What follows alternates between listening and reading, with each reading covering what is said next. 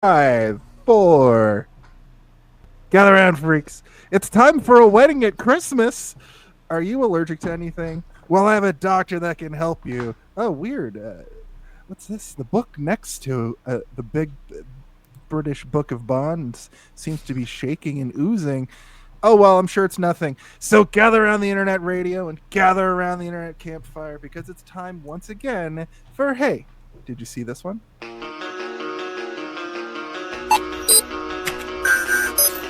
Hello, 007. You're about to embark on a high-stakes mission that could shake the foundations of pulp culture. Your objective? Dive into a certain franchise with a sharp, action-packed analysis.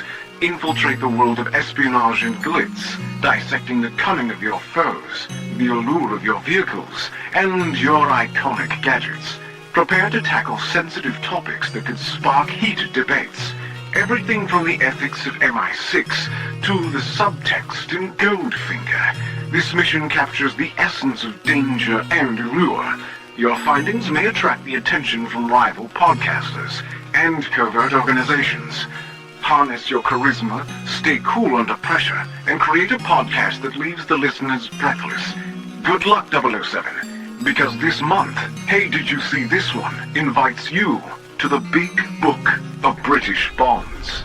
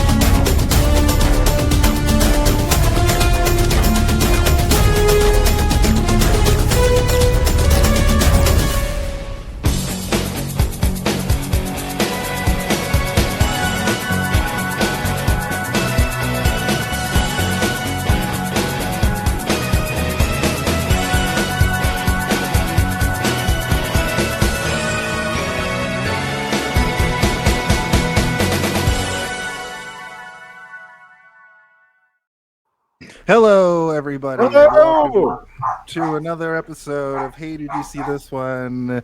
The weekly review reaction roundtable discussion podcast where we just have to ask the question, hey, did you see this one? And on this show, of course, we take a film and completely pull it apart, leaving no stone unturned. We are your co-hosts. My name is Jason R. Phillips on Jason R. Phillips' Secret Service. I'm joined with my other co-host, known as Stephen M. Waters. The M, of course, stands for M this week because we are talking about On Her Majesty's Secret Service as the big book of British bonds closes. British butts? And British boners. Big book of British bonds. We're going out with a bang, a British bang, I think, with an explosion and an allergy detection that nobody saw coming. It's like how they have weird emergency sirens in the UK. All their explosions are also weird. Their bangs are also weird. Exactly. In the UK, apparently punching somebody sounds like a gunshot in this movie. The Foley artist went overtime on the sound effects in this movie. We'll get to that and much more here on the show. Geez. Yeah. This is episode 173, and if you're playing at home, it's season 3, episode 24. I'm trying to get us back on track. I'm just going to kind of get rid of the seasons thing once we get to October. I'll explain all of that later. My name is Jason Phillips. Said that already. I'm joined this week. Okay, so first and foremost, welcome back to the show. The host of Trivial Debates. Sometimes he's the a guest, a panelist on Trivial Debates. There's another movie podcast that exists that I'm not sure if I'm allowed to talk about legally. Please welcome back to the show, Chris Murphy, also known as World Mind. Ew. I'm not exactly a host of Trivial Debates. I'm a producer of Trivial Debates. The hosts of Trivial Debates are the random people that I try and find to host the episodes that are based on the fan base of the theme of the episode. I've hosted. Yeah. Steven's hosted. Jason's hosted. That's true. Noel, you could host someday if you'd like. We're doing a Farscape episode on Saturday. I would love to. I wanted to also just say that this month we have done all UFP hosts and people from that podcast network. This was sort of my attempt at having a big crossover event with the United Federation of Podcasts. And I think it's gone very, very well. I everybody that came on, we had Andre Matt last week. We had Davin Skellhorn. We had Dave Mader.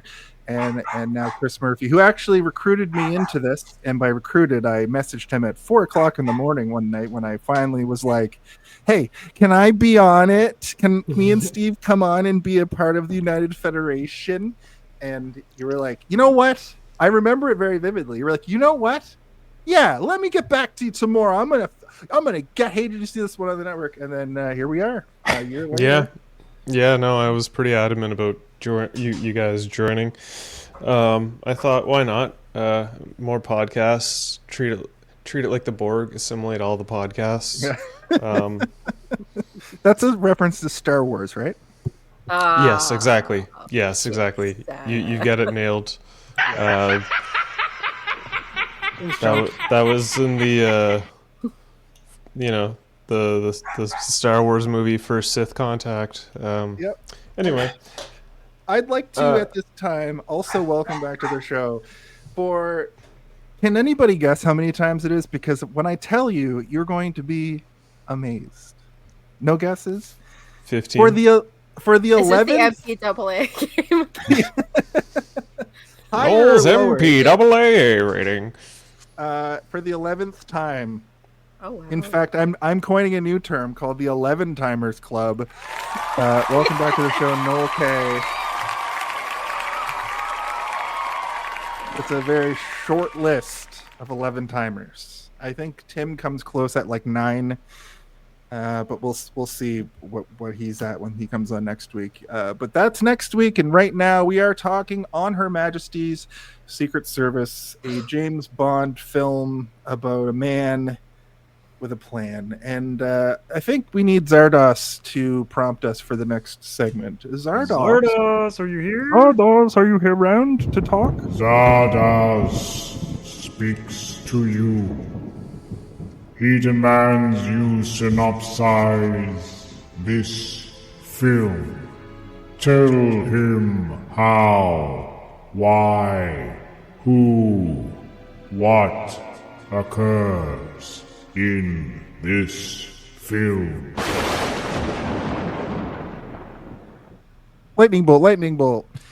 Noel, you had messaged me and said that you were available for this particular segment this week. Last week you were like, I don't know what this movie's about, but can you give us a brief synopsis of On Her Majesty's Secret Service, please? I was actually called to the task by Zardos the same way that one would be called to the service by God, or called to Her Majesty's Secret Service by M. Okay. So James Bond saves a girl from drowning, but she's actually the daughter of a guy named Draco, who's a crime boss. Now, Draco says that he'll pay $1 million for Bond to marry his daughter. Mm-hmm. So M takes him off the Blofeld case, so Bond quits, but he doesn't actually. And so he finds out that Blofeld is trying to legitimize his countliness with Her Royal Majesty's College of Heraldry and yada yada. So he goes to the Swiss compound where Blofeld keeps a rotating group of anaphylactic sexy ladies. Bond poses as a genealogist. He gets captured when Blofeld tells him about the plan to sterilize all animals and plants in the world and how he's going to hold the world ransom for it. He escapes with the help of Tracy or Teresa, the daughter of Draco. There are lots of chase scenes. They get married, and then Blofeld kills Tracy. Well, that's the whole movie, so that's pretty much it for this week. This has been a great month, and thank you for all of our guests. Da-da-da-da-da. Yeah, that's it. That's pretty all encompassing compared to last week where it's like Bond goes to Harlem and stuff happens in a row. Yeah. Oh, last week. I have a bone to pick with myself. I know you sent me a very distressing photo of the book that the movie is based on, and I we can't did. really discuss it. We So, can't. Moving along. You know the original title of Agatha Christie's And Then There Was One? Or sorry, And Then There Was None? Uh-huh. So, not that title. The title before that one. Uh-huh. That's... Yeah. I know the one. Yeah. I don't know the one. Does anybody want to enlighten me? No. No. Look it up Say, yourself. Let's just say Come both on. Mark Twain and What are we H.P. talking about, Lovecraft guys? loved utilizing. Anyway, listen. So normally we do a brief history. Does anybody have a brief history about this film, or did we all just watch it? Well, I mean, I hope that's your brief history. Damn, this close. Yeah, I do. Brief history. But I don't have to go first. Chris, you sounded like you wanted to talk. I was gonna say, I vaguely remember this film because I think in my like mid-20s I went on like a James Bond marathon spree of all the films that were it's called available. a bond bender, please. A bond bender? Yeah. Okay. I would have called it a bondage, but yeah, Okay. to each their own. Crap, James Bondage. I'm gonna write that down. So He's on like the laser table from Goldfinger. It's like he's not wearing any clothes and he's got one of those The ball twink gag. straps on. Yeah. Yeah. but yeah, I didn't. This film is, I remember it back then vaguely. It wasn't my favorite back then, and rewatching it now, it's sure as shit not my favorite now. And in fact, I prefer other films like Pink Panther and Austin Powers, which were clearly inspired by this film. I like this one quite a bit, actually. Yeah, I have like pretty intense memories of watching this one for the first time because, as we talked about in previous episodes of this month, I didn't really have too much experience with anything pre-Brosnan. So when I would watch these old ones, I would have a bit of a difficult time with them just because they're slower and they're longer in a lot of cases. And they really take their time with bullshit. And this movie is not immune to that, but I do like a lot of the stuff that's going on in this movie, and it's stuck with me up until now. Like it's like I remember all these little bits and pieces that are quintessentially part of Bond in my brain. The skiing stuff, the weird plan that involves something that is seemingly normal but is actually crazy. Like all of these little things that make me think of James Bond when I think of James Bond, but at the same time you could easily staple them to something like Austin Powers because of how ridiculous they are. But this is the kind of James Bond movie that like I pine for now these days. I don't need it to be always brooding. I want something silly, and I think this one provides all of it.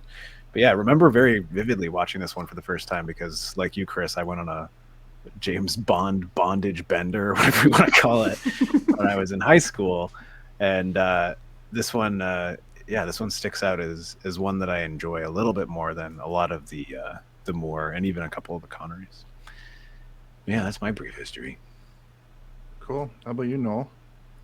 I had seen this one, unlike the one that I hadn't seen before. I don't remember liking this one very much. I remember thinking that I remember having thoughts about Lazenby as Bond. So I hadn't revisited this one. This is one of the early ones that I watched when I was doing my I like James Bond pick me era, but then unironically fell in love with the movies. Watching it again, I like this movie a lot more than I thought I did. It's the same thing. This is very quintessentially James Bond, and I like how big it is. I like how stupid it is, but unlike Live and Let Die, it's not that. It's bigger. This is what Bond is supposed to be, right? And this is what carries over in all the other Bond movies that I like a lot, are this more grandiosity, right? Like, Bond isn't supposed to be someone we can see ourselves in. Like, we're not supposed to self-insert. Like, he's supposed to be a power fantasy to the utmost, and I think because of Lazenby, this one gets wrapped up a little like poorly maligned. I actually don't know why it's so maligned. Like seeing it again, I'm like, oh, is it just like how people decide they don't like something and then we just go with that forever? But like, there will be a turn on Rise of Skywalker at some point. One day. Yeah.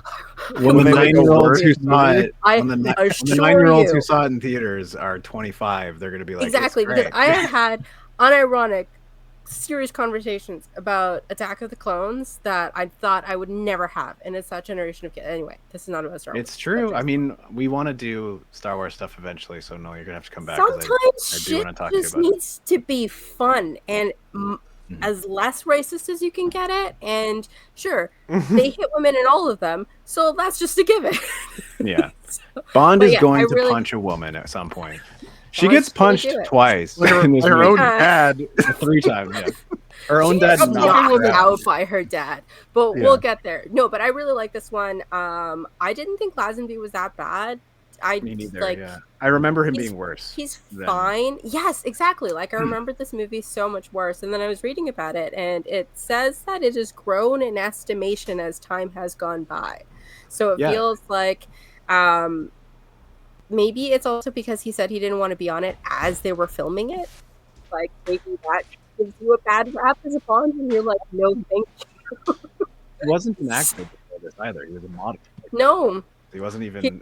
He probably was just having a flashy award at the MTV Movie Awards for best model / actor. But best he acted after that. Yeah. So, yeah. I mean, but I can imagine going from... I can imagine someone going from like modeling to acting and being like, oh, I have to do so much more work for this than I do when I'm just getting photographed for being handsome or whatever. Well, he turned down the next Bond project because of another project that he wanted to do. So I don't know. Isn't there also more to it than that, though? Didn't he be like, I'm Bond now, I'm taking a break, you'll never replace me, and then he... That sounds like it's a... What's the word? An alternative fact. An urban legend. A lie. A lie. Yeah. But Although, I think... let's not check it. We live in an era of anti-intellectualness, so let's just say things like they're true. Yeah. That happens a lot on this show. I struggle with it, okay? Steve doesn't do it. I have a problem where I... Are they remaking Fern Gully? Shut up. Listen, I'm gonna say this. Everyone says he's a handsome guy. I don't think he's a handsome guy. In fact, I couldn't look past the poorly removed mole on his cheek the whole movie, but I did find it funny as the movie kept going on. The lighting and the camera angles started to defer away from said mole on his cheek up until Blofeld came by with a bigger mole on his cheek, and the whole movie was just moly. There's a TikToker who his gimmick is that he does like he does like a stop motion thing to make it look like the old claymation Christmas films, and this is what he looks like. I couldn't get a better picture in this short amount of time. And this guy, I couldn't stop thinking about this guy because of the way that George Lazenby's giant round face looks. I think he would look good as the elf from the stop motion Rudolph movie from I think that, standards of beauty have changed, and within the era, he was considered a beautiful man. I don't think that he's ugly. Pierce Brosnan is good looking. Like, that's the thing. Like, the only good looking Bond for me has been Daniel Craig, and he doesn't look like James Bond is supposed to look, like how he's been described in the books. Like, I think Sean Connery is pretty good as well, but again, like, sometimes there are other times where I'm like, oh, he's disgusting. But then there's other times where I'm like, oh, he's pretty hot actually. It's like all the boyfriends on Sex and the City. I'm like, is that supposed to be an attractive person? Like, for the first 5 seasons, they all look like nasty Ken dolls, and it's like this like 80s to 90s version of what good looking was, and it's like not a real person. And so if you go back and look at those men are all really gross, and it's just like that. Oh man, what is Lazenby is basically I feel like the reason why they picked Lazenby is because he's a handsomer version of basically what Ian Fleming looked like. If you look at Ian Fleming photos and Lazenby, they almost look the same in like cheekbone structure, except Lazenby's younger and much more handsomer. Doesn't smoke as nearly as much as Ian Fleming. Clearly still smokes though. He looks like a freaking catcher's mitt. Yeah, like right. So like the whole film is like, to my understanding, this film is the one that like Ian Fleming got his hands on and was like had creative decision over out of all the Bond films. So this is like his closest. I think this one has also been dubbed like dreams. the most Faithful the closest, adaptation. the most faithful adaptation to the novel it's based on. Which is, You couldn't do that with the other one. I'll tell you that for free. Oh shit. Ugh. I'm sure a lot of them are pretty Do problematic. not Google what we are talking about when it comes to Live and Let Die. Do not. You'll be shocked, amazed, and horrified.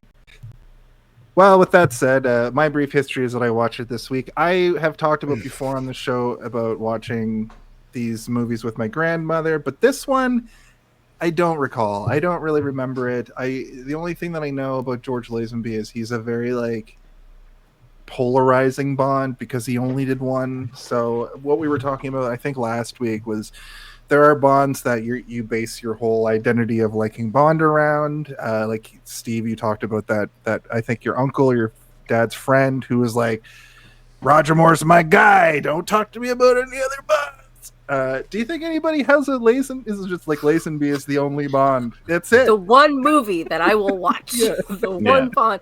Probably I think some we need to 80-year-old roll woman. in. Yeah, we need to roll in an octogenarian and get their opinion on which Bond is the best looking. When I was a youngster, George Lazenby was the bee's knees. Well, I saw a person talking about it was actually on Survivor this week, where one of the contestants is like, I don't really watch movies, but I do watch some movies, and it's only movies that I've seen a million times. I don't really stray beyond that. And the two movies she named were Holes and The Departed, and I'm like, Wow. maybe somebody out there, right? Maybe Holes somebody is out good. there.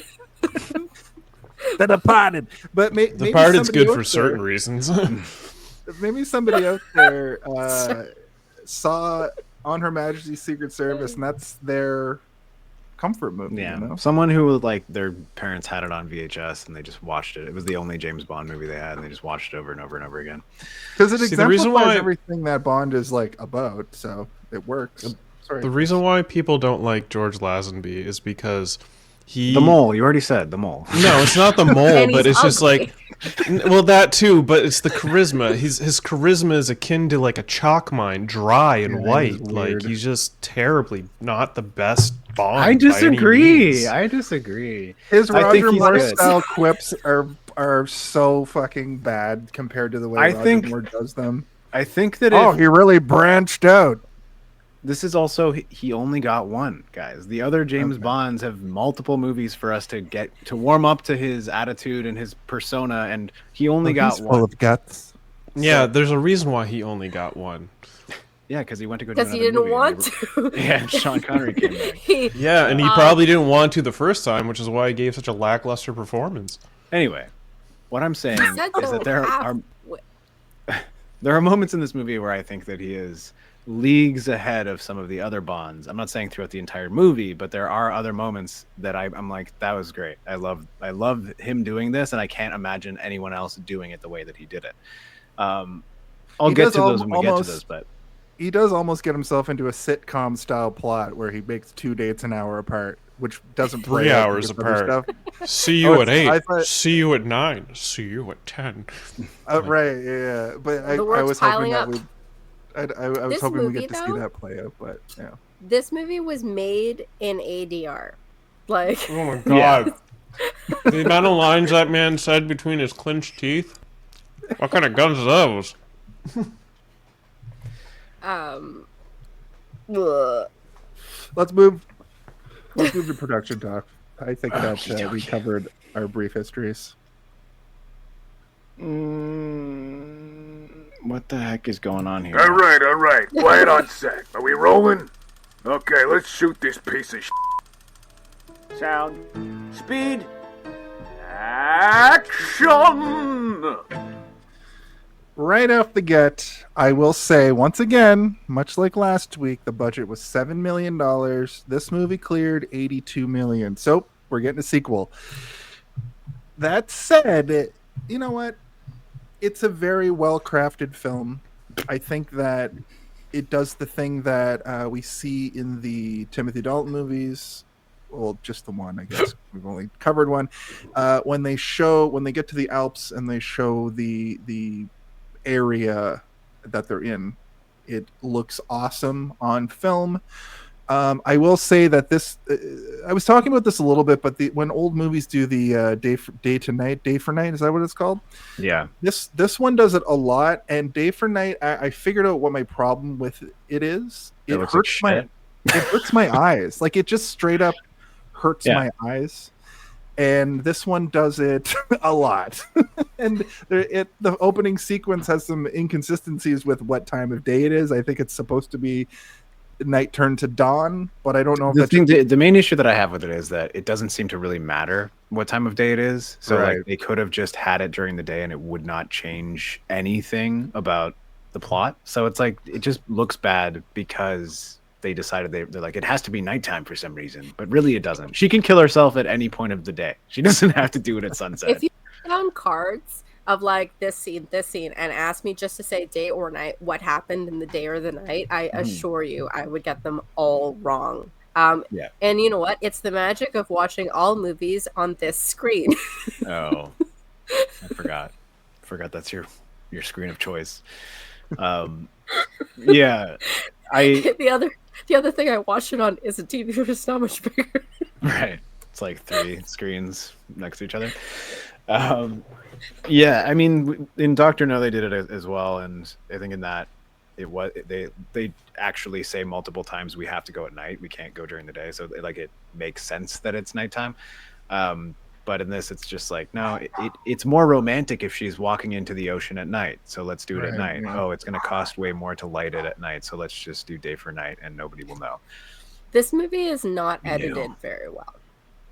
Good God, no. There's so many cuts in just the opening judo fight alone. And they're like all of a sudden in the ocean. They're fighting in the sand, and then it's like, bam, they're 4 feet in the water. It's like, what? And then there's points when he's like running down the beach to kick him in the face, and they speed up the footage by like twice. So you get these like jump cuts, and then it's like jump cut. It's like so ridiculous. What was that Liam Neeson film where he like jumps over a fence and they cut it like 15 times to jump over one fence? Taken or whatever. I don't know. I don't mind it as much, but the speeding up of the film, it's very obvious, and obviously they're just like, oh, this is how they do it in Chinese filmmaking, so let's just do that. It makes it more impactful. It's like, but no, those movies are edited properly to adjust for that, so it's not as glaring. Still, you can tell in certain ones, but in this, yeah. So did agree? Those parts aren't edited well. Did we agree? Was I wrong? Oh, no, we're just talking about it still.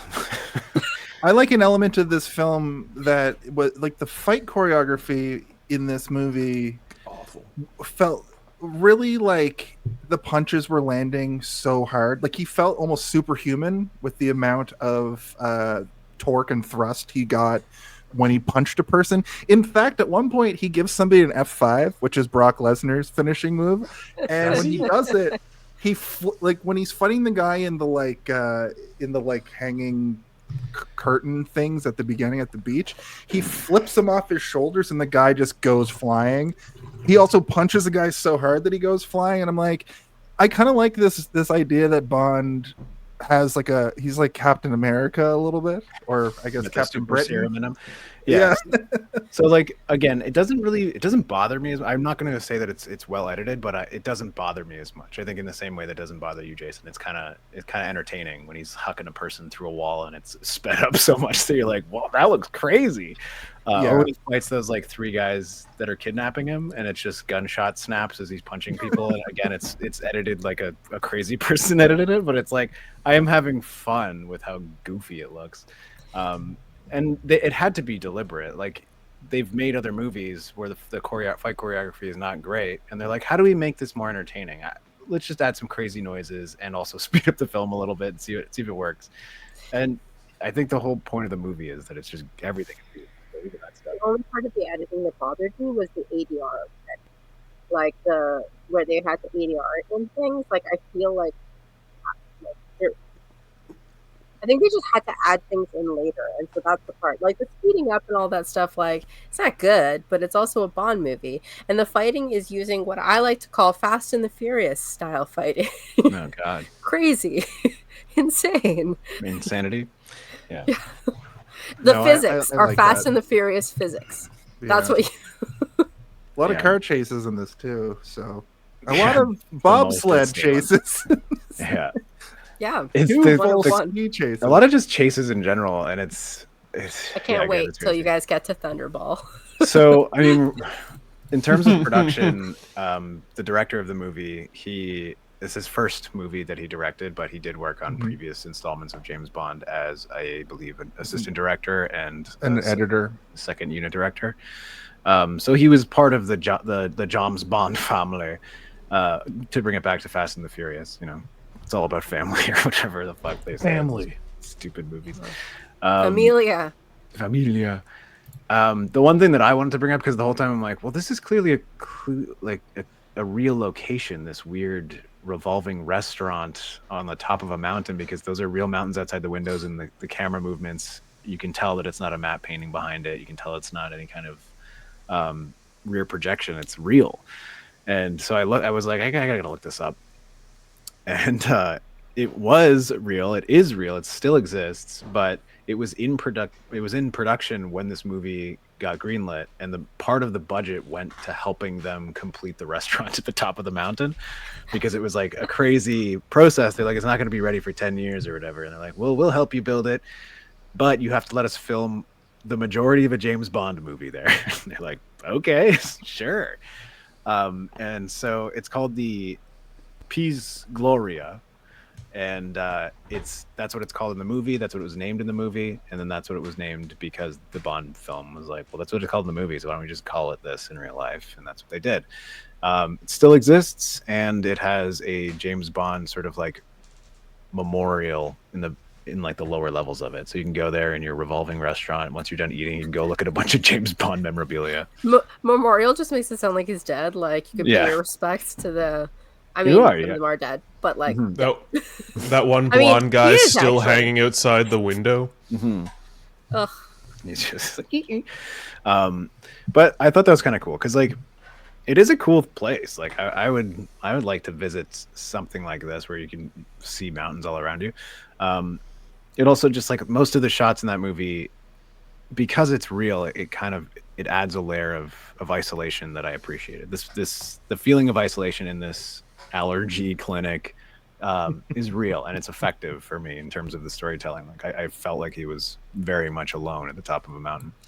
Can't get much more isolated than this. No, it's especially when the helicopter flies away. You're like, oh, your three ways of getting out are a cable car, a helicopter, or skis. Those are the only ways you can leave.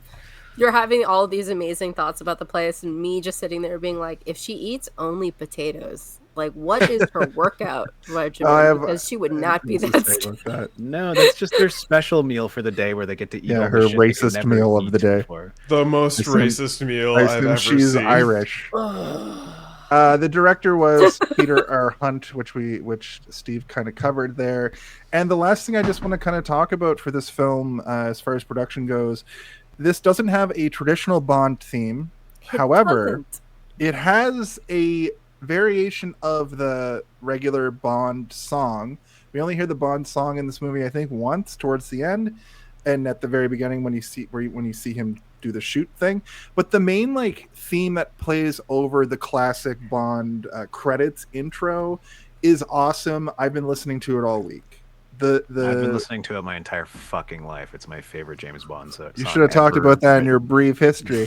I think you sent it to me and you're like, well, if you like that, check this out. And I kind of like forgot to listen to it because I wanted to save it. And you can just say you ignored me. We have all the time in the world with Louis Armstrong. We're just gonna ignore that. Yeah, we're gonna definitely ignore that like they should have instead of putting it in the movie. No, I love it. It's a very good Bond. It's a very good Bond theme. But it also, I believe, segments of it are used throughout the James Bond lore after this. Like after this. Certain notes in that theme on Her Majesty's Secret Service are then adopted and adapted for other part of like the main James Bond scores, like the orchestral scores that don't come until later. I mean, this movie has a pretty decent score, but it does use that as its sort of like template, where it kind of all of its when he's like walking down a hallway or whatever, it'll be a sort of a very soft rendition of this. But then the main James Bond theme we get at the end when there's an all-out assault on the allergy clinic. Yeah. I like this change of the Bond theme that they use in this, like you're talking about. It kind of sounds like a more intrigue. Like if the James Bond theme is him getting business done, they play this for times when he's kind of looking around, trying to figure things out. And it's the more like intrigue-based version compared to the Bond theme being like, it's business hour. And it's just a very well-crafted, like kind of jazzy, kind of classical kind of thing. I couldn't believe how addicted to it I became all week. I've just like walking to work down the street, fucking bopping that. Yeah. Pretending to be a genealogist or whatever the fuck he is. Gynecologist. In your Sherlock Holmes jacket. Right. It's great. It's one of my favorite James Bond songs, period. Just themes, period. I use it a lot for I have a specific character in my D&D game named Dr. Marcus Ripley, and it's his theme song every time he shows up. This fucking James Bond song plays. Awesome. Yeah. Well, should we get to the body of the episode? We're making good time. Yeah, long body or short body? We've been doing long body all month. Let's keep it to the long body. All right. Everybody back up, because here comes the body of the episode. I think my cat fell asleep. Uh-oh. add that to the sting. Right. Noel covered it in the synopsis, but the movie basically opens up with James Bond prevents a woman, who we find his name is Tracy. We'll talk about her backstory. She's trying to walk into the great depths of the sea, and the great depths of the sea. She's going for a stroll. Yeah. I've been imagining spyglass to be like, ooh, she's taking off her shoes, sexy. Yeah, old stalker James Bond's on the beach looking at girls trying to commit suicide, and somehow has a magic spyglass that can change angles. Mm-hmm. Yeah, no, when you have a sniper rifle and the sniper rifle lens can just in your glove box. Yeah. I too have I think my actual reaction was, damn, that thing zoomed in far. Yeah, right? Right up to her face, like...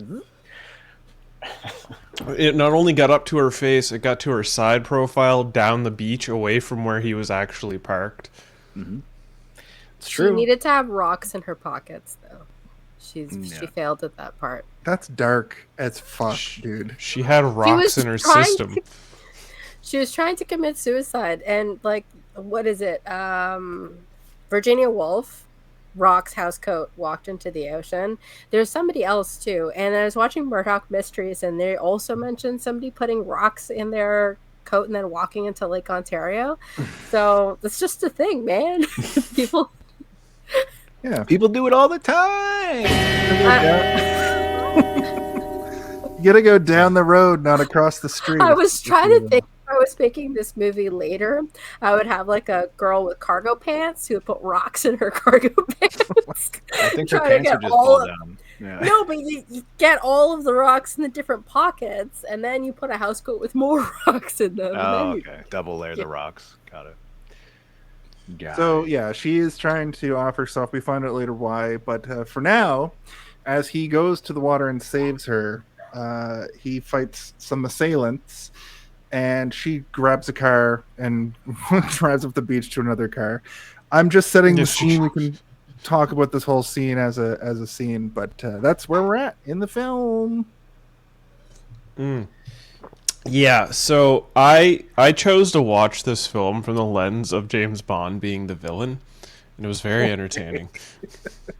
It starts with him being a stalker, following this girl to the beach, then speeding down to the beach to save her from drowning or whatever. I assume she was trying to escape James Bond, but he wouldn't let her go because she acts all like, "Oh, leave me alone!" But she faints and he takes her up on the beach and like slaps her about a bunch, I think. And then out of nowhere, a gun's pointed at his head and there's a knife at her throat. Where did these two guys come from? Why were they there? It's like, did she set this trap? And there's sort of a theme like where it seems like she keeps setting traps for him to die. Maybe That's she's a the good villain. Yeah, that's a good point. Also, isn't there a bit of it opens with a high-speed chase, like immediately? Did they like race up there, or did he race up there but just race up there? He was sitting on the beach like I spy glassing her while she goes in, Right. and then when he realizes what she's doing, I can't remember, he like speeds the car down to the beach to get closer, then runs after her, And then she pulls takes her the out. car and goes to Yeah. her car.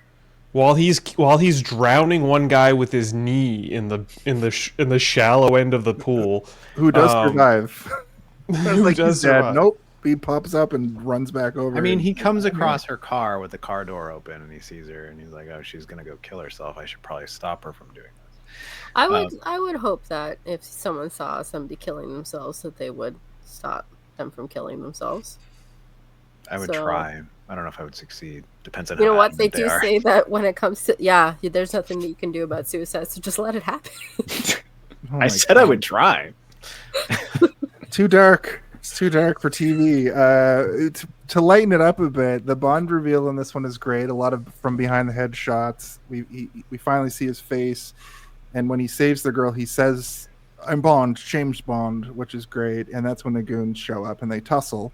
I wrote the word tussle in my notes, I think 37 times. That's just how I referred to them fighting through this whole movie. And this is when I questioned, does Bond have superpowers in this movie? Because he literally drowns a guy, traps another in an overturned boat, tosses a guy like it's nothing. And then as we transfer out of this scene into like the Bond opening, he looks down the barrel of the camera and says, "This never happened to the other guy." And I'm like, what in the fucking meta? There it is. So does that confirm the fan theory that it is a moniker, or is this just... That's just a dumb thing that movies do sometimes. Jason Bond Phillips. Yeah, I wrote down absurd amount of cuts during the beachside judo practice.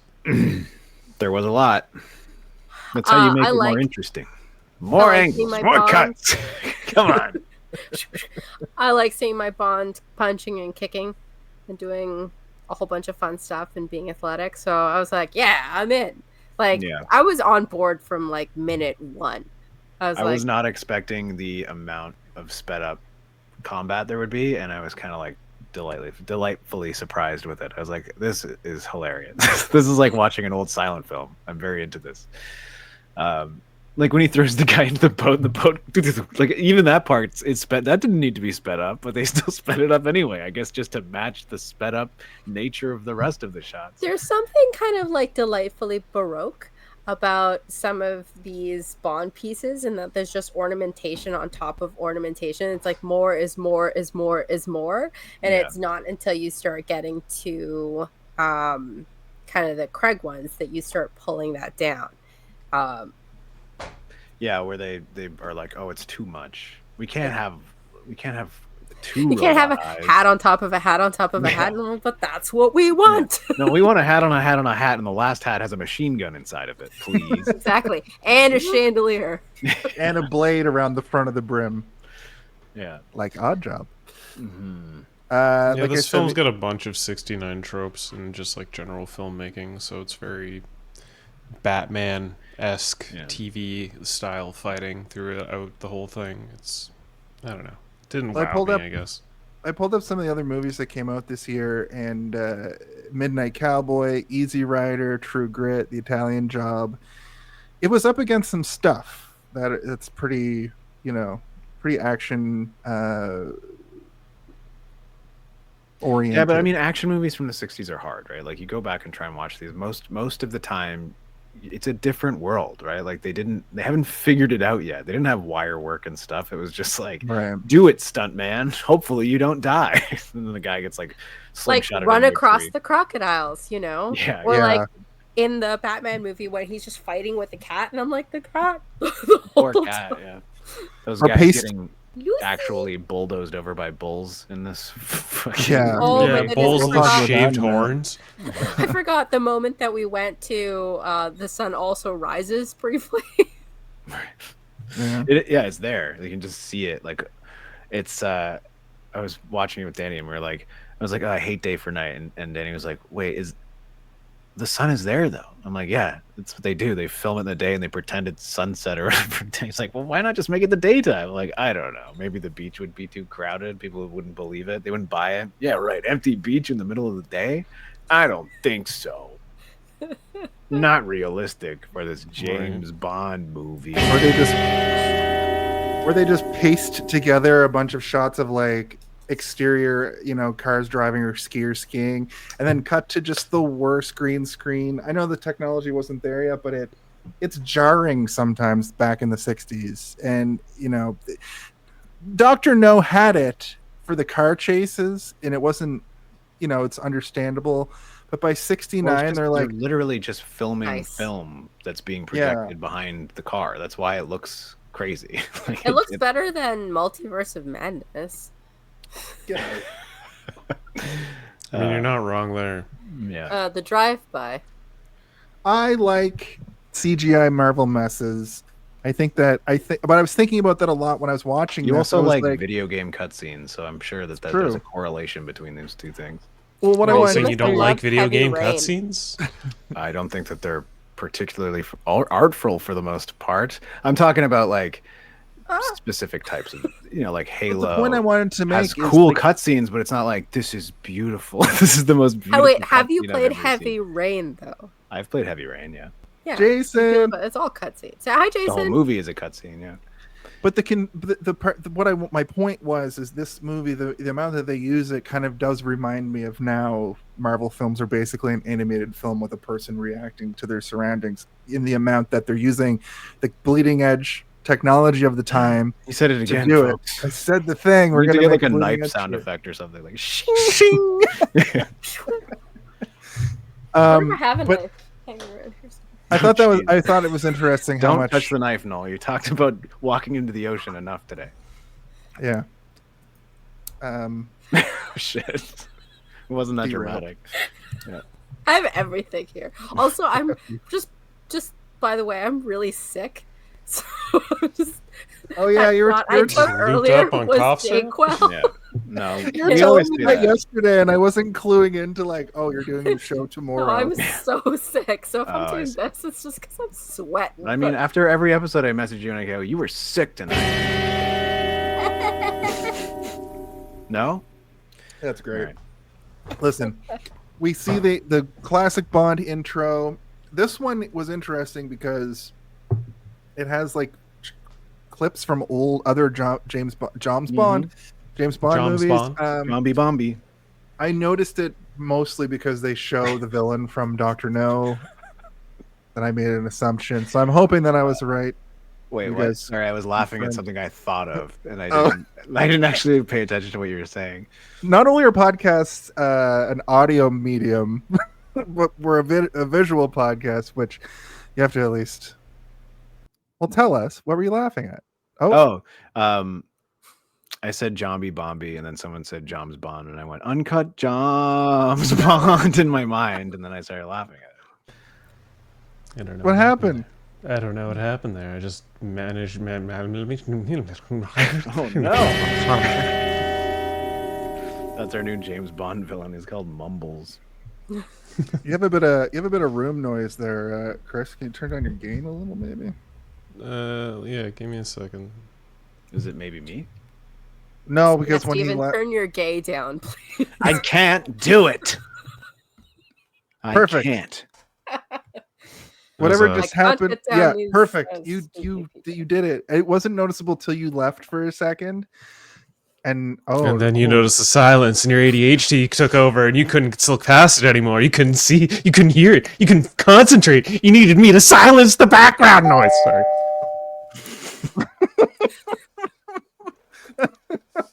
Oh It's yeah, like thanks, they're Tim. here to take Chris away. Yeah. Old white coats. Now it's like too quiet. Listen, once the actual movie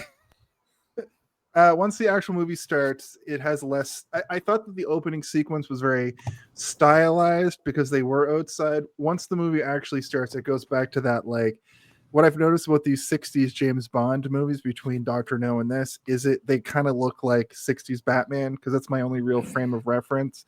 When they shoot a room, they just shoot the whole room with two people talking in it. There are some interesting shots coming up.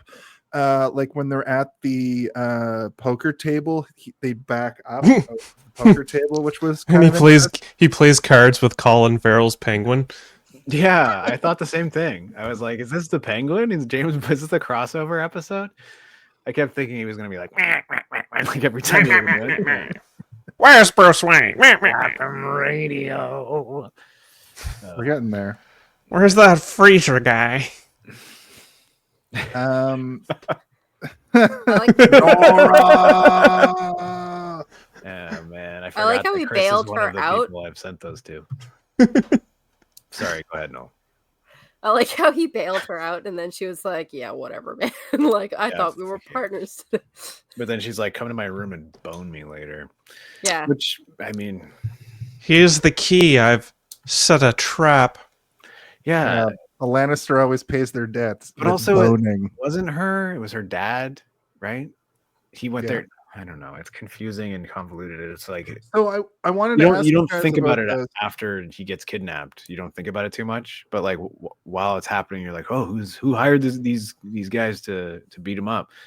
And then like the guy's there the next morning in the car. This is one of those moments that I was talking about earlier where I'm like, Lazenby nailed this shit. He fucking nailed it. Loved it.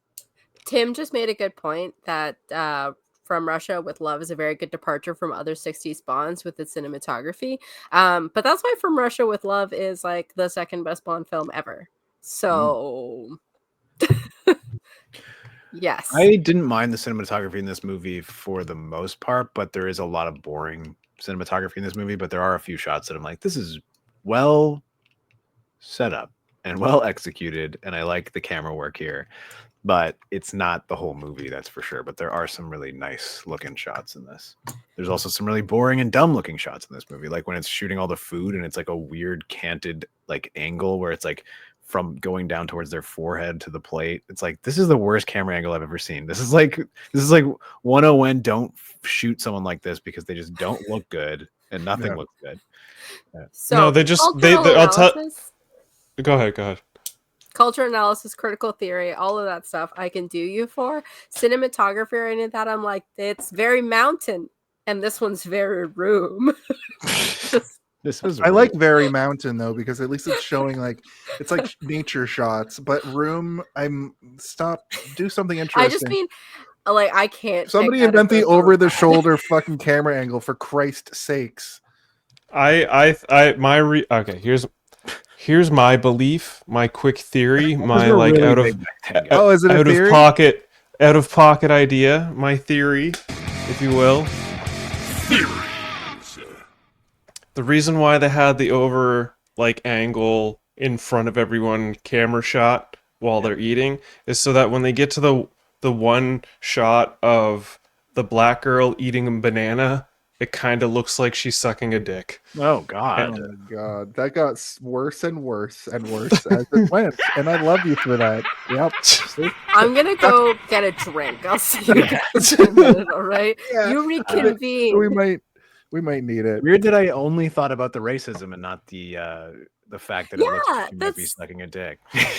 I was thinking of nothing else, especially coming off of reading Live and Let Die. I was right. Well, I mean, they did precede that shot with the young Asian lady eating a bowl of rice. So it's like, how many more stereotypical dishes can we have per girl? After seeing those two very obviously racist stereotypes, I was like, is that person eating a potato plate an Irish person? And wait, what was the Australian? More racist? What was the Australian girl eating? Kangaroo. Meat, obviously. She was eating shrimp on the Barbie. She wasn't she? And then there was like, I could never really could stomach shrimp before. And then like you've got you've got the Polish lady. She's like, "Oh, it's been so long since I've been back to my home in Poland." And she's just gobbling up pierogies, and you're like, "Oh my god, this is just now too I much used to, James They're Bond." I grew up on credited a as farm and Australian I girl, hated Irish chicken, girl. but now I love chicken. Grew up on a chicken farm. I just love chicken, but I'm so allergic to them. But now I love chicken. Bowl of boomerangs. Yeah, that's funny as fuck. Eating We're deep fried boomerangs. We're skipping ahead quite a bit. We're Oh, at the sorry, casino at the beginning. I think they're in either France or Italy, but it's Portugal is what it must be Portugal. It was still. filmed in Portugal. It was somewhere along the eastern continent of Europe. Oh my god, Noel. What did Noel, I say? You sent me a message on Messenger and I just saw it. Oh. Tracy shows up. Oh my god. Off the rails, boyos and peopleos.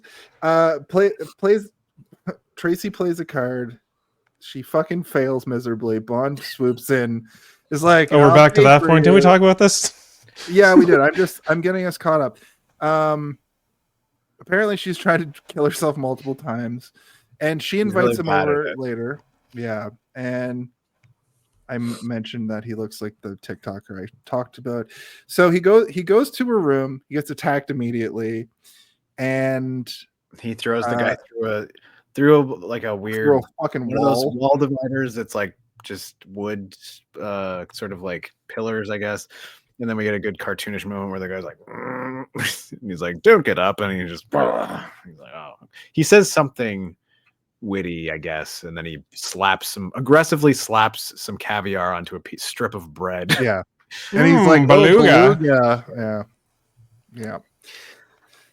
Oh man, and he was like, "Why did he put it so aggressively onto that thing?" Because he does do like a, and then eats it. I'm like, because he knew he wasn't getting laid. He was expecting to get some poon in that room, and he ended up pooning somebody else. All right, but he goes to his room. It was because he was full of adrenaline from the fight he just had. He was sad about not getting laid. And then his spoon was full of caviar, which he put on the piece of toast. But he goes back to his room, and Tracy's there in his bed, and he gives her a smack trying to get info out of her. Yeah, she gets his gun and he punches her in the head. I'm telling you, he was frustrated because he wasn't getting laid. But then she's like, "Fuck!" Then I get real punchy. Exactly, it's James Bond. He's a bad guy. She is like, "I always pay my debts, but not with sex." But then it seems like definitely with sex.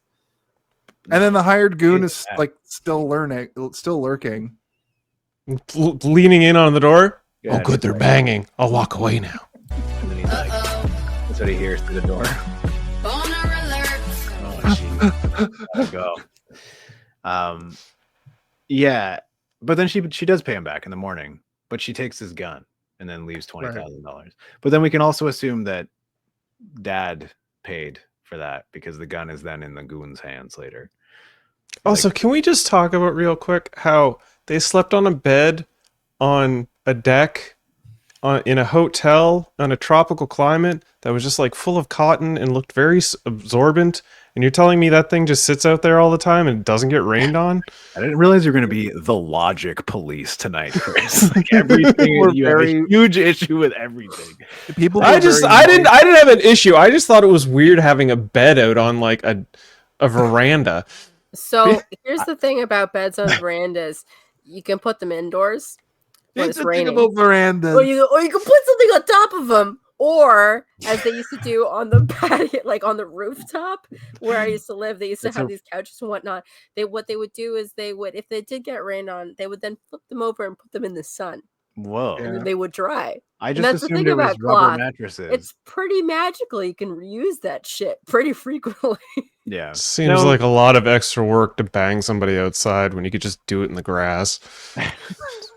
Or in a frozen fucking barn. Yeah. Later. We had like a day bed outside at Lisgar.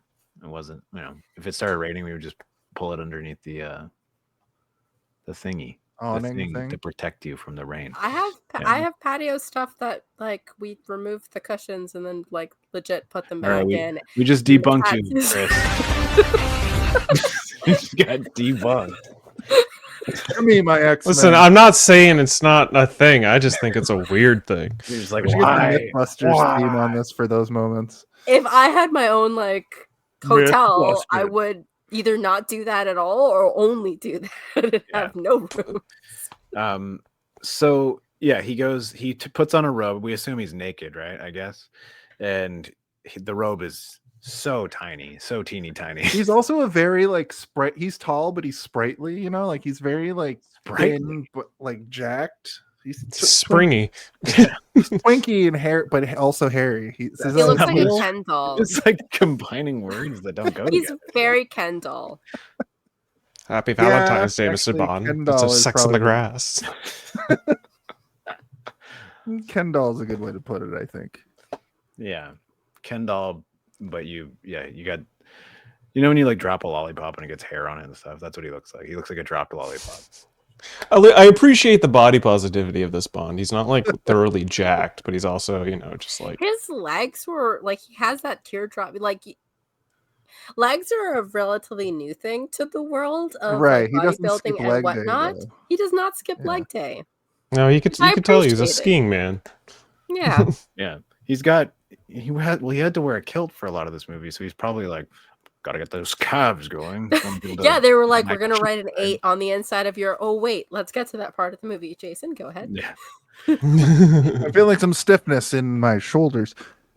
He gets some accosted in the stiffness. lobby, and they take him. Well, they have his gun, with the people because they have his gun. They leave the 20K in his thing. He's like, paid in full or whatever, and then the guy's like, "You've left something, Mr. Bond." He's like, "What's that?" And then another guy has his gun, and you're like, "Ah!" But this is where the moment that I really liked, and I was like, "Lazenby, you done it. You done did it. You won me over." Because up until this point, I was like, I don't really care too much about this Bond yet. But when he sees the guy that he shit kicked the night before, and he goes, "Oh, fancy meeting you here again so soon," and then like sits next to him and is like, he's got this sort of like, "So what have you been up to since I absolutely whooped your ass last night?" kind of like look on his face. So I'm like, this is amazing. I made a note in my notes right here. Actually, it's funny that you mentioned that he has like an uncool smarm to him compared to Connery and Moore, but I think it works because of the fact that this Bond will punch you so hard that you fly through the air wall. To the moon. He'll Yeah. punch you to the moon. To the moon, Alice. He's got that honeymooner's energy. Lazenby Moonraker. is I think The Brosnan Moonraker. is the most Lazenby-ish. Like I feel like if he'd had more, he would have been more Brosnan-y. Oh no. I'm make a note of this. I don't know how I'm gonna- Lazenby, the hairy lollipop of Bonds.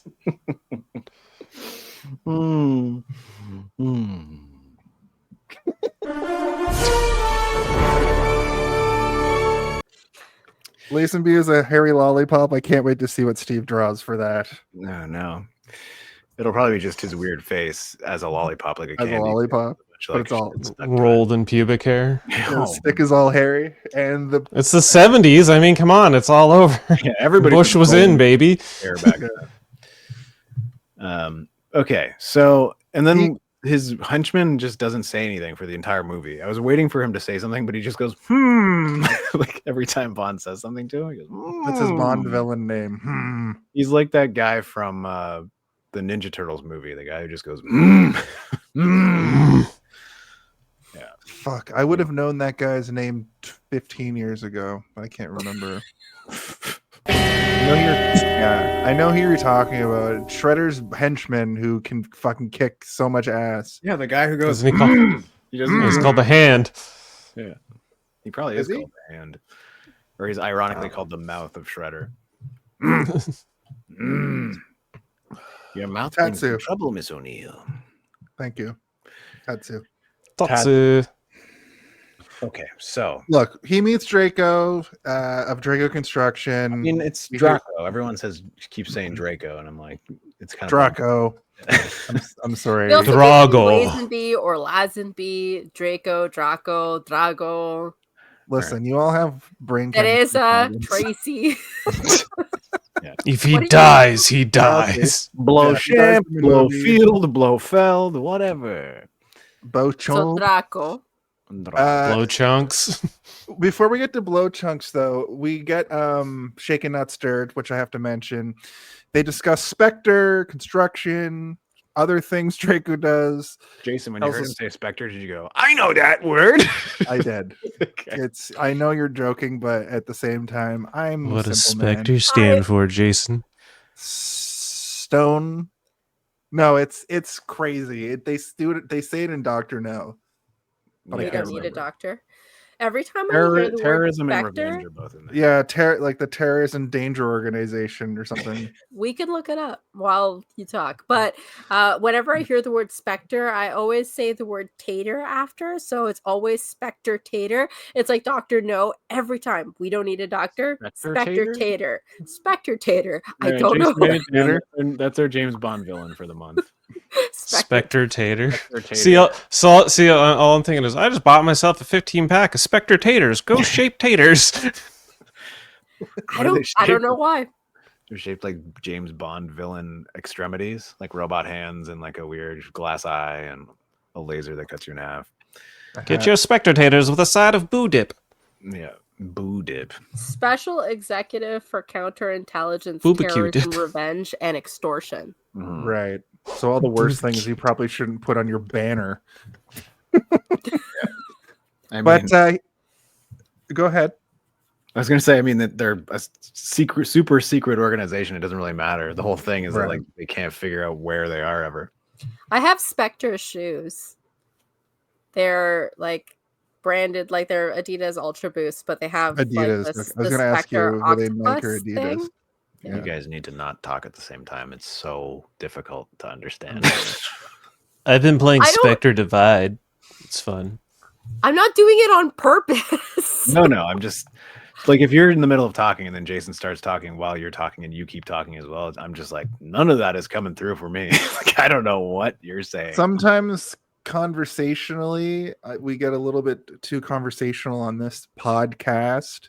And that's why that happens, because I'm just like agreeing in real time. But you know what? Let's all wait till like each other talks, so Steve doesn't have a aneurysm. Yeah, I understood everything you said. Thank you. In real time, in the movie on Her Majesty's Secret Service. It's real hard. Listen, Draco talks about his daughter. I was like, is he talking about his daughter or his wife? Turns out it's his daughter if you just listen. He wishes his wife. Yeah, right. I wanted to ask you guys, because we had talked about this previously, I think for Dr. No and possibly the Timothy Dalton one.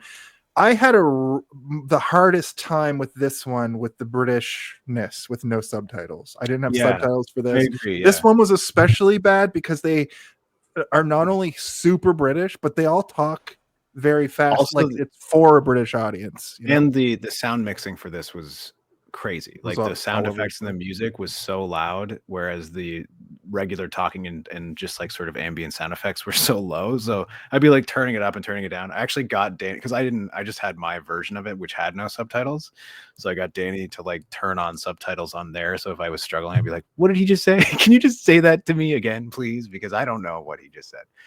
So there's one very specific moment when they're at the table and the woman goes, yes, that must be his allergy. And it closes in on the girl's face and she says something.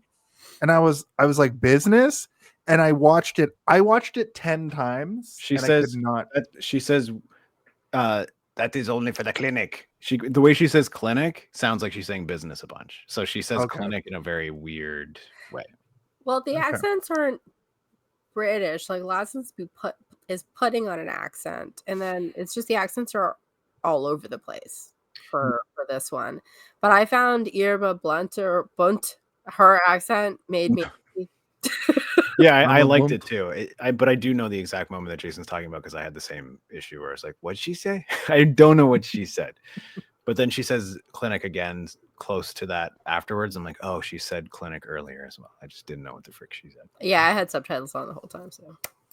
I wish I had. I watched a 4K version, so it looked great, but I didn't have subtitles for whatever reason.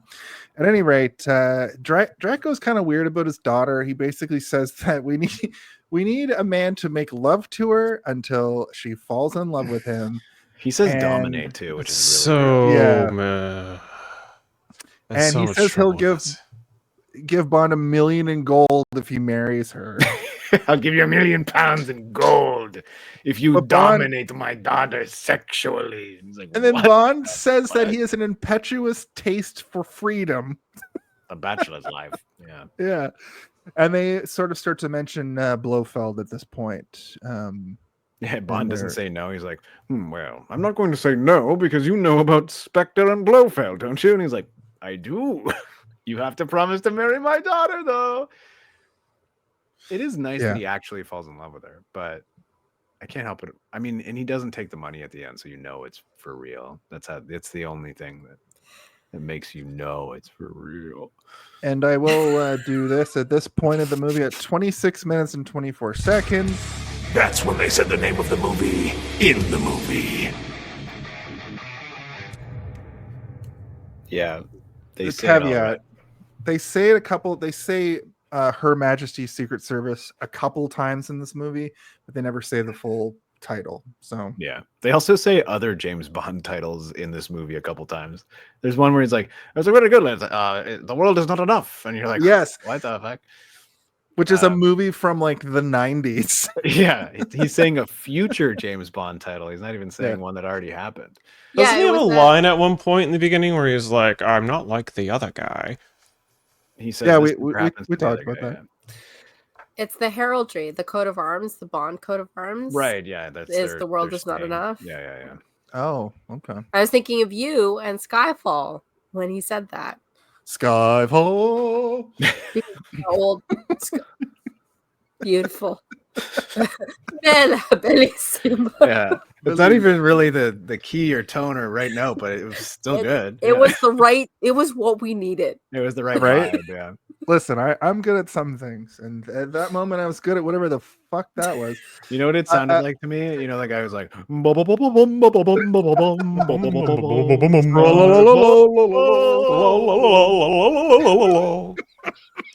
that's what it Meme it up, Mimi boys. Listen, Bond heads over to MI6. He's flirty with Moneypenny. It kind of plays into my theory that him and Moneypenny have this unrequited love, which is we see at the end of the movie where she's bawling her eyes out about him getting married. I felt so bad. But this time is a little bit different than it was in the last time we saw these two interact. He kisses her on the lips at one point, like coming up.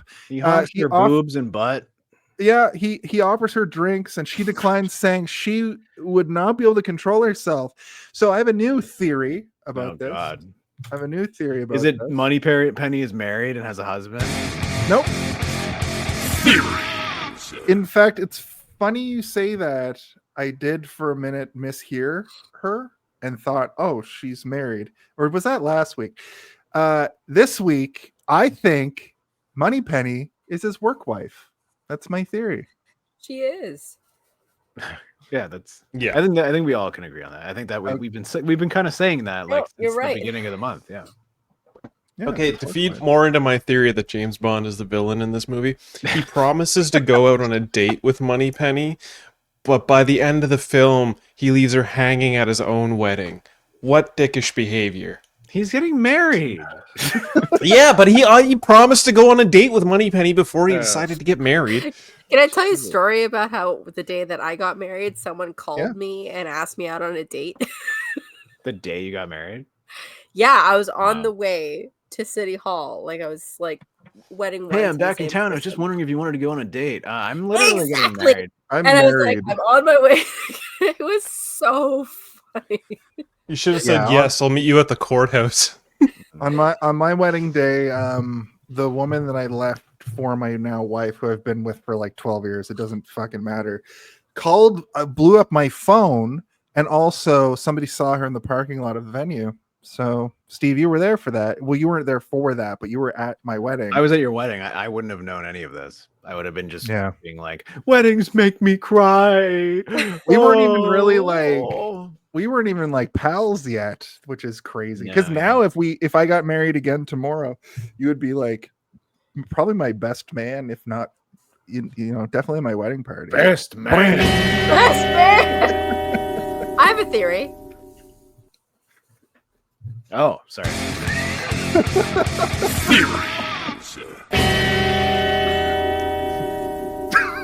I think that Moneypenny and James Bond are actually very deeply in love, like beyond a work wife thing, but because where they work, they're not allowed, like it's queen and country more than it is about each other, right? They can marry someone outside of the force, but you can't be with somebody who's in MI6 with you.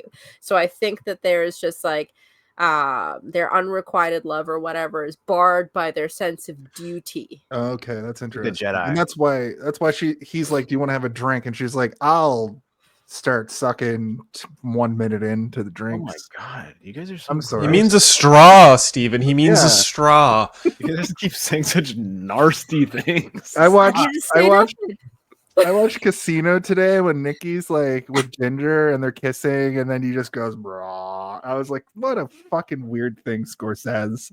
What a weird thing to put in the movie. Listen, Bond has some. Oh, right, okay.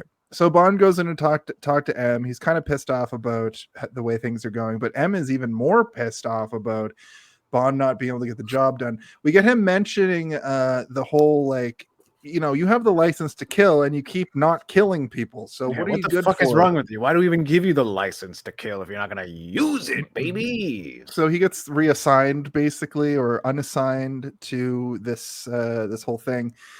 And what would a James Bond movie be called if Moneypenny fell in love with a James Bond villain? Cashed out. Cashed out. Help me pay my bills. That's the one. Everyone wrap it up. How about pennies on the dollar? Yeah. Pennies on the dollar is pennies awesome, from actually. heaven. Yeah. And Moneypenny is just the Bond girl. Penny in your pocket. A penny saved is a penny earned. Yeah. Good one. That's too long.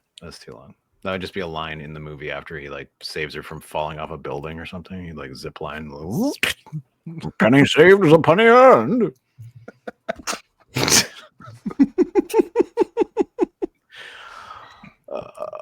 They've been looking for Blofeld for 2 years. Also, I should note it. I should note.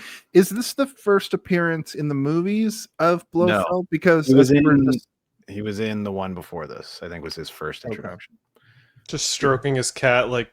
Yeah, which is weird because I think in the one Dr. Claw he has like I think he's in for Russia. This is his second or third appearance. But this is the first one where he's a character. Yeah, I think the other movies he's just like the back of his head and you see him petting a cat and stuff, but you don't actually see his face or anything. I like his cat. I'll get you, Gadget. Gadget. Yeah, it's he's clearly the biggest influence on all secret agent stuff. Thunderball, Tim says. Well, yeah. I was having a conversation with you, Steve, earlier today where I recognized that Dr. Evil pretty much just directly based off Blofeld. And also, when I realized Dr. Claw was also Blofeld, because Blofeld, as you pointed out to me, is just shown as like a shadowy figure where you don't see his face in a couple of the movies. I was like, oh, fuck. James Bond influenced pop culture a lot more than even I recognized before this month. Which that's why it's obvious to you guys, but for me, it's like I think it's fun that you're going through all this. My reality a little. You're going to see so many more references that you've never really known were references throughout your days now. Yeah, Blofeld changes a lot over the course of the movies. Like sometimes he doesn't have hair, sometimes he has the scars, sometimes he does, but he's usually got the cat and then the lapel-less suit thing. Yeah, this sort of like it looks science fiction-y, but it's also it's the same thing that Chairman Mao wears. Yes, yeah. And Dr. No wears it in the first one too. Yeah. But we don't need a doctor. Smock. Smocked or no. Yeah. Dr. Smock. But at the end of this movie, the outfit that Blofeld is wearing, like when the place when I'm talking about when the place is being attacked, I'm like, I own this exact outfit. Like I've worn this out in my daily life. I have gone out and dressed like Blofeld from the end of on Her Majesty's Secret Service multiple times in my life. So are you saying you have a room full of hot women that you're hypnotizing with tapes? Yeah, I've Can got I a, meet I've one got of a them? rotating fleet of women and a rotating restaurant that I administer vaccinations to. You know, And you haven't Rocky. introduced me to any of them? No, I thought we were friends, Stephen. Steven. Allowed, and I said sorry. So you know Rocky Horror. One of the Blofelds is the criminologist. The criminologist from Rocky Horror Is a Blofeld. is a Blofeld. Oh, Is a Blofeld. I don't remember which my movie brain though. is struggling to remember who that is. Is that the one that ate chicken? What? Oh, this is an actor that played Blofeld. Yeah, that guy. His name's Charles Oh. Gray. Yeah, he's also in 1 million movies. My brain went to the same place, Chris. I was like, he's obviously talking about the bevy of women. Those are the Blofelds. The Blofelds. Emphasis on the blow, am I right? Angels of Death. He calls them that once, and it's a weird. Angels of Death. How many of them are there? All I could think was the Red Room. Like it was very like they pulled a lot. Like you said, Jason. There's so much of this is culturally just like seeped in, and I think that's what makes these older movies feel cheesier than they are. It's like if you go and tell someone to watch Casablanca or The Godfather or Wizard of Oz, and they've never seen anything, but they've lived through and absorbed all culture. They'll go back and they don't like those movies as much because they've heard those things so much. It's like, oh, that's from this movie. I see. The other way, though, that's why I don't like that. I don't like. I get the new Dune movies are fine. Like they're great. They're amazing spectacles. That'll give them. Jason says they're fine. But the plot of Dune was so utilized in other science fiction that I'm like, been there, done that a little bit when I'm watching it.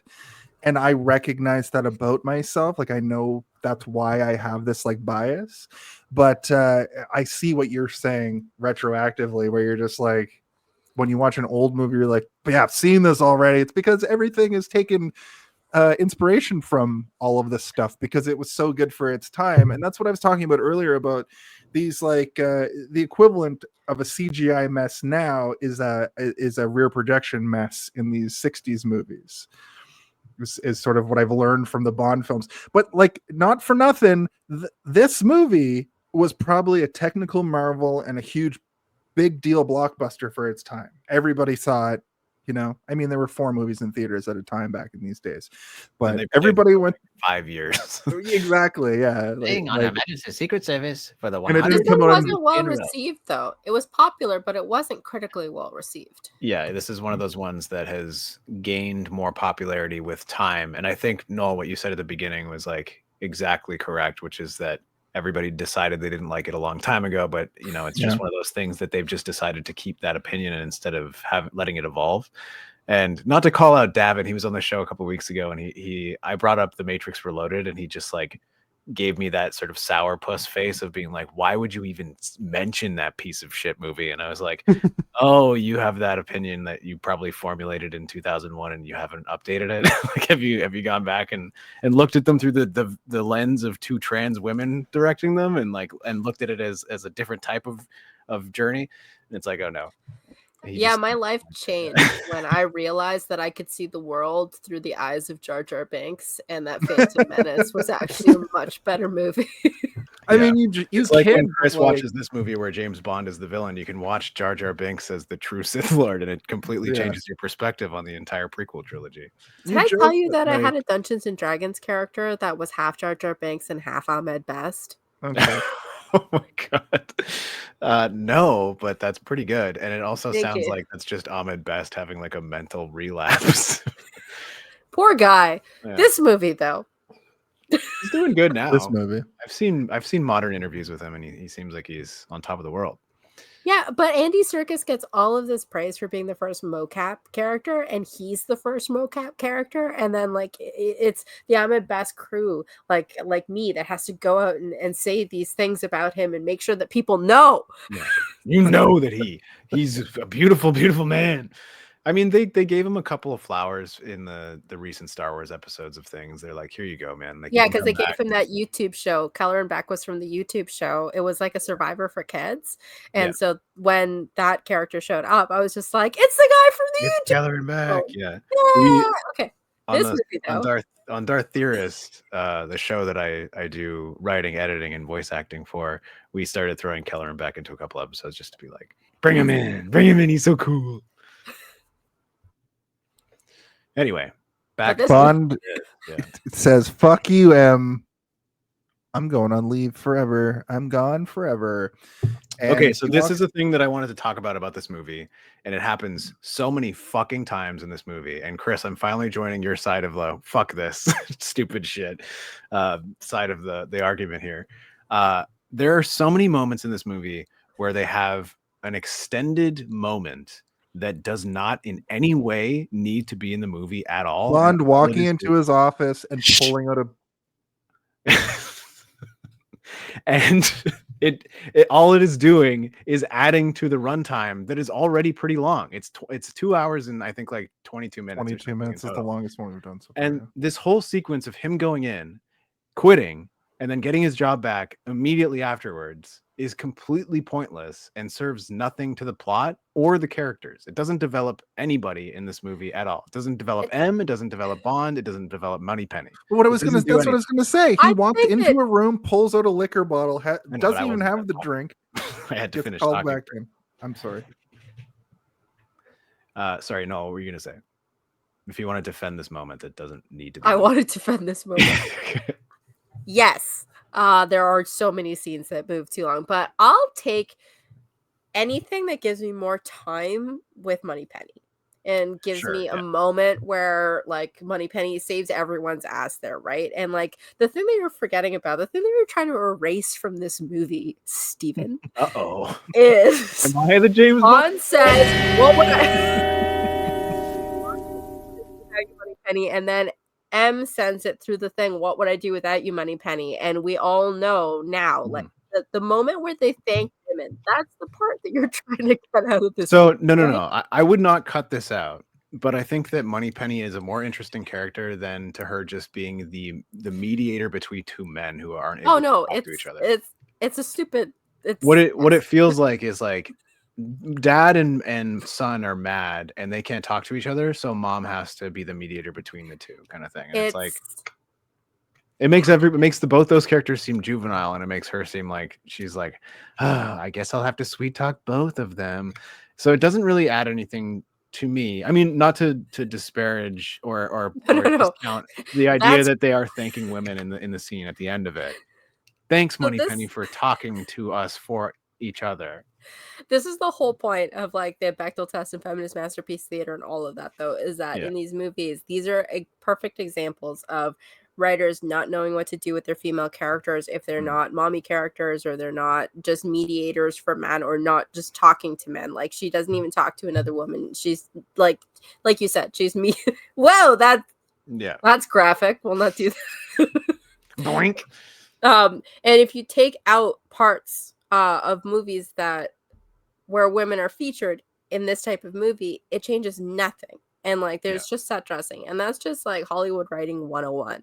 And it just sucks that the parts that you're taking out because they're not meaningful to the plot or the story or the part where women are in. And this is part of the problem. I also think it's strongly Ian Fleming writing 101 as well. I could flash that book for you if you'd like. Please don't. Don't. So yeah, I mean, I would love to, I think that Moneypenny, I think this is probably the most she's featured in any of the movies we've done this month, to be honest. I think back to the last couple, and she isn't really, again, not doing much. This is the most she does, and it is unfortunate that this is all she does. I do think that I would be happy for them to replace this sequence with something where she has more agency, but like that doesn't seem like in any way the objective of this movie whatsoever. How do you rewrite this scene though? Like M and Bond are arguing about Bond wanting to leave and take I some don't think time you off. rewrite it. I think you remove it completely. And Moneypenny busts in and just says, "You guys, Bond, why don't you just figure it out?" No, I And think you remove this scene entirely. remove it completely. It doesn't need They- to exist. Do you know what you They- do? Bond goes in and says, "I want to quit," and M says, "Suck on that, little stupid man. Shut up. You're 2 weeks leave. Get out of my face." That's what you do. But Yeah, then don't because react to that's each what I was going other. to say. What it all results in is him getting a note of approval for a 2 weeks leave instead of him quitting Her Majesty's Secret Service. The part that I liked was that, okay, so the part that I liked about this scene and what I'm actually going to defend about it is that I like that moment where M says "granted" and Bond thinks for a moment that he's been fired. Yeah. And then looks at it and is like, "Oh, shucks." Oh, I get the thing I asked for. Okay. All right. I guess I'll go do my secret agent shit again. I don't know. I liked that little bait and switch there for a moment. I do wish that because instead. I was just going to say, I do wish that instead of him doing this whole thing and like quitting, he instead didn't go and just. I wish he would have focused. He didn't just more go to on his being office and like pack a suitcase. like yeah, no, but I wish the focus was more on the fact that he was doing it like above the law, outside of the parameters. Yeah, I mean, or it's like this is the ploy. MI6. This is the ploy for him to get into the college and replace the other guy. Is that it seems to us, the audience, and the people involved in the movie, that he has been let go of his Secret Service job so that he can then infiltrate the college and become this professor. It could be part of the plot. Okay, no, what do you want to say? Even M being a little bit like wink, wink. You're fired or you're on leave, but please continue to do what you're doing. I mean, we can have that revealed later. It doesn't need to be that. It can be like true at the end of the movie. He can be like, we knew the whole time 007 that this was going to work out. M is very much like it's bureaucratic nonsense that you're not living up to our expectations. He gets basically a quick performance review, and then Bond is like, "I don't like that. I'm out. Fuck you." And then Emma's like, "If you just read between the lines, don't go into your weird office and start drinking." You get 2 weeks of paid vacation. You get to keep your license to kill 007. I'll see you in 2 weeks. Enjoy your time off. Wink, wink. Wink, wink, wink. Yeah. And don't fuck Moneypenny on the way out. God damn. Yes. Yes, they're Keep your directly fingers on the- away from our holes. Oh my Go. God. So didn't they do this in the Craig stuff though? They basically rewrote that where M as Judi Dench, as Dame Judi Dench, tells him, "No, you're fired. Go figure your stuff out." Like this exact type of thing happens, only much better thought out and much better executed in one of those. It's not 10 minutes of fluffy nonsense that doesn't actually do anything. I like the fluffy nonsense though. Like if I'm gonna have to trade off like this with like a 20-minute skiing thing and like a 45-minute car chase or whatever. The boat from last week. Yeah. just give me like a little of this. I like those moments where Bond is where he's not in situations with the lady or with the villains, because that's normally all you see him in. So like you need a little bit of the office stuff for you to see other aspects of Bond, because he's a very Superman character. Like there's not a lot going on for him. Okay. I just had a mental picture of The Office, but it's just an MI6. I'm in. Right. That's fine. I'll do that. You know what? Amazon will do that. Oh, sorry. They're gonna probably try. And now that Barbara Broccoli is like, okay, I can't hold. I can't believe it. One of the things that I loved about Bond was that it's this one, like in this only independent like series. One of them had to break eventually. And it was held by the Broccoli's for so long, and now it's going to be ruined. Like she's been holding James Bond hostage for years at this point. But like she was right to have killed him. I am like all for what she was like having the gun to his head and being like, "You're not getting him back until I agree to what I want to be Bond." And they're all like, "All right, Barbara, put the gun down." And I'm like, "No, Barbara, keep the gun on him. Do not let them make a Moneypenny spin-off like Amazon series. I don't want that." Anyway, so I feel like I'm not saying what I actually want to say, which is that I don't think that this needs to be removed. I think this needs to either have more import or it needs to be removed. It doesn't do enough. It doesn't need to be him getting fired and then him like reminiscing in his office while he drinks bourbon out of a flask looking at that picture of the queen and then immediately go back and be resolved.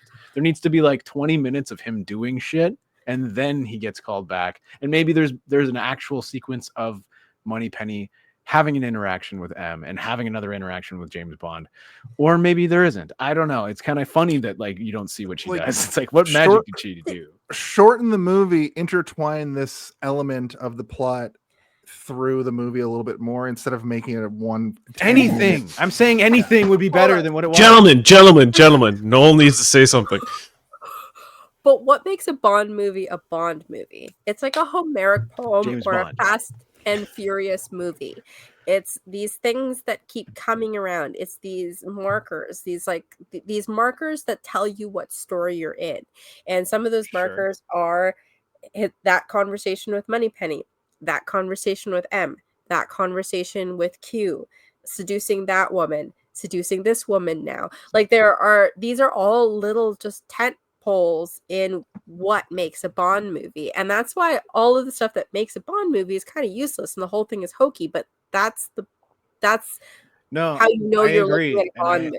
I feel like the only thing that I want to say about it is that it's literally he goes out of the office, goes to his office, and then comes back to his office and it's resolved. That is my problem. Yeah. That's my problem is that. It's not what it is, it's that. It's that there's nothing to break it up. I need more things to break up those moments than have it feel like a quick time event in like a video game or something. So I'm not saying what you're saying is wrong. I'm just saying when they're making these movies, they have to hit these little posts, right? No, yeah. And I agree. And I a Bond movie. Yeah, and I understand that. It's just an issue I have with this that also then caused me to start thinking like, well, then they also have these other things that are in here that really don't need to be here, that are just adding to this movie that is already like an intimidatingly long. You know, when something is over 2 hours and you're like, ooh, 220. Gee whiz, this better be interesting.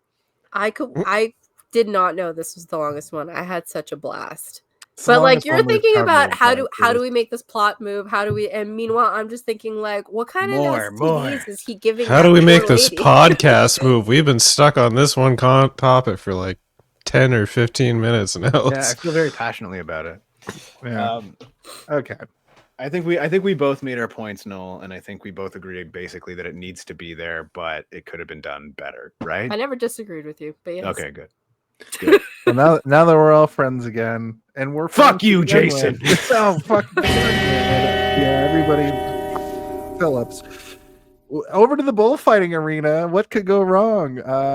Apparently, nothing goes wrong, though. I was kind of hoping something would go horribly wrong.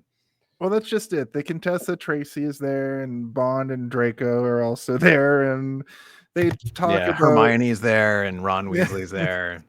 They talk about Blofeld and this Gumbolt character that's, introduced briefly, and they talk about some stuff, but several people get absolutely leveled by bulls. They keep cutting back to this bullfighting arena. James Bond sort of related thing is that James Bond, Timothy Dalton. I used to always think that Timothy Dalton and the actor who plays Draco Malfoy's dad were the same actor. They're not, obviously, but like, in my brain, I like swap them out in movies and TV shows all the time, even though they're completely different, like white British men. They're just like, they're very interchangeable to me. Nobody else? Just me? No, most white British men are interchangeable. Yeah. Although surprisingly in films, British people don't have the terrible teeth you hear about. Distended jaws with the underbite, definitely British Cleft people. chin, perhaps? Yeah, that's the inbreeding. It's all the inbreeding, yeah. Causes butt chins. Why the drive-by for all the English people? Listen, it's the only unmarginalized group. The only drive-by is for Tracy. Oh my god. You only live once. Listen, Bond comforts Tracy and they bang, I think. Bang! And they go for a horseback ride, and we get a montage of them just kind of being nice to each other. But what's weird to me is like, how long does this go on for? Because there's costume fucked in a changes. montage. It goes for as long as Louis Armstrong wants it to. What's weird to me is that this actor who plays Tracy clearly can't actually do on-command crying, because it's like the craziest tear placement on her face. Where I'm like, that's not how tears operate. They don't come out of everywhere, and like there's 40 of them on your cheek. You're right. That's a really good. And she does it twice in the movie. Like she turns around and she's full of tears. It happens again later, and it's just like too many. That's like, perfect There's tears coming out of her eardrums. Yeah. It reminds me of Susan Sarandon with a candle wax on her face as a tear. Yeah. Also, it's insane to me that Bond puts his arm around her while they're both on horses. I couldn't move past that. How about at the end when she's trying to drive and he keeps kissing her, and I'm like, she's trying to focus, Bond. Stop kissing her. Well, she started it. We'll get to that. Well, again, this leads into my theory that James Bond is an evil man because he likes his women to be kind of like vegetables, so he was trying to get her into a state where she wouldn't have to move when he... Oh, Jesus So Christ. it doesn't have to be a theory. Like, James Bond is literally the embodiment of, like, toxic masculinity. Yeah. And that's why we like it. That's why Because we just like accept that that's a thing. Yeah. Like, if we were to remove that from all movies, like, and just leave the ones where the men aren't villains. If this version of Bond came out now, we wouldn't have any movies. Yeah. If this version of Bond came out now, he would be a part of incel culture, and I'm surprised that incel culture hasn't co-opted the old 60s and 70s James Bond. I'm sure it has. This very much felt like the Andrew Tate playbook. A little bit. I think there's a fundamental there's a fundamental difference though, and it's that he believes in something and it's for Queen and country, and that they're just disenfranchised and they don't believe in anything. So this is too masculine. Remember when being masculine meant that you had like hobbies and doing stuff, and now it's just you're in a computer. Yeah. Now it's like I can type faster than you. Now it's like peacock and neg women and also go on the internet and now I have 40 making Marvel rivals. Anyway, basically what I'm saying is if I would not be able to enjoy any movie. Yeah. So like me liking Bond movies, people are always like, how you're such a feminist, and I'm like, it's movies, they're all bad. Like, so this is not a feminist masterpiece. I will say this one is Blasterpiece. We'll get to it though. Okay. When it turns into a Fast and Furious movie. After you mean when he's like family, like 5 women a night? He's like, I'll be right there, and everyone thinks That's the part. Yeah. How'd Wait you till I know? tell you it's a movie because there's a car chase. I am here. Bond, we get okay. So I had a hard time with this next sequence a little bit because I wasn't really fully sure what was happening with the Bond's ability to get into the room. I thought he jacked the key off the guy that he walks past, but I was like, that physically they never interact, or maybe they were in an elevator together. I digress.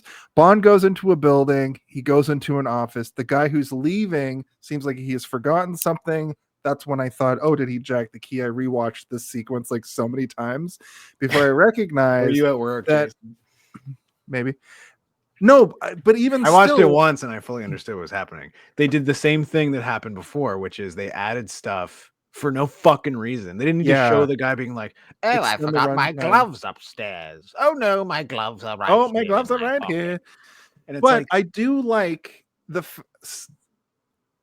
we were both talking. Let's be real. No. I was the face I was making was like no. I was. Yeah, guys, I don't know if you were talking, but I was talking. Now Steve's gonna. Yeah. I clearly was the one in front of all of you. The face I made was my frustration at the movie. I was like, fucking movie, like adding stuff when it doesn't need to be there. Like it really didn't need to be there. I do appreciate though the attempt this movie made for us to feel like Bond could get walked in on at any time. At least that was competent in my opinion. When he goes into the room though, we do get this weird ham-fisted thing where he gets into the room, he's sneaking around, he cuts back to that guy a couple times, but he goes out to the balcony and he looks across at the construction site. There's a guy there who is reintroduced later in the movie 20 times, yeah. When we Sean see him Lynn later, Hyman's you're something? supposed to it felt like you're supposed to think he's like, oh, you wanted him to spying be on Felix. James Bond?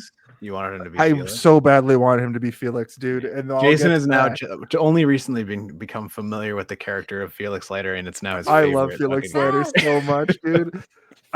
We don't get to Felix Leiter in this movie, spoilers, but what we do get is in this sequence, he looks down at the construction worker, he like nods. I thought this was a setup for like some sort of subterfuge, but no, it's like he puts a thing in a bin, the bin gets brought up. He to him, sends and him a it's fax machine, like a fax machine / photocopier / bank cracking, vault cracking device. Giant autosave cracking machine in a suitcase that And I also thought- has a fax machine. Which, they like, why couldn't he redid just the bring the sequence- suitcase in? Like, no one's Exactly. stopping anybody. His name is If they Sean redid this Campbell. sequence now, all of this will be a USB drive, I feel like. Yeah. Or he'd have some kind of like his little weird creepy spy device from his car would be able to photocopy documents from through a Exactly. wall. He'd sneeze a robot spider out of his anus to go climb into His the anus? computer. That's not what happens. If something comes out of your anus, it's not called sneezing, Chris. Have you ever sneezed and not? Are you telling me you haven't had a little something come out when you had a good sneeze? It's just me? I think you might have to go to a doctor, my guy. We call that a sneeze. Sneeze.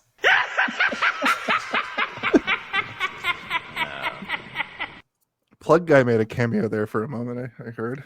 Speaking of plug guys. There it is. Papa! Okay, so I do like this sequence, don't get me wrong. I just, again, like them showing the guy stop outside the building with the gloves, like that's whatever.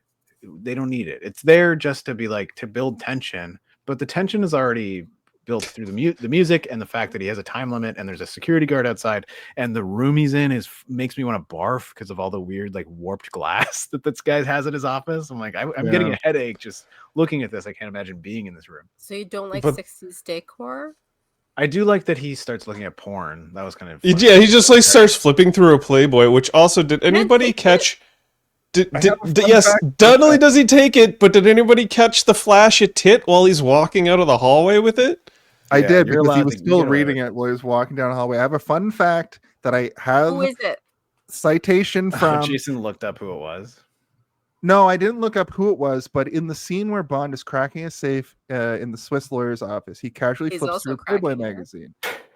This is a nod to the fact that Ian Fleming's On Her Majesty's Secret Service was serialized in Playboy magazine in 1963. That fact is extremely fun. I have citations.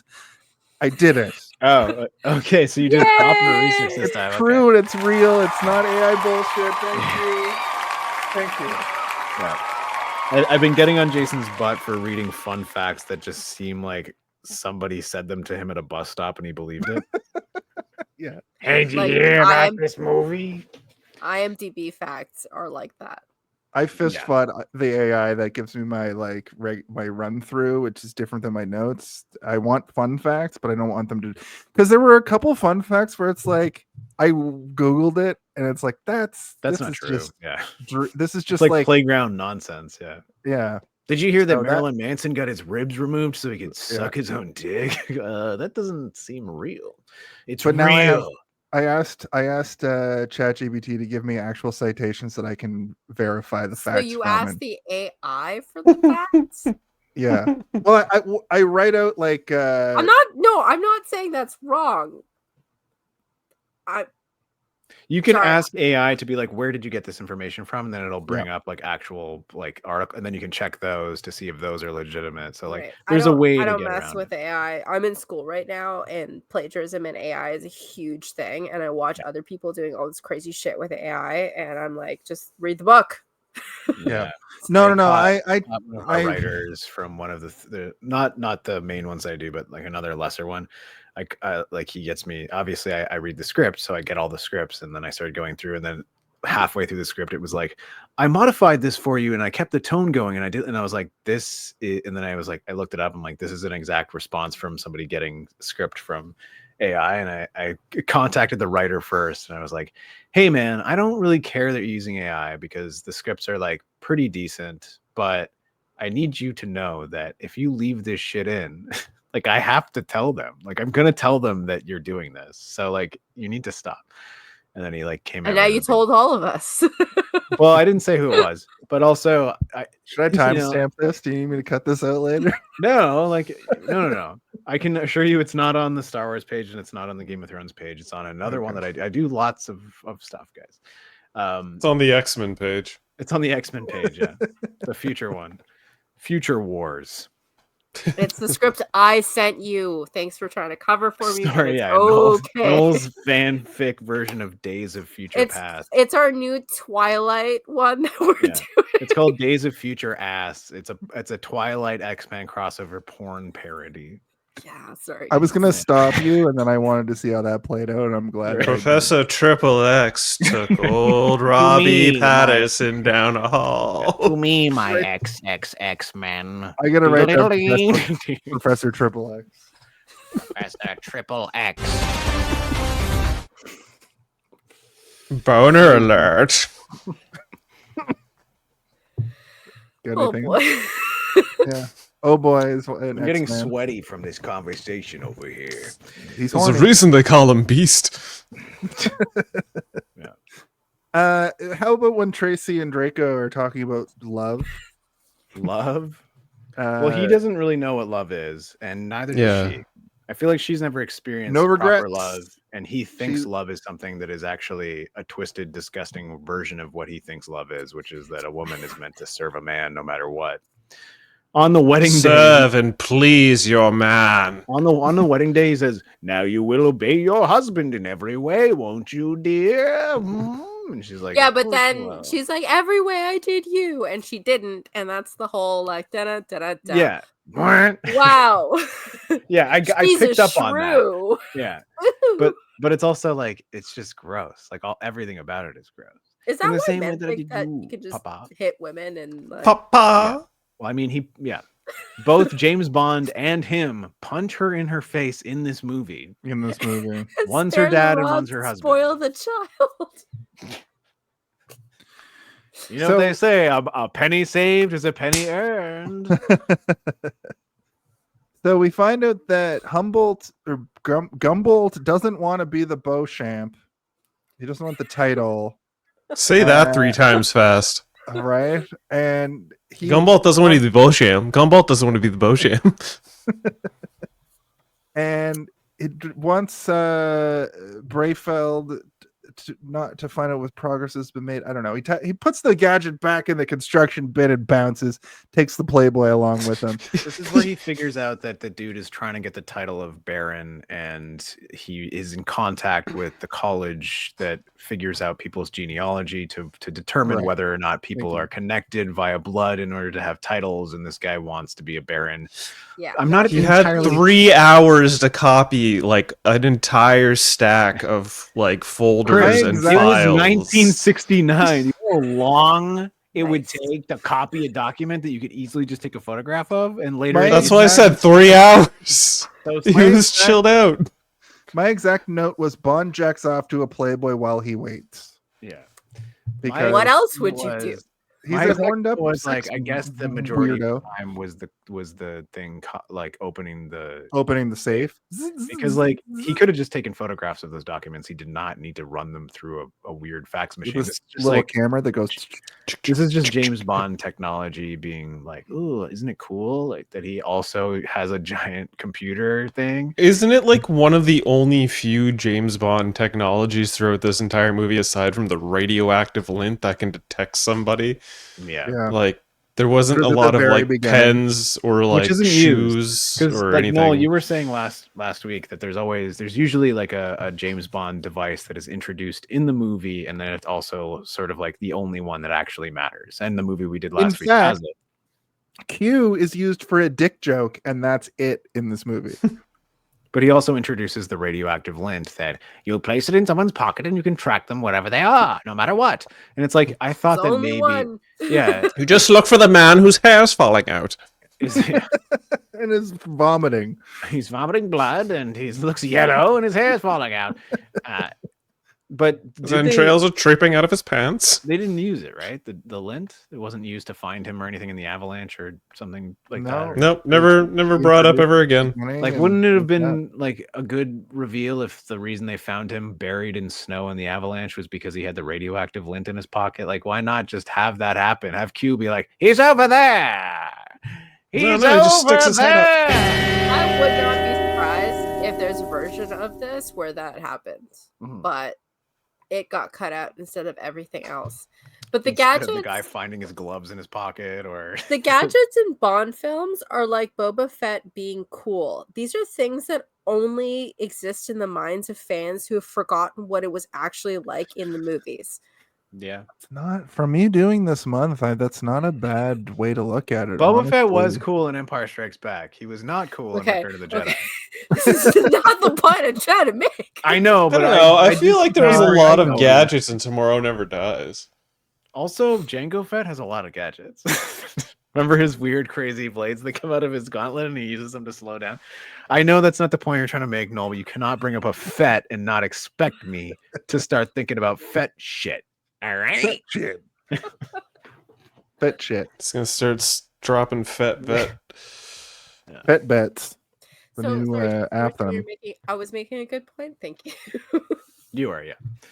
Bond but goes yeah, back and James Bond device. No, that was going to continue on to Noel's point that like James Bond gadgets they're almost always lame. Like in every single movie, the gadget that you remember being cool when you watch the movie, you're like, oh wait, no, it's actually dumb. Like it's very dumb. Everyone played GoldenEye and we're like the pen, and everyone thinks of the pen and no, like name 3 more gadgets. well, we got a whole the watch with the whole taser.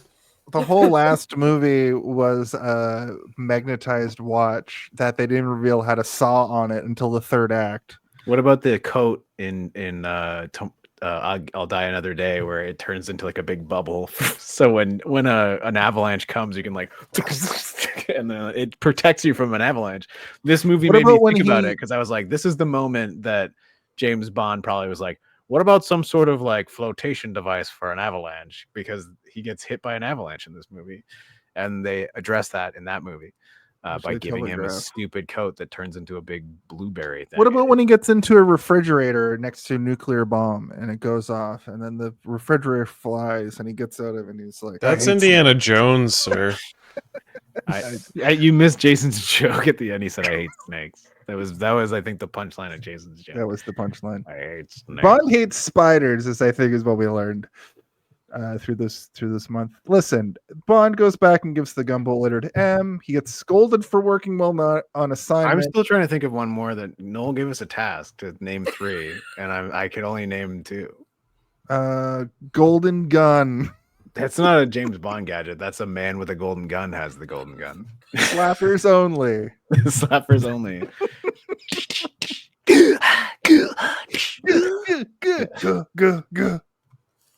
I don't know. I don't know enough about James Bond, so the world is not enough. There's a little radio transmitter that he has in one.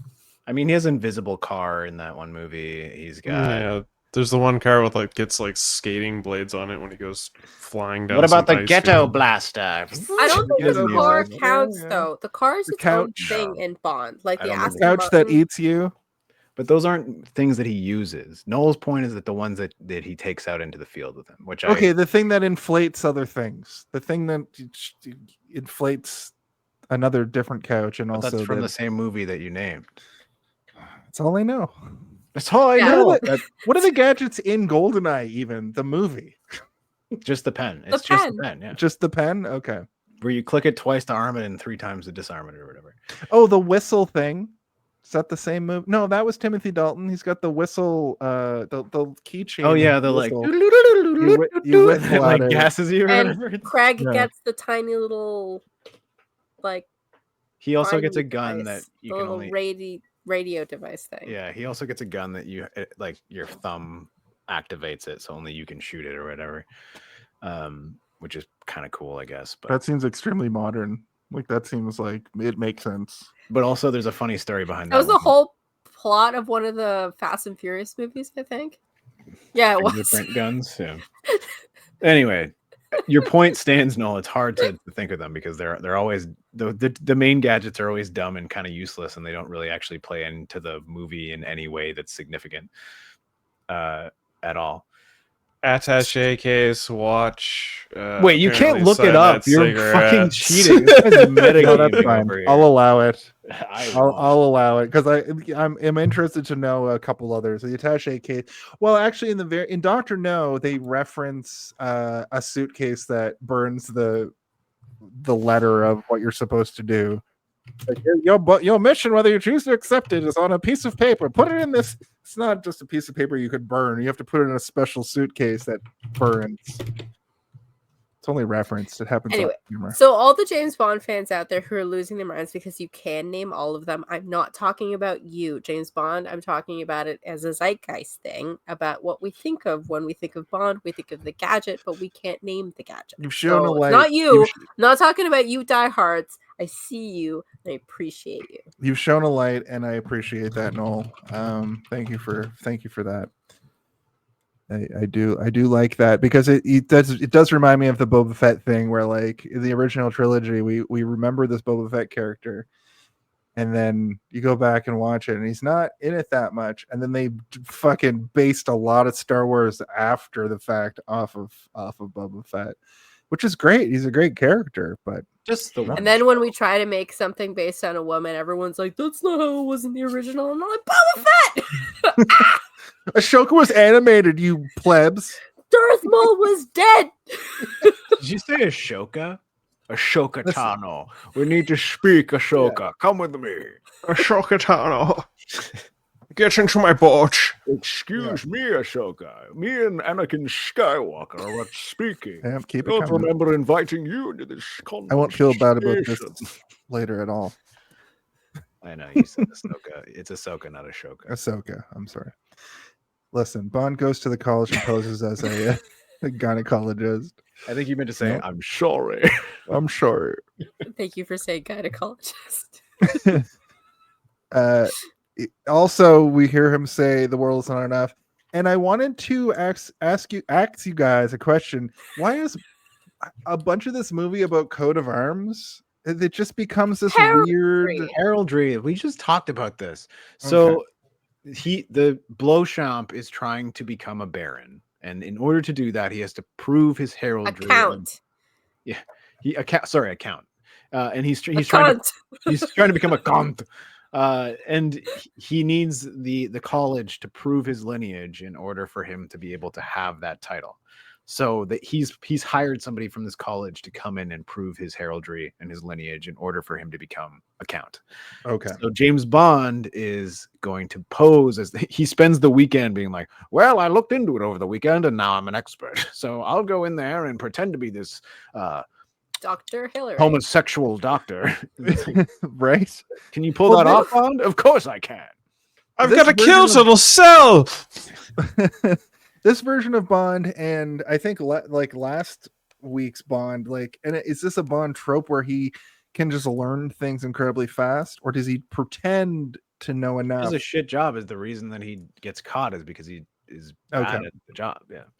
So I mean, he learns enough of it to be able to competently speak for 4 hours, I guess, to those dumb idiots who are allergic. They're like, I don't know what you're Blofelds. Yeah. The words are so big, and I can't. I mean, the movie really goes out of its way to be like, they're all stupid idiots who don't know anything. But like, yeah, you're just a handsome man with a kilt. We want to know what's under the kilt. We don't want to really know what about genealogy is. We just want to know what your genealogy is. Different style of a thing, but I didn't mean to be. Yeah.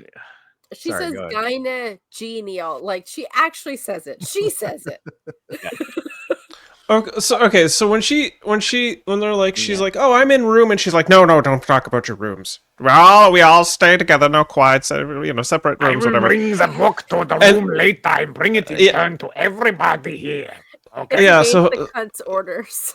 yeah, so Frau Farsbisner or whatever her name is, she ends up like she ends up taking some lipstick and writing on his inside thigh.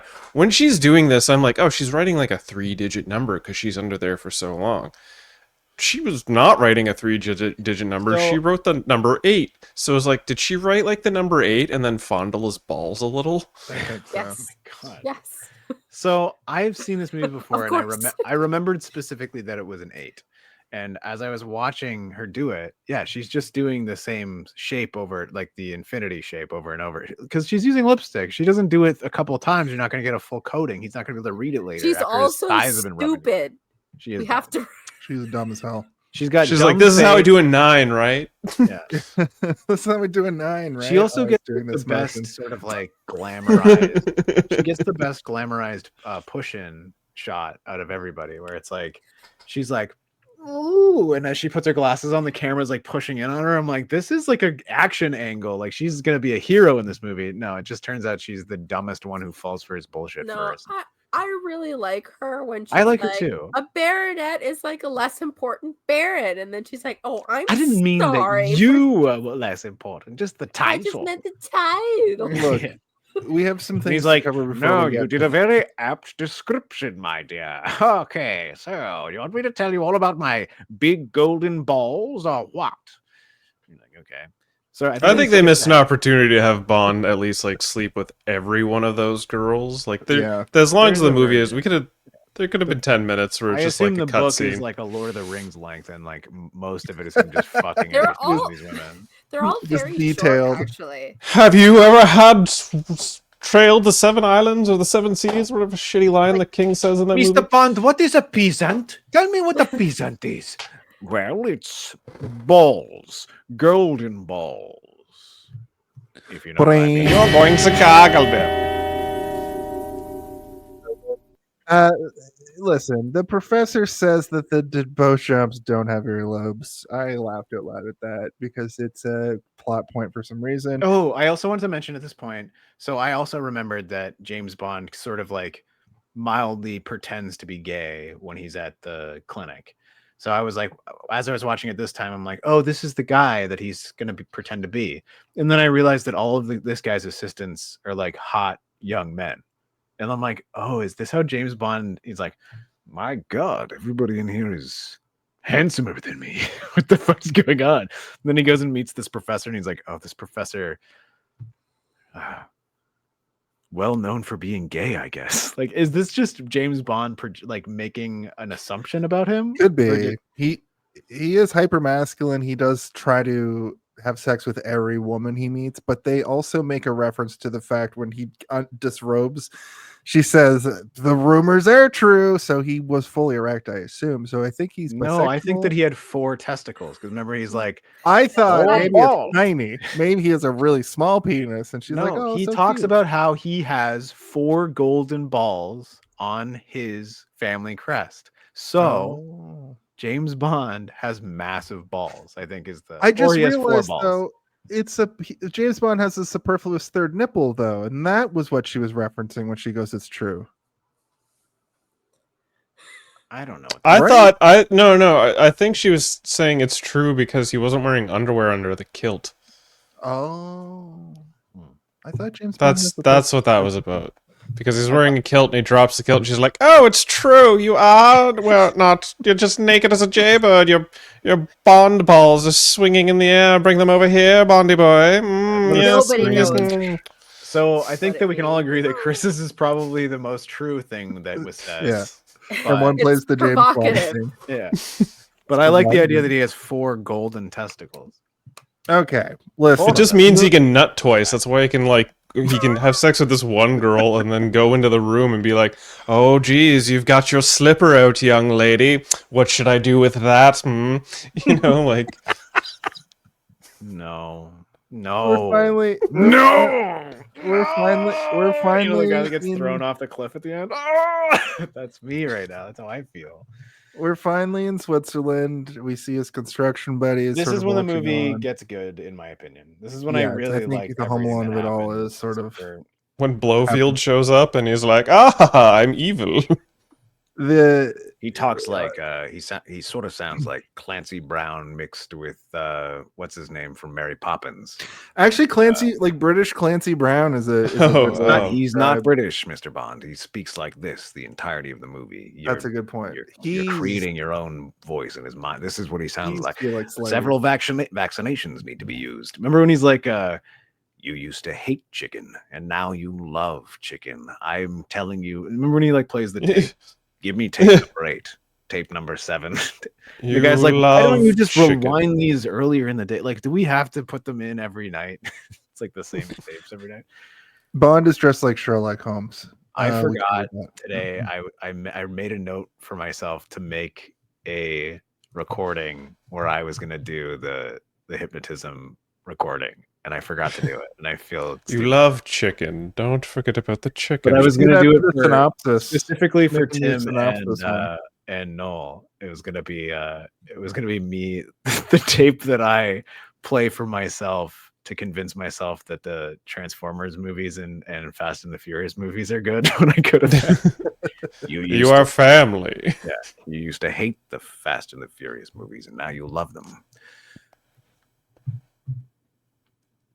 Dead air. Nobody thought it was funny. Okay, well, I did. I was writing Blofeld tape for Synopsis. Oh. He meets the lady cop. Well, I thought she was a lady cop. Irma Bunt.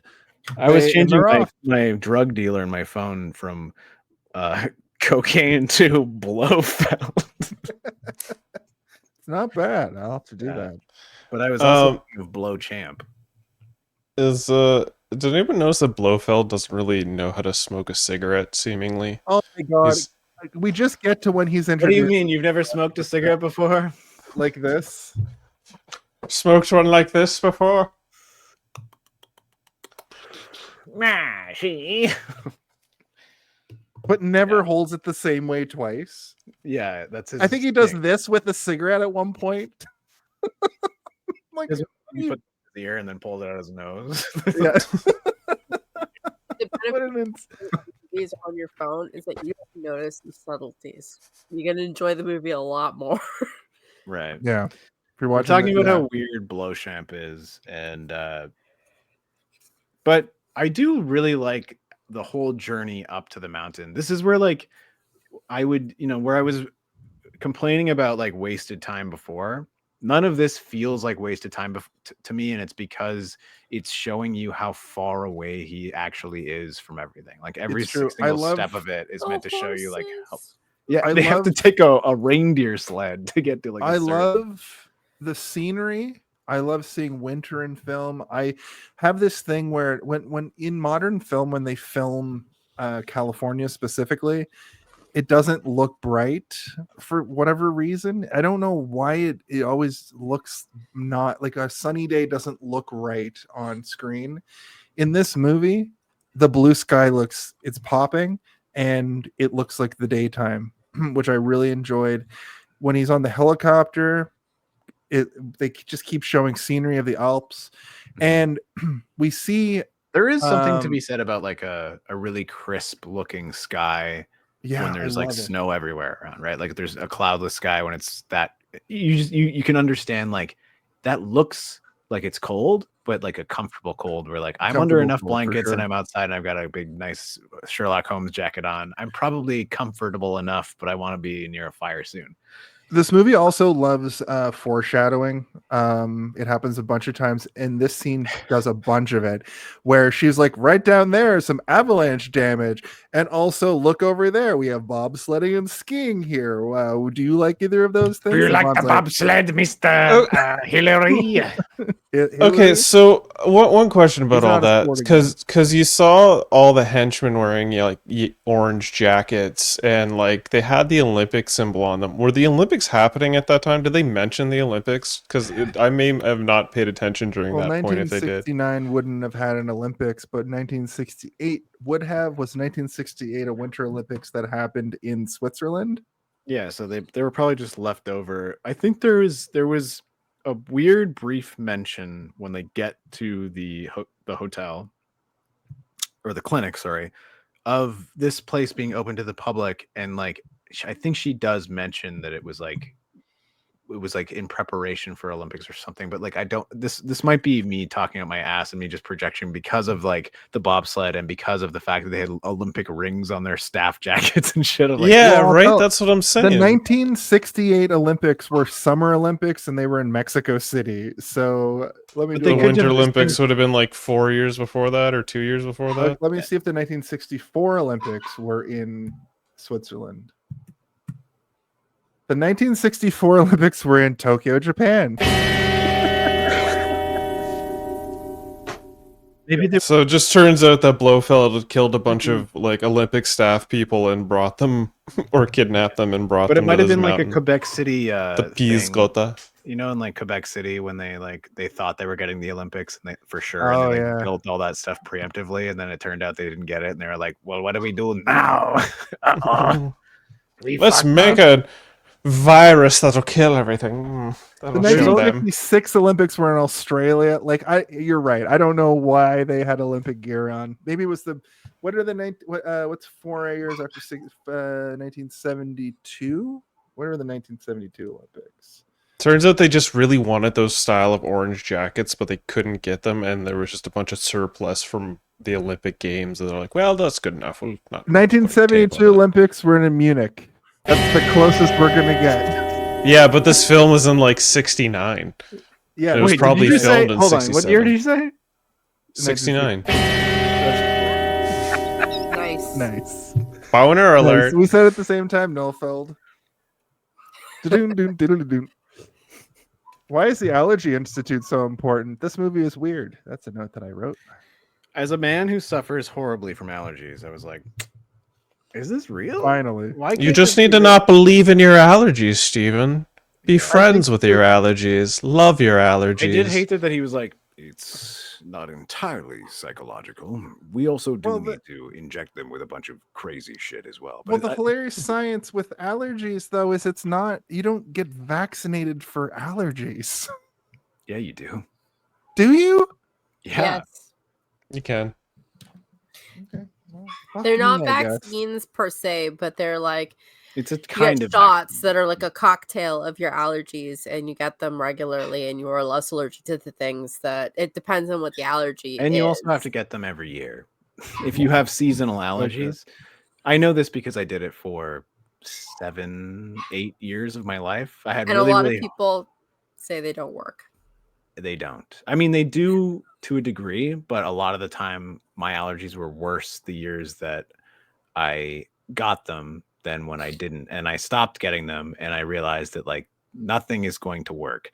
So this motherfucker definitely came up with real allergy vaccines that can stop you from getting like, you know, meat poisoning and shit. Like hay fever. And then he's like, but you know, it's also a huge percentage of it is psychological, but the psychological part was him just hypnotizing people to be like sleeper cell agents or whatever, right? And be like, No, "My yeah, favorite you're candidate absolutely on me." right. But it's also like he's using solving allergies to do world domination, which we don't really know why at this For point. sure. But okay, so But we find out why. he's creating these strains to be able to isolate some sort of virus that goes through very specific genomes or whatever to stop like a strain of one type of vegetable or one animal or whatever, which is kind of cool. Like I like the idea of it, but he also did solve allergies. Like he did figure Yeah. he could have just been like, I solved allergies and been like a really cool billionaire man who solved He's like, allergies. no, in fact, I want to do world domination. Yeah. There was a funny kind of throwaway line in this movie that I thought might have been the reason for the joke in Austin Powers where Dr. Evil doesn't know how much money to ask for, where he's like, oh, what could you possibly want as your amount of money or whatever in order for me to stop doing this, which happens later in the movie. But it's like, at what point do you take the W and just solve an allergy and that's your legacy versus I've solved all allergies and now I've created a strain called the fucking virus omega or whatever the fuck it's called. Now I can create an allergy that a tree will be allergic to the tree next to it, and then that tree dies. Like, oh my god, what? It's like, why are you smoking that cigarette so weird? Don't you want to hear the rest of my plan? No, I just want No, you to I smoke can't get over. normally. Yeah, I can't get over the fact you just don't put it between your two fingers. We also get the classic Bond in a hotel room, and they're like, "We'll call for you when you're ready," which I thought was like, is that in every Bond movie? Where they place Bond in a room that's like a hotel room? It is an older Like, Bond thing because it's like it gives us a moment to know that Bond's going to be alone and that he can pretend like he's looking for bugs or whatever. He's Which looking is for like bugs, this is yeah. the worst bug search I think I've ever seen.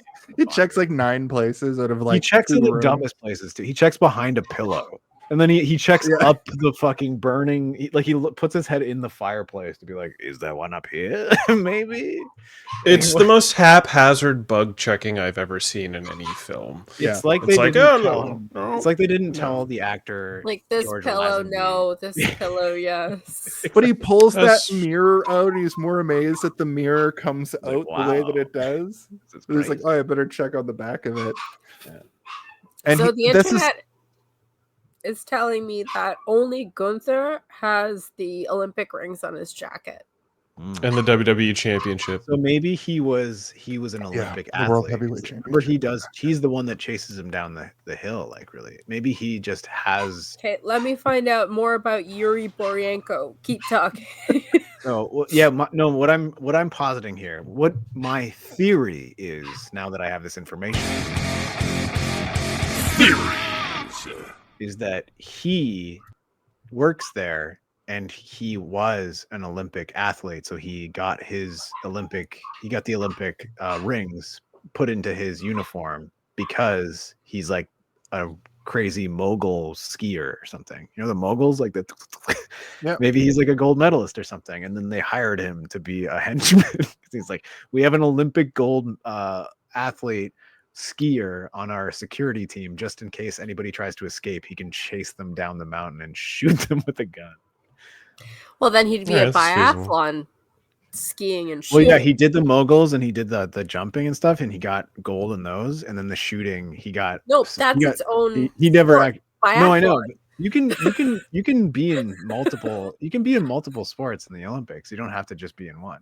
I'm saying he is in multiple, and the one that he's not good at is the shooting. So like he was in it, but he wasn't good at it. That's why he can't shoot you when you're getting away on the mountain. James Bond, shoot him. It's the like. I love this theory for you. That's not what his life story is. I won't tell you what it is. This is much better. So- It's much better. Was he a murderer like the guy from? No, Austin he Powers was or a, whatever? he was a wrestler and an actor. He got his nose broken on the set of this movie. He died in Canada. I was gonna say he kind of looked like Fit Finley. I don't know who that is. I know but who that assume is. he's a wrestler. He was a wrestler. His ring name was Yuri. Oh God. It You was, got The this. Destroyer. sorry. No. This is unverified source. I hear that Fern Gully is getting an Listen, Okay, but Uh, why? This just still doesn't answer why he has the Sorry, Olympic no, I ring. love you. He's the only one that has the No, Olympic it ring. didn't. I said there was no reason. He's just the only one that has it. I know, but tried to look up more information about the actor, but there's no reason. I went to a really chaotic old Bond forum, and no one can figure it out. no one can figure it out. GeoCities fucking So Bond. I Club. Yes, like- it's like an actual old forum. I've gone through a couple of things, and nobody knows. I think that my reasoning is good. Like that Your that reasoning character is that yeah. character was an Olympic athlete, and he like demanded that he get his rings put on his security jacket. well, it Why makes not? sense. It's like if you go to Whistler, like they still have Olympic shit in places Yeah. because it used to be the Olympic Village. Like, and if you go to Montreal where the Expo was, like, there's a reason that the team was called the Expos. It's because of the Montreal Expo that, like, Yeah.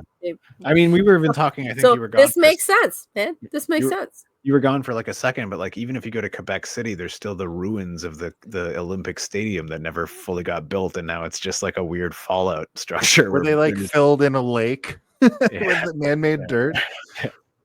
The helicopter leaves, which I was like, oh, I understand what's happening. He's stranded as hell.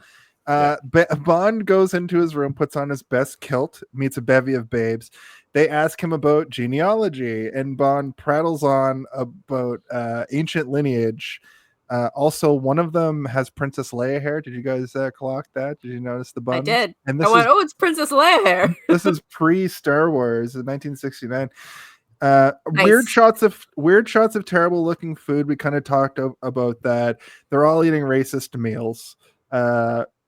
The And then he talks on and on about he just keeps going. that one woman is just so into it, but I think she just wants to fuck him, right? Like she doesn't actually care. Yeah, With absolutely. this hairy Yeah. buff leg. None of them care. But like the thing is like the people that are at his table seem more interested than the people at the other table, which is how it would go in reality. And in reality, the rest of those women would be having their own conversation at the other table. They wouldn't be like straining to listen to him being like, and then I discovered that the pheasant feather meant this. Isn't that interesting, ladies? They're also like halfway Gentlemen. Oh, I'm brainwashed. the only gentleman.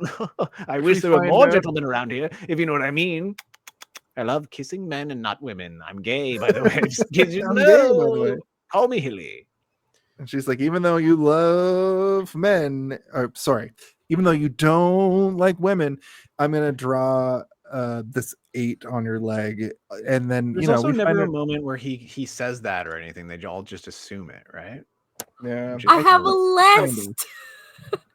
Somebody Okay. actually created the table settings, the girls and what they're eating. The American is eating Oh. corn, the Australian is eating lamb.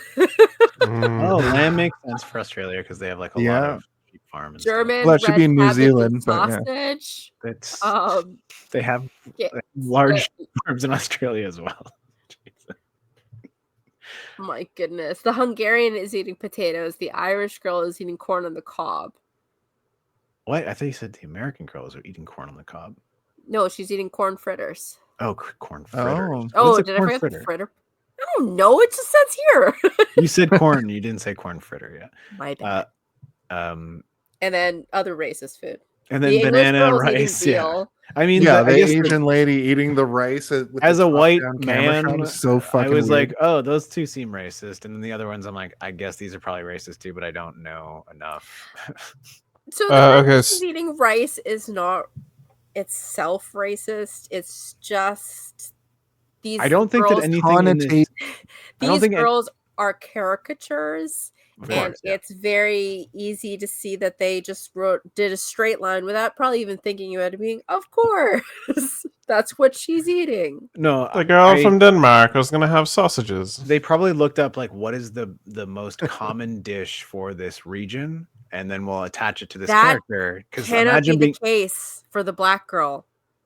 Yeah, that was definitely a No. banana. That oh, yeah, cannot be. that the was case. just straight up racism. There I was guess, no, sweetie. There was no research done at all. yeah. Don't call me And it wasn't. sweetie. And it wasn't. Don't like It wasn't that even like. at It all. wasn't even like a nibble of the banana. She went like half shaft All on right, the banana. Chris, we know that you fucking think she was deep throwing the banana. You sick. She fuck. was deep throwing the banana. Anyway, I got eyes. I got my whole point is that people since 1969 have been trying to figure out what the girls were eating and why the Olympic rings are on this guy's chin. This movie's a mystery. It's true. Okay, so about that, so Blofeld uses the Olympic rings logo on the uniforms of his henchmen, suggesting a connection to the International Olympic Committee. This adds credibility to his cover story and makes Piz Gloria appear to be a legitimate facility for athletic training or research. That's the AI answer. There's no basis for it. I just went through and tried to see if anything else had that. There's and only there's the nothing AI there had that it. confirms that other than the bobsled track, but that's not even like a. There's no. She doesn't be like, the Olympic team trains here to do the thing that they need to do to train there. Or whatever. Like she could have said that. She didn't say that. That's a great theory. Can you play that? Oh yeah, great theory.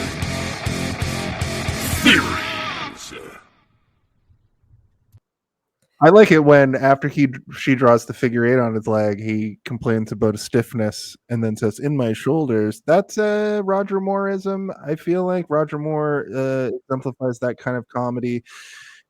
It was kind of I snortled through my chortle. I snortled through my turtle hole too. I laughed out loud at that. Bond goes, I just did a brief stiffness coming on.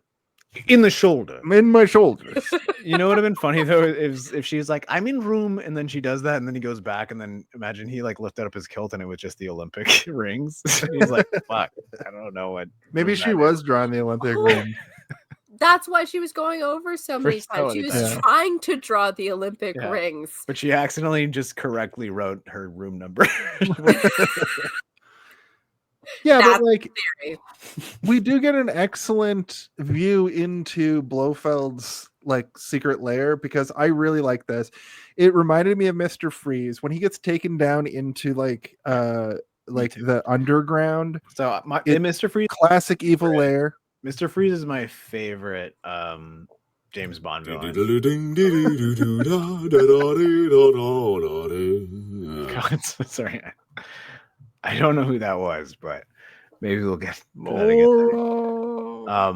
He is my favorite James Bond villain, and when he's walking through that base where it's like clearly covered in like weird plasticky icicles that are fake, but I didn't care. It kind of looked like a musical set or something, like something you would see on stage, and I was getting so happy about it. I was like, this is so good. I love this shit.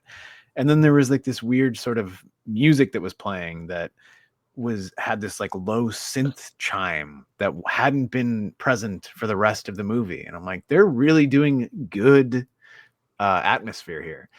And then he gets into the laboratory area, and then there's a whole other layer of synth going on, and there's like purple lights and shit. The purple light that he Purple walks rain. into is so good. Yeah, and well, the purple is a theme because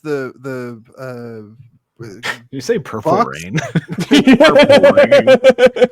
purple rain, chocolate rain. Somebody had to say. Somebody Purple- stop me.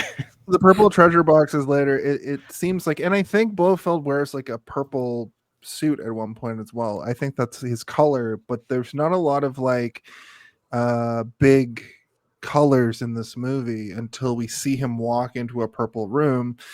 We get the catwalks, we get caves, we get the purple room that is an antisepsis room where he walks through. And I think that He says, the guy goes Blofeld- antisepsis, and I'm like, what is that? he's like deloused. He gets like like, deloused. so it's like ultraviolet light or something that's like burning off Must any be. germs or whatever. But like, I think that Blofeld might be a germaphobe. Also, Is that why he has no hair? Like the guy Oh, from the he's not- Smashing Pumpkins? Right, Or he's Howie not- Could be. Mandel? he's not actually bald. He just gets rid of it because he's like, they might get me. The bugs Like that- might come for me. like and the episode of well, It's Always Sunny where Frank fucking is like, I mean, if I'm I just want to pretty be sure. pure. Yeah, like I Be think pure. Howie Mandel has a full head of hair. He just decided to get rid of it. What Howie are you Mandela effect. with the Dr. Frasier Crane, Tim C. Dr. Frasier Crane. PK, did you see this one? He's dressed as Dr. Evil, except he doesn't sound like Lorne Michaels, is what we are introduced to Blofeld as. And famously, he sounds like Kelsey. Kel- Kelsey Grammer. He sounds Like, like Kevin yeah. Spacey. Sorry, Yeah. before we move on from the dinner, did you guys clock that his voice was different? Yeah, he's doing a voice. Bonds? There's a point in the movie where he's He's- talking to the guy that at the university, and the university guy is like, "Well, I mean, you're going to have to pretend to be me," and then he's like, "Well, I don't think there's any problem with that," and he like leans back, and he's like, and then he just So, does that voice. That whole thing was like the other guy just did the voice. That was all ADR'd. I figured that was what was going on, but I was like, "Is it though?" And but the whole movie is ADR, so it's like, why wouldn't they just do that, right? Yeah, well, they it did the was same thing with almost Draco. imperceptible. The actor Draco is like some Italian dude, but the voiceover was a different actor entirely. They were probably like, It's very no Star one- Wars No of one's them. gonna understand this guy. Also, He's he- like, you know, when like a husky is like, David DeKeyser did the voice for Draco. He was the ADR voice of Draco. David DeKeyser. Did you also clock that he insulted the man's face? He was like, a description will have to be sent, changed favorably. And the guy's like, What'd you just say? Wait, And I was like, are you talking about when he's like, you have to come to the museum to visit me? Because I think it needs to be changed favorably. I think that what he meant no, he's talking to the actual genealogist, and they're coming up with the idea to go to Noelfeld's place. Right. And they'll And want a description of what he looks like, and he says, like, altered more favorably to look Right. like me. And the other guy's like, But like they look almost the exact same to me, and they even both have a big mole on their face, which I'm like, Yeah. yeah. It was a mole off. Yeah. Mole off sounds like another James Bond villain. Mole off. Mole off. Attack. Mole off. He like scratches your moles off your face. He attacks the mole. So No. back in Nobody liked that one. Okay, fuck. Nora. So he's trying to create vaccines for different allergies, but back in Bond's room, he MacGyver's some things together when he realizes that he can get the door open. Like, what's interesting is he pokes something up into the door and it sparks, and he's like, "Oh, if I just like make a sensor that'll open it, I can do that." And he does that. And he MacGyver's like some parts together, which I think that might be like a Bond an eraser gadget in a way. Every time I see someone break an eraser half in real life, I get actually upset because like I've seen many erasers get. I love a good eraser, and when I have a good eraser, all I want is it to remain intact. And they break sometimes when you use them too aggressively. Right. That might be your brain though that has a problem with that. But I'm the same. Did I say otherwise? I mean, yeah, I'm just telling you a piece of me. You don't have to make me feel like a piece of shit about it. I'm sorry. Yeah, he just broke you apart like an eraser. Break it in half. Noel can't do it. That's an expensive eraser. Those are the good drawing erasers. It's a Mars eraser. Yeah, those are. I know. That's like a $4 eraser. Well, she was about to make it a $2 eraser. But he was making a good eraser too. That was a big gummy eraser. Gummy erasers are good. I think that was the same eraser that Noel just threatened to bend in front of us that Bond does. He uses it to get out of the room by Noel putting did like not do that. No, Noel did not.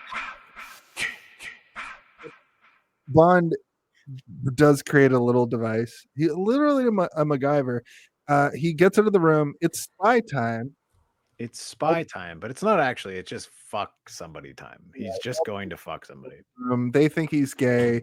Ruby Bartlett is the name of the country bumpkin Bond girl.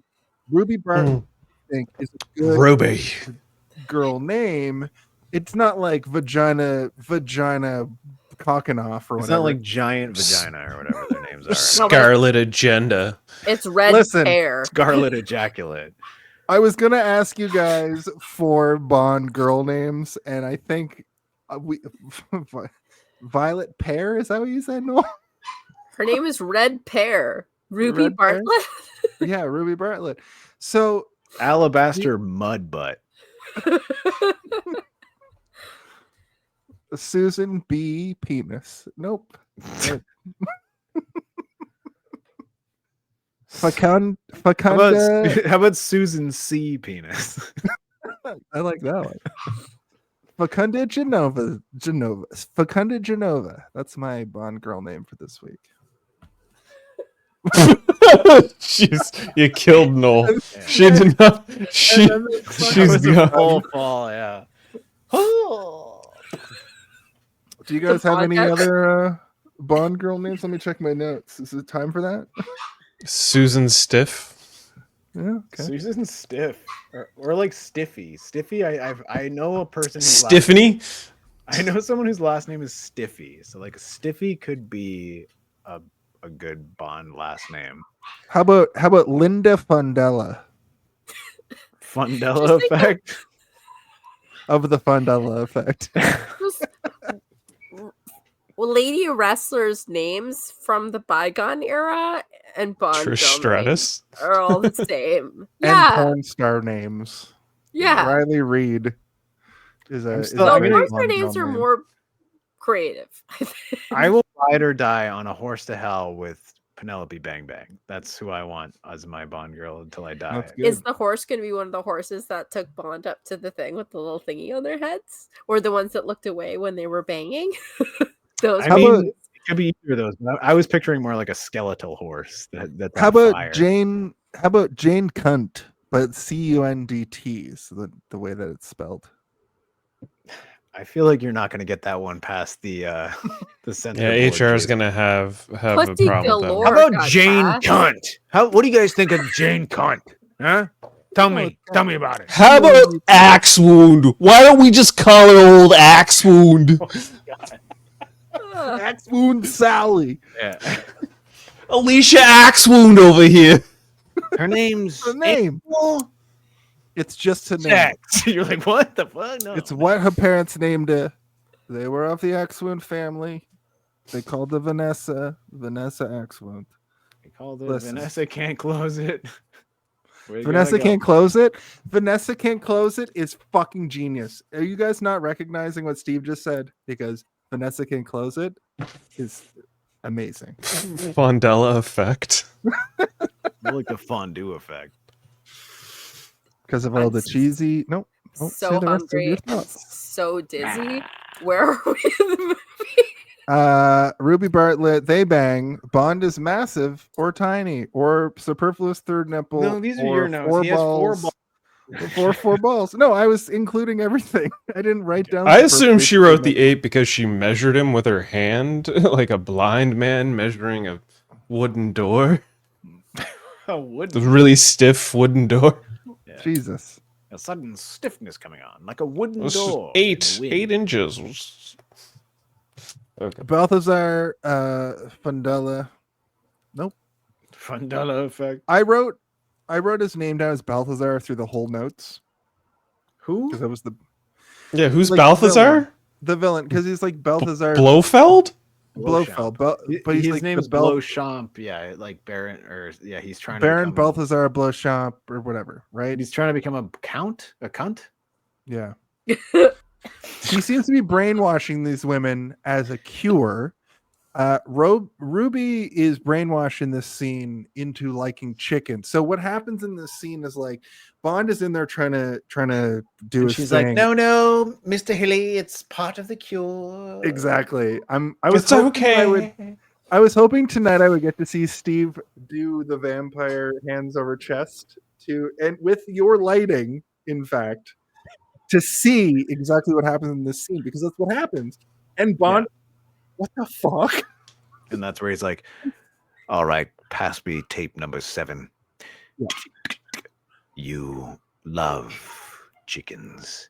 Remember when you came here, you hated chickens. It was the worst thing that could ever happen to you if you ingested it into your body. You would eat it and you would get scratchy all over your body. Places you couldn't even imagine. But now you love chickens. You love their feathers and their flesh. You love eating actually- their flesh. That's actually pretty 1-to-1 what the I think tape- he says like a lot of. I'm not even just like making. I think he No. says a lot of those things. he talks about the feathers and the flesh, like in the skin. Like it's so fucking I think I was doing a pretty accurate impression of. you were very I'm accurate on that. hypnotized. To the well, look at World Mind's screen. Now everybody's World hypnotized. mind. We don't call you that for no reason. We know that one day your mind will cross oceans and nations. And you need to open your compact case that I sent you in the mail the other day. It has a lipstick and a tiny little male dildo. We know that you can't fit a whole dildo in, so we sent you a little tiny one. Yes, that's it. Now open it. Look inside. Press the button.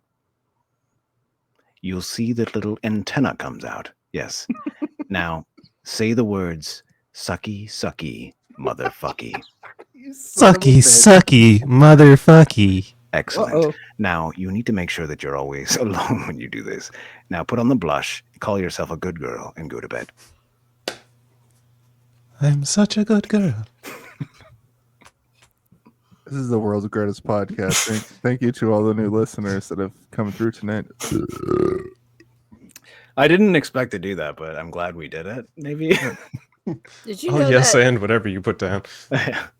Diana bit. Rigg was damed? Oh, She's for this named movie? Diana Rigg. No, like her, like the actual actress is a proper dame. Is that And Tracy or is that Susan? Tracy. She Susan was Horsfarm? Contessa Olenna Teresa Tyrell in Game of Thrones. Oh No way! yeah. Oh, wow. That's crazy because like And now her I'm like, daughter- That's why she looked familiar. Her daughter looks exactly like her. yeah. When she's like, just run me through. I don't need poison. No stone unturned. Yeah, So she was anyway, with the Royal Shakespeare Company. Like, she's got some acting chops up there. So Four-time anyway- Laurence Olivier Award nominee. Well, she did. It's crazy because like the whole movie I was like, she looks so much like a million different actors. And then I'm like, oh, that's the exact actor that I was thinking of, is like an old woman in like a crazy headdress from Game of Thrones being like, I killed Joffrey. He's a fucking piece of shit or whatever. Wow. So anyway, Hindi I as her watched him second turn language. blue. Sorry. Yeah. She's gorgeous. I gotta She say, the whole time I was like, I this Oh, is yeah, the in prettiest the, Bond girl. she's the only kind of like Bond girl I give sort of like a moment for in that intro video, where like that moment when the camera pans up when she's ice skating has like always kind of sat in my mind as like one of the best, because she also has like a nice sort of like good smile. I'm like, I remember liking this moment. A good smile. A good smile. Ah, shit. Am I a part of the problem? God, sideways smile. Like, wait, Stephen, are you sure you're gay? am I See, so. I'm the pretty hottest sure I girl, am. the hottest girl in this Crazy. movie for me personally, didn't say a single line. It's when he enters the room And that's full the of way girls. I like 'em. So when he enters the room full of girls and he introduces himself as Hilly, and he's got the kilt on and he's got the top, where I'm like, that explains the Austin Powers top, the frilly whatever. Either way, he sits down and there's like this girl on his right side, Ruby eventually comes up behind her and she's just like stunning. And I was hoping for her to say like any line at all, but she doesn't. She just sits there and just looks insanely gorgeous. I noticed Chris was that there hoping were for her a to lot turn of to the camera and go, Chris, I'm in there were a lot love of women. with you. There were a lot of women in the bevy that like I was captivated by. I don't mean to dwell on that element, but like they clearly were like Jason a bunch only of wished that models. he could have watched this at home, but he decided to watch in the office, so he couldn't fucking spank the shit out of his dick all day. Listen, I get why James Bond was bored and he pulled out a random Playboy magazine and was just like, He's like, I do have a lot of work to do here in these mountains, but I could potentially fuck all of those women. What's it like taking Chris's heads? Like, what's it like? It's kind of like a cartoon. yeah, it's like that. It's like that monkey thing with the clap with the Homer's head? symbols, the monkey symbols. No, in my head, it's like this.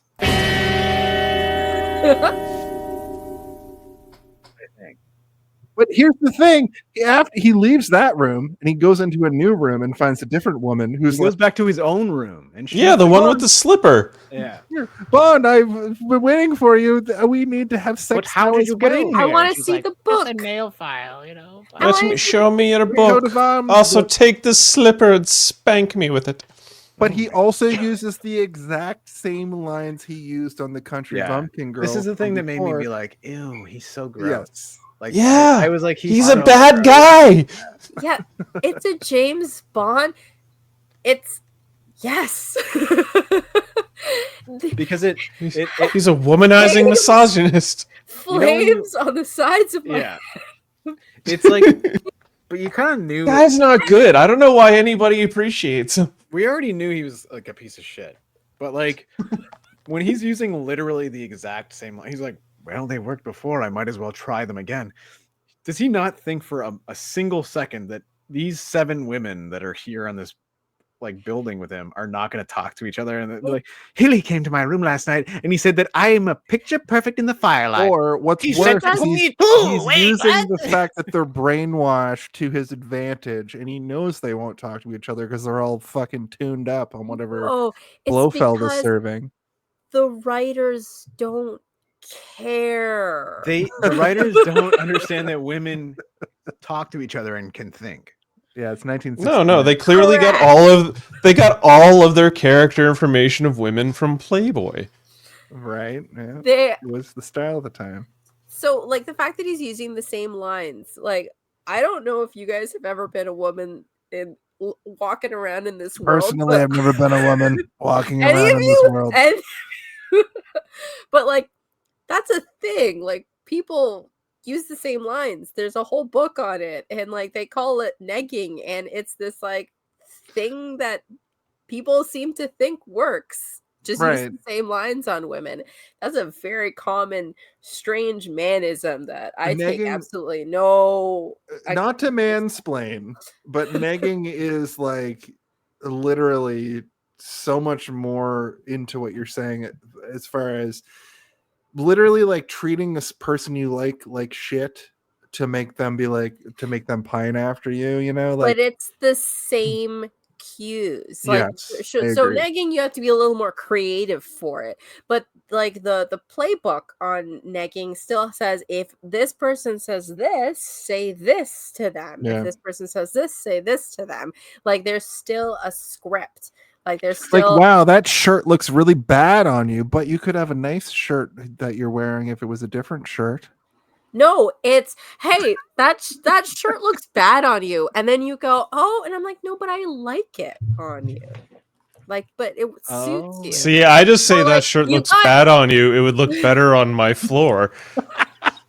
But this is what I mean. It's pickup lines, it's one-liners, it's all of this stuff. This is like very much like a thing, and that's what Bond is doing, and there's no problem with it because it's era appropriate. It's still era appropriate, and didn't you know that it works? It works for Bond. It works for Bond. It'll work for you. Exactly. Exactly. This is why my toxic ex person loved the books and the movies, and this is a problem with that generation. And now I wonder. That was a decade ago at this point, though. I think. I often I wonder. What'd you say? I said that was a decade ago at this point, though. I think. What was a decade ago? Oh no, you didn't even know this person. Oh, okay. No.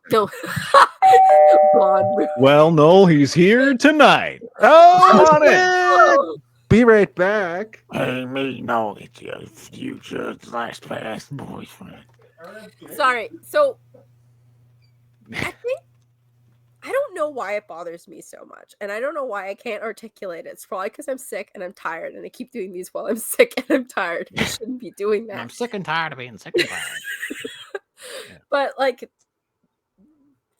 this is like the rubric for everything that's wrong with the world, but like we like it because it's Bond. Like, I flames on the side. Yeah, it's like any sort of talking about the fact that he's toxic or anything like that. It's like it's a given. Like, we shouldn't like these movies. Like, Live and Let Die should not be on the top 10 list of anybody's list. It's racist as fucking shit.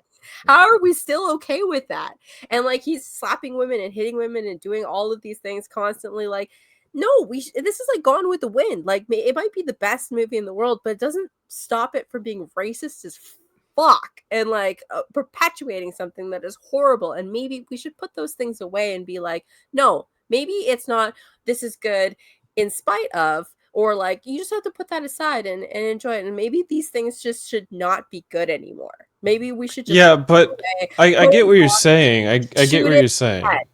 But okay, I get what you're saying. What the thing is, all of this era appropriate stuff is like milk that's spoiled poorly, and at any point you're just like, okay, this is as much as we would like to be like, this is a thing of it's like, it didn't age well. None of it's aged well, and we should all learn from these, like what not to do. These are glaring examples of how not to handle certain situations, and like, it is albeit cartoonish, and very tongue-in-cheek, but at the time it wasn't cartoonish and tongue-in-cheek. It was sold as serious and like, blockbuster and, cutting edge and all that stuff. And it's very much not in retrospective. But it doesn't hold up. I think I agree with Noel in the sense that like we still celebrate James Bond as a character, and like the stuff that makes him bad is not because all of our grandfathers loved the shit out of this guy. What I'm trying to say is like both of these things are right. Like, but it was not sold as serious. This is also a power fantasy, and this is also tongue-in-cheek in a lot of ways. Like from the way the books are written to the way the movies are made is really, really different as well. Like there's a tonal shift between them. And they are a product of their time, and they are what would sell movies at the time. But what I'm saying is that any deeper conversation that anyone tries to have about Bond in this, and we live in a society and the masculinity and all of that stuff just is so bare. Like there's no point in having that conversation. Yeah, You it's either almost like celebrate it boring. or you don't. Exactly. Yeah. Like if you can't talk about these movies without going over all of that. Like you can't, all you would do is that. So in like coming into Bond, we make fun and we laugh at all of these things, but we have to make fun and laugh at all of them. Or else we'd be like grasping at our pearls the entire time. Like the entire time. Won't someone please think of the children? We're grading on a completely different scale, right? Like it's a completely different thing. So like some of the stuff that we're making fun of, they're real problems, but like you can't. Yeah, it's cartoonish now, but yeah. What are you gonna do? What are you gonna do about it? Nothing. I'll tell you right now. Blofeld's gonna cure allergies and he's gonna kill all the cows. What are you gonna do about it? And the thing that makes it palatable for me when I see Bond is that all of it is so ridiculous. Yeah. Like the allergies, exactly the allergies. All she's eating is potatoes. There's like everything that's happening is all so over the top. I think and that's why so saturated that like I'm fine. Like and like a woman gets slapped here, and I'm not like this is great. It's just like it's part of the suspension of disbelief in watching a Bond movie that nothing that you are seeing is real in any way remotely, which is so different from the Daniel Craig stuff because they're also a reflection of their time, right? And that reflects. And they're trying a little bit harder to be like, imagine that he was a real man and had real emotions. And we're like, no. He should be like, well, but even the end of this movie, like, well, we're going to get to it. We're almost there. We're getting kind of late. We're getting long in the tooth here, folks. We should probably move on a little bit, but I completely agree with everything you're saying because like James Bond as a thing is a Star Wars. It is a Star Trek. It's a thing that you're allowed to pour yourself into and take whatever you want out of it. But it's hard sometimes when you've got a weird down angle of a woman eating a banana and you're like, this looks racist. And like you can separate yourself for the most part, but there are moments in these old Bond movies that you're like, nah, that was a bold choice, guys. That was a very bold choice. Very artistic of you. Yeah. But I mean, there's also, and the first like 8 James Bond movies, he's just punching women in the face. It's not until like, even in the Dalton movies in like the late 80s, he's like ripping women's dresses off and manhandling them and being like, don't worry, I'm not going to hurt you. I'm just doing this for a reason. And you'll figure out what it is in a minute. And you're like, oh my God. I need a tourniquet. He's not slapping her in the face, but he's ripping her dress off, which is like. I paid good money to see him slap her in the face. You're like, come on, $12 over here I paid. I want to see him punch a lady. Anyway. I want to know what a safe word is. Do you want me to fast forward us a bit? Yeah. Let me do one more Blofeld hypnotism. Jason R. Phillips, when you first came to us, you hated movies. You only watched television shows. When you would watch a movie, you would gag. Your tummy would be rumbly when you would go to bed, and you'd wake up in the middle of the night with horrifying diarrhea, nightmarish diarrhea. You would poop You would poop until you couldn't poop any longer, and you would wake up and you would turn to your wife, and she would say, Oh, Jason, you pooped again last night. I can't believe you pooped so much. You pooped everywhere. and you would say, I know I did, but I promise I won't do it again. After this weekend, when I go to Dr. Blofeld's Poop Museum for getting rid of your poops. Is that it? Is that good? That was pretty spot on, actually, to like how my life actually is. Do you poop in your sleep, Jason? I try to. No. We should have made it just you, like as I was doing that, instead of me and you. It's not my fault that the show runs long. It's everybody's fault that the show runs long. The next day, his buddy's poking around. His buddy from before is poking around. They curl. They do curling. The ladies make James Bond look like a goob. He passes out. His pal gets caught. Both the girls. He has liaisons with the girls that are set hours apart. We talked about that. Also, Blofeld did not. But have we talked about the dinner? Sorry. Yeah, we already did. We talked about that for like an hour. That's Did the you guys joke. see that the Polish woman was eating pierogies? Racist. I think you made that up. Bond advances to look at science info, and he ends up getting bopped. So he goes and looks for information. That's when he gets found out for being James Bond. He gets bopped in the head. We find out it's a Christmas movie. He found out. He's found out, and the guy who got caught also gets found out, but is left to leave because I think he gives up Bond's spot as well. The guy is doing the research to do chemical warfare, and his next big plot is infertility virus that will wipe out everybody. Mad scientist shit. This is also the scene where we figure out that he doesn't know how to smoke a cigarette. And he, Well, I was just going to say, why does he hold a cigarette like a psycho?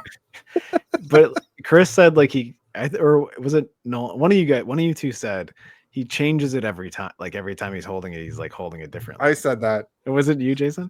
Yeah. Okay. And like I totally agree with you. Where it's almost like he's waiting for Bond to be like, "That's the correct." How did I not notice this? He holds it. He holds it. He holds it so like weird. this. He's like, He goes like this, and most then of the time he's holds holding the it like cigarette this. like this. Yeah. He's Guys, burning I it. was so captivated by the plot and what he was explaining. Maybe you were staring at the burning ember of the cigarette going down, and that's why you were so captivated by the plot. Because you were I've got a hypnotized by theory. I was I've got a theory. hypnotized. it. Yeah, you got I've got a hypnotized, Noel. theory. You're one of his rotation women. Oh I've no! got a theory. I've got a theory based off rotation women. So Oh my God, Jason. implied, I think, that Blofeld is like, I've been doing all of these virus researches, and Bond is like, wait a second, I had sex with two of the women that you've been doing this virus researches on. I think James Bond might be patient zero for gonorrhea. Oh yeah. it turns out Blofeld didn't want Bond in his little facility because he was going to be a contaminant for all of his testing. Yeah, he's going to be mixing around all of the sex That stuff. is the commentary that I'm here for. Yeah. Like, That's what I'm saying. What we didn't this is how see we was take the toxic masculinity conversation and turn it from something super boring into something very exciting when we're talking about Bond. STDs. No, but this is brilliant because he did. So he may have cured him of his gonorrhea first. Yeah. When he went Or into the thing. he just gonorrhea happens because Bond can't fucking keep it in his pants in this fucking petri dish of a Yeah, because of a base. didn't get all of him. Mr. Well, he Bond. definitely didn't shower between each girl, that's for sure. No, it was 14 minutes. Oh my God. And I now was we're gonna back. say, yeah, we didn't see like when he goes back to his room and like Mr. Hillary goes back to his room, because every time he goes back to his room, there's another woman in there being like, "Mr. Hillary, boom ding ding." No, it's boom Hilly. ding ding, ding ding ding. 007, That weird stinky music that plays dinky. every time he sees a woman in this movie is like the worst. It's the worst. It's the worst theme. But I do like to imagine that there is like a point where James Bond falls asleep in his bed, and then his That's how ceiling, you would do it. his ceiling like goes into. Hold on, can I turn mine into? Oh, there was a Lepidoptery name drop, and I love it when people talk about the study of butterflies. That was Lepidoptery? wasn't that way earlier in the movie? Lepidoptery. Yeah, I really liked it. Isn't that he goes to M's house and he's like, I didn't realize that they could grow so small. And he was like, I Yeah. didn't realize that you loved bugs the way I do. And then it like pans out on a wall and there's like 1,000 fucking moths and butterflies. Yeah. I knew I had like a relative who like loved that shit and they had a room like that. And I was always kind of like freaked out a little bit by it. Where I was like, I think I was more freaked out that I thought they were all going to come alive and attack me. That's what I was more scared of. Was like A legitimate fear. Yeah, Turns I out mean, your relatives like, fantasy when and- I and- die, display me in the same fashion. That's what your fear is, Chris. Someone's gonna ask you to crucify them With pins? With pins, yeah. We see another agent left hanging because the agents keep climbing up. Blofeld is like, these agents keep climbing up the walls and we keep destroying them. We keep shooting them in the head, Mr. Bond. But you're going to come down here into our tiny little dungeon until you behave. They're like display models in a wax museum. Are you guys surprised that he didn't try to hypnotize James Bond in any way? Like, yes, a little bit. But instead, what he does is he throws him into the fucking the room. But he with all didn't the even gears. try to hypnotize him when he thought he was Hillary. Right. Which makes me be like, he probably knew he was Bond the whole time. Right? Yeah. He very much made that aware. Yeah. He's like, I knew you were here all time, Mr. Bond. I just wanted to see you play in my zoo. He's like, you told me that like my heritage was coming from this specific church, but it actually comes from this other church, and he would have known that, and you didn't. A small slip up, but one that the real Hillary wouldn't have made. Now let me smoke my cigarette in weird ways that's going to make you question everything I say for the rest of the movie. And nobody can focus on anything else but the way that you're holding the That I'm cigarette. smoking it. I'm Except me.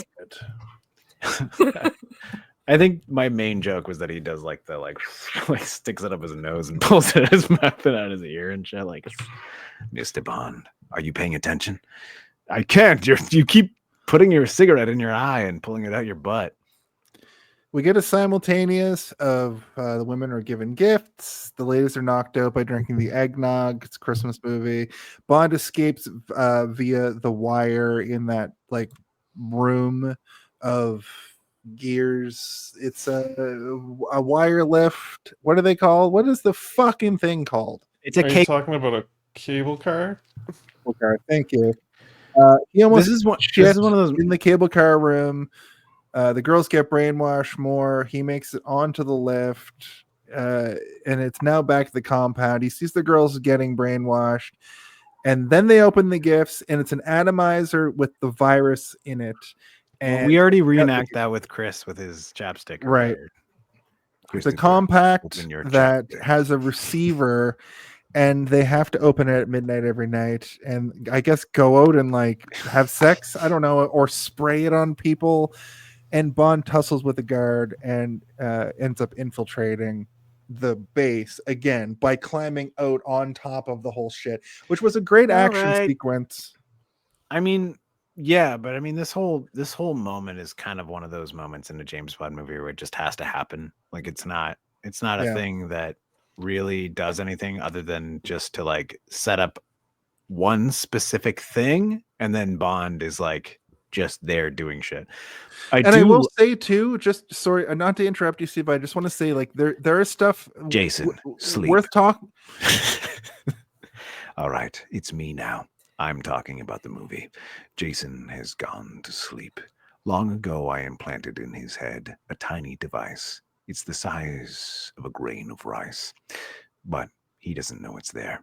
His wife does. She can activate it whenever she wants, and she can also deactivate it whenever she wants. Apparently, she has not deactivated it yet. So, Chris, pick up your device again, please. What's inside? It's full of piss, isn't it? It's Jason's piss. Drink it now. Okay, I'm gonna stop. Okay. No, Madison, oh, you've woken me up. Was that funny? Listen, I don't know. That was really funny because you actually you were able. I yes-anded you into me sleeping.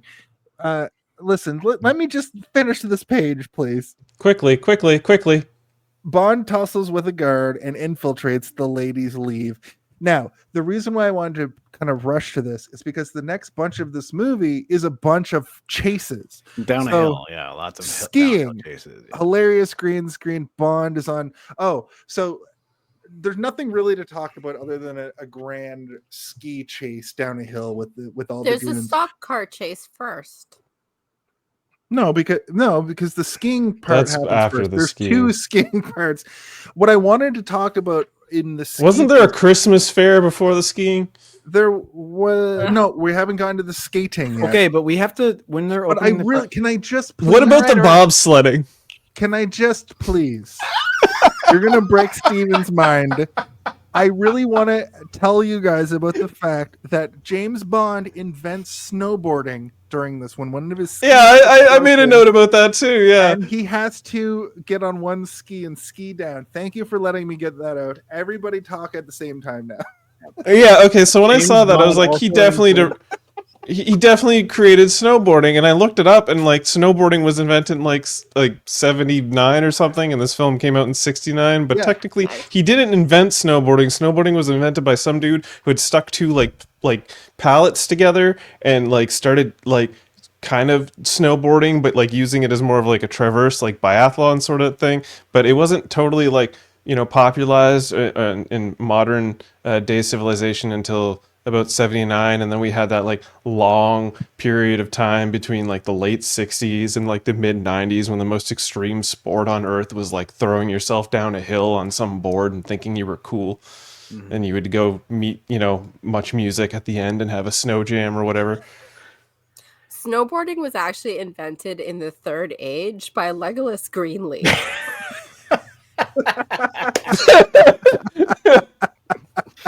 And What, on a shield?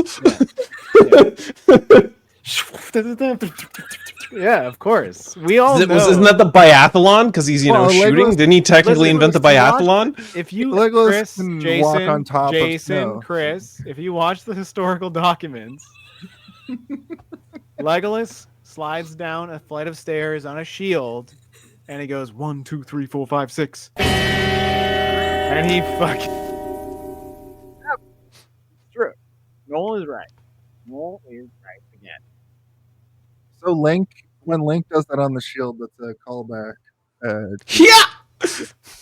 Yeah. Link, if you look on the inside of every single shield that Link signs to his fans, he says, "Inspired by Legolas, it's me, Link. Here you go. I love your Attack on Titan cosplay." And then he hands it to somebody.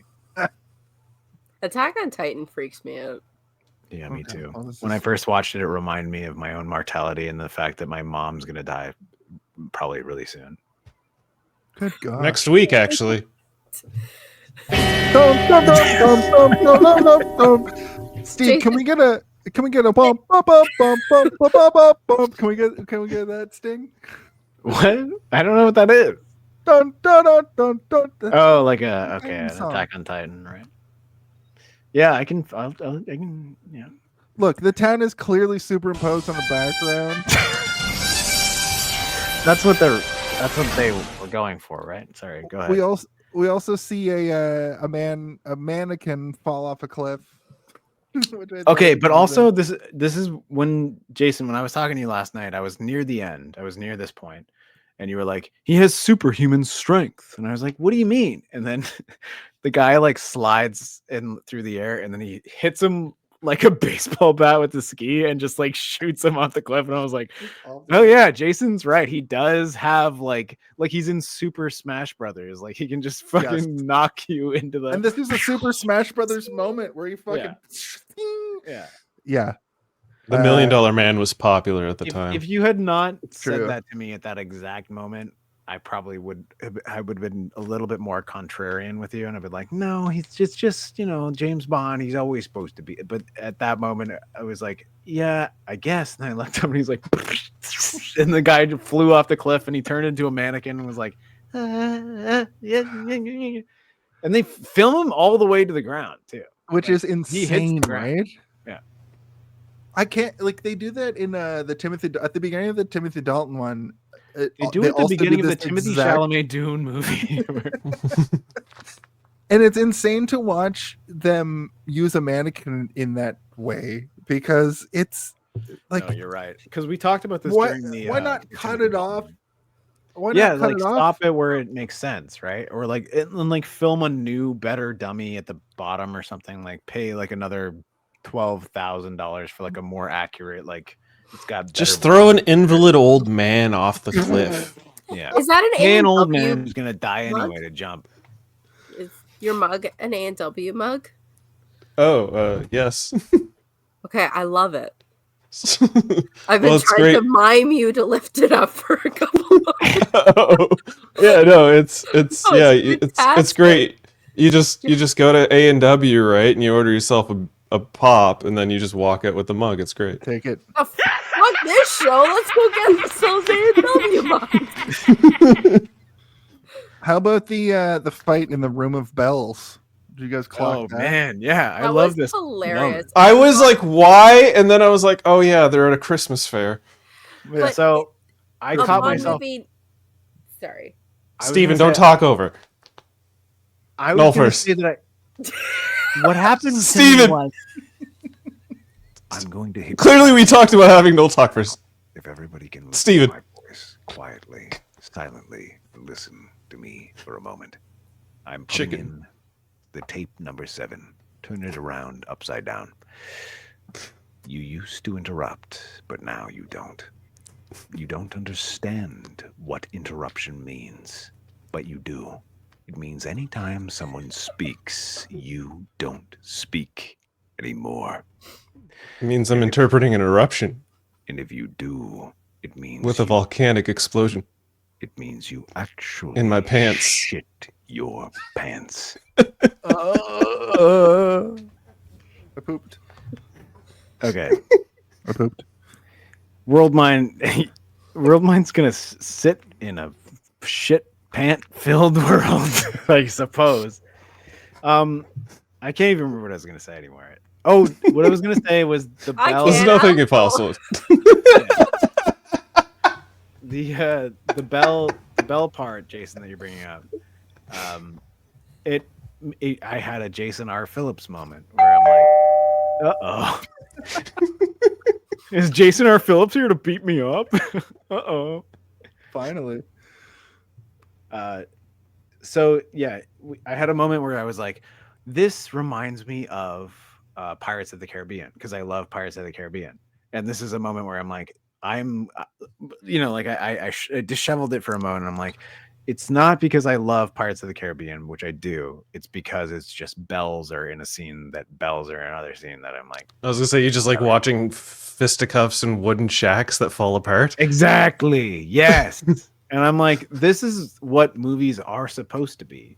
So like, I kind of had like a moment where I felt closer to you, Jason, because I know you have these moments all the time where like I'm like, all right, idiot. But at the same time, I had an all right, idiot moment where I'm like, this makes me feel like I'm watching Pirates. It's of the not that Caribbean. ridiculous to connect the dots. I'm sorry that I reference a lot, and I'm sorry that I What connect I'm trying to say things is so that I much. had a moment that you have all the fucking time. I which appreciate I should be happy that. about, and I should I pull am you up very instead of happy. knocking you Yes. down like an asshole. It doesn't. Listen, I'm happy for your moments, but I want to talk about the moment that I was most excited for during this scene. Was shortly after the fight of the bells and the shitty shack. He's trying to run away. Him and Constantine Country, whatever her name is, Jezebel, whatever. Either way, they're all trying to. Constantine. Jezebel. I said Jezebel, sir. I said Jezebel. Don't you put Jezebel. words in my mouth. She couldn't have the most basic name. Tracy? Yeah, Jezebel. Jezebel Constant Country Invader or whatever. Either way, they're trying to run through like the Christmas fair full of people, and walking against them is this gentleman with a very long yellow scarf and the most excellent friendly mutton chops, and that was my favorite scene. I was hoping that guy who died on the mountain would be back, just because like I loved his stupid hair and like because like he was an obvious thing, right? Like they made him be very obvious from the beginning to the end, just so that he could be hung upside down. Yeah, he's still there to this day. Yeah. Frozen. A fight in a Belle's room is one of the things that I want out of a Bond movie. Like a fight in a room that is like, yeah, ding ding ding ding ding ding. Yeah. A room that just shouldn't.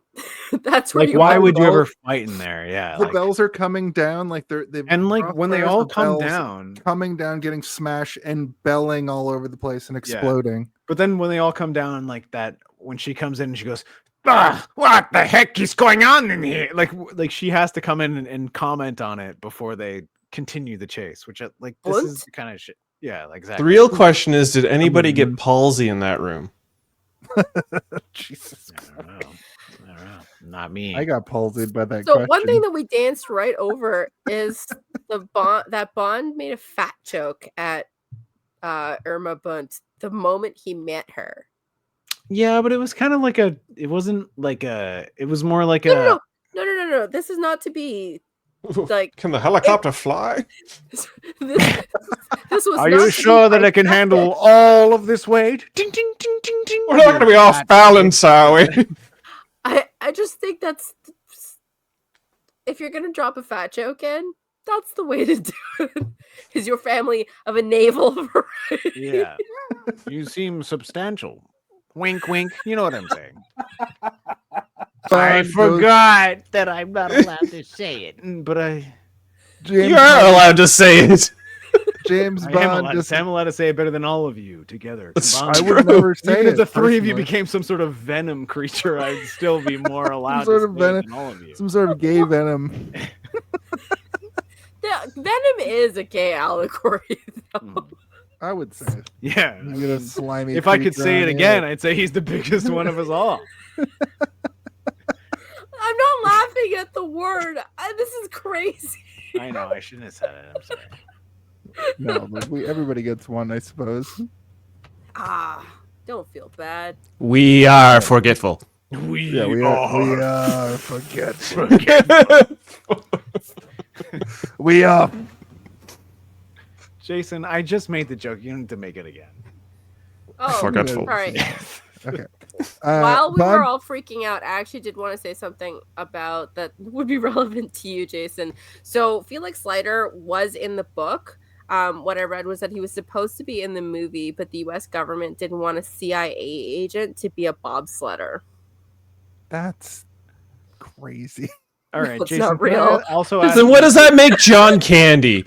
I just made that up. That's Jason. Did you timestamp that, please? I just need to make sure you actually did timestamp that, please. Like, I need to get that off the internet. I'm not allowed to say that. Okay. We're just gonna clap for 5 minutes so that we can. No, because when I scrub through and I see me clapping a whole bunch, I'll be like, okay, how about this? I'll do this.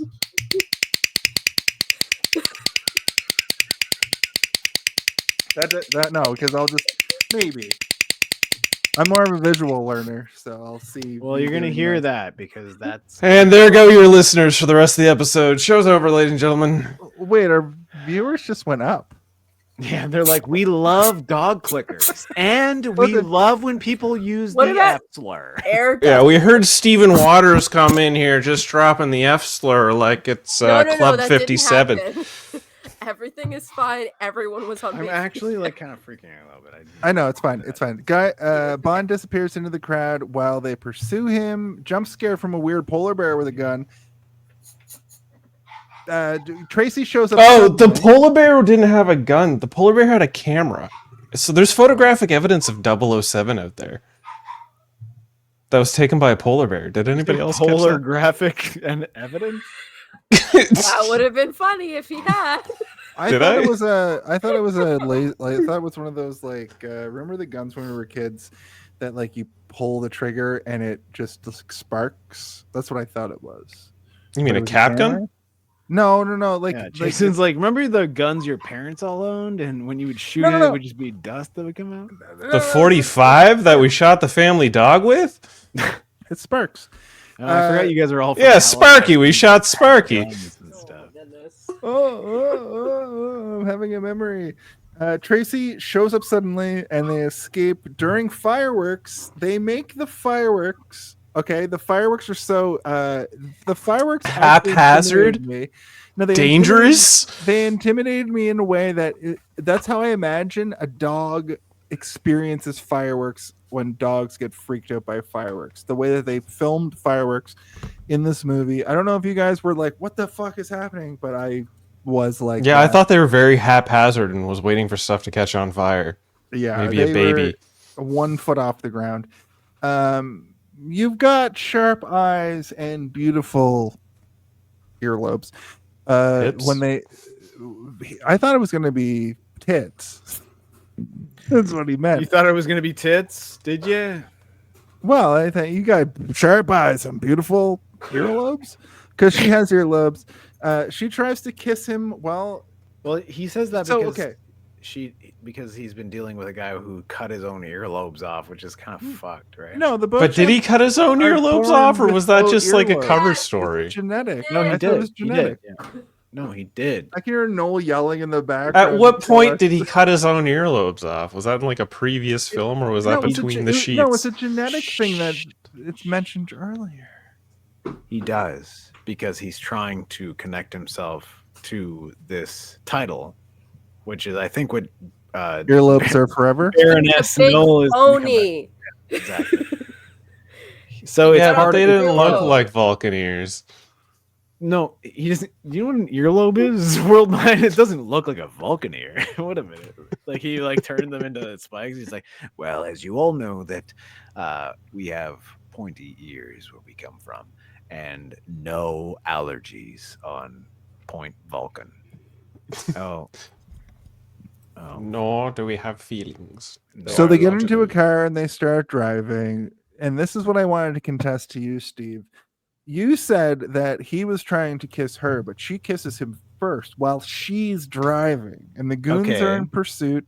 Okay. And he also kisses her while she's driving. So you're right. And then kisses her like 3 other times after that. Yeah. He's super peckish. Right. She's like, yeah. Oh, thank you. Imagine you're like driving, and like the only way you can say like keep doing what you're doing a good job is to kiss them on the cheek. Yeah. No. If somebody is like, if we're running away in a car and they're in a life or death situation, and they're doing a good job, all I'm gonna do is hold on, and I'm gonna look and be like, right, left, right, and then I'm gonna be like, and like shoot behind me. I'm not gonna be like pecking you on the cheek, being like, good job at driving. Like, no, this is Crash. Don't you know? This is Crash. Bond's getting her off. He's using his hands below the dash to like give her a little like 1-2 oil check. They end up crashing into a race, disgusting, and I don't like it at all. I'm moving on. They end up. It's James Bond. You'd expect less. They end up crashing into a racetrack. No, this is a Hillary movie. Hillary likes kissing boys. It's basically a destruction derby, a demolition derby, or destruction derby that they crash into, like a twisted metal situation. It's a stock car race. Stock car race. Okay. So when I went in to this, that turns into a derby. when they jump in, I was like, "What is this called? What is this called? Is it a?" I wrote down rally? Demolition Derby. Yeah, stock car race. I wrote down roller derby, and I'm like, "That's not right. Like, this is not right." And then I was asking Danny, and Danny was like, "I think that's right." I'm like, "It's not right. It's something else. It's a boxcar race." The Little Rascals are in 3rd place, and then James Bond came in and threw them over the hill. Downhill luge. Come on, Little Rascal. See? A little bit of extra. Oh, Alpha. One of them is Bond Alf from Alpha, the remake, the 2032 remake of Alf. Oh, jeez, Louise, we gotta make sure James Bond. I'm gonna eat your cat. They end up ruining this race fully. Like they're flipping cars, and this race is like sanctioned as far as I can tell. But they're just ruining the race. They ruin the race. Such a good driver, bruh. A Like, car explodes, and somehow we didn't even stop for the prize is uttered. We didn't. I told you it'd be a good distraction. Oh, she says we didn't even stop for the prizes, but was there a? Did they say the prizes as they were driving out? Or something? No, it was just. she's just saying we won the thing. LOL. But imagine you could hear someone being like, "First prize is £1 million in gold," and you'd be like, "Damn, I don't have to marry you now." But she's such a good driver. I think she's actually. She is, yeah. Like, for someone who gets punched like 3 times, she does a better driving job than almost Bond in most movies that Bond is in. Like, she gets all the way through a chase through the streets, a chase in an actual like derby where things are trying to destroy the car she's in, out of that, and then she's like, "Well, I guess we have to get to a farm to sleep." Yeah, and she saves his life. Like, this is very unusual. You're right. Very few Bond girls that do this. Like, Bond girls are actually more badass than people. Like, they're not just a silly name. But I really appreciate. I think the first Bond girl was like a legitimate action star. I don't mean Rosie. I mean when they meet up. Oh yeah, I know. I remember when we watched Dr. No, Jason, you said like she's got a lot of stuff going on. I was like, yeah, she does, doesn't she? This is good. And then I started to like open my lens a little bit. I'm like, oh yeah. But they do suck at writing them. But they really do don't suck know at how writing. to make them better. That's a really good point to make, because on like a surface level, a lot of the Bond girls that we've seen are good, but when you dial down, when you look at the writing for them, that's when it gets dicey. Bad, yeah. The good news is the writing is bad kind of for everybody. Yeah, well, it's. But I mean, like, this is like one of those things where it's like, but if we make her drive a car really good, then it'll be good, right? Yeah, she'll be like, people will be like, that's the girl that Bond has to marry because she knows how to drive through a roller derby. But what if she knows how to handle her stick shift? Which is what Bond is hoping for. What if they drive directly into a snowstorm, which they do? They end up in a barn. She's shot with a Vaseline. Did you notice that suddenly she's shot with the soap opera Vaseline? Soft focus close soft up. Focus. Yeah. Which I was like, oh, so okay, she's looking. And then a sexy saxophone man song started playing. Do, do, do, do, do, do. And I did get the impression that they just laid down and started kissing, but my heart of hearts wanted them to bang and then have the conversation they have. Jason, bang again. You're destroying this moment. The moment. I know, good. I'm gross. No. The moment in the movie is way better than what you're presenting it as. You're right. He says, "Not tonight," but he proposes to her in the barn. He says, like, "Will you marry me?" And she says, "Yes." No, he says, "I will take that $1 million." Yeah, I'll take that $1 billion from your father, and I will still marry you, and then we can get jiggy with it on the moon. We can buy land. Hell, how much does this place cost us? But then he's like, they're about to have sex, and then she's like, "Oh," and he's like, "No, that only newlyweds can do that." And then he like takes a I don't know, like a spiky, I don't know. It's like it's basically a shovel. It's like a shovel with 2 spikes on it. Oh, yeah, it's a pitchfork, but it's like not like a good pitchfork. It's like a 2-pronged pitchfork. That's what you use for hay. Guys, have any of you ever been on a farm? I have, and I knew what it was. I have been on a farm. I've been on a farm, but I don't know Nova what anything there is. In Nova Scotia. But watching this movie, I forgot all my farm knowledge and just noticed that. So you just remembered your James Bond knowledge, which is also nothing.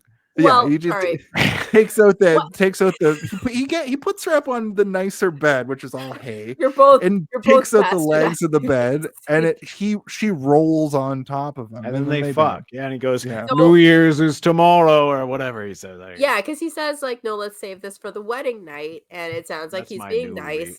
That's my New Year's resolution. And that's my New Year's resolution. And then he like very tenderly picks her up and puts her on the other bed. So they have this like bed and trundle bed situation. And that's when that scene that Jason says where he pitchforks out so that she very aggressively falls down, is scared, and then rolls on top of him. Yeah.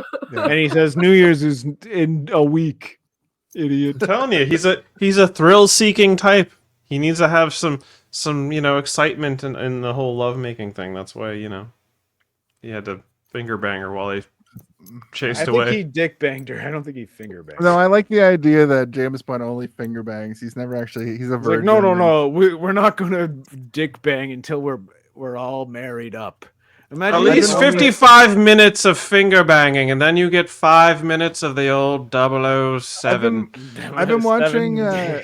I've been watching Buffy the Vampire Slayer. I'm in the second season. Angel just turned into Evil Angel, but when Buffy is making out with Angel, it sounds like the Foley artist is fisting a watermelon, and it's a lot when you take into account. Exactly. So I'm glad that they didn't do that here. The next morning, the goons find them immediately, and then we get a giant second full skiing scene. And one of the goons find them? It is Wow. crazy that they've just been chasing them all night, I guess. Let's do two. Yeah.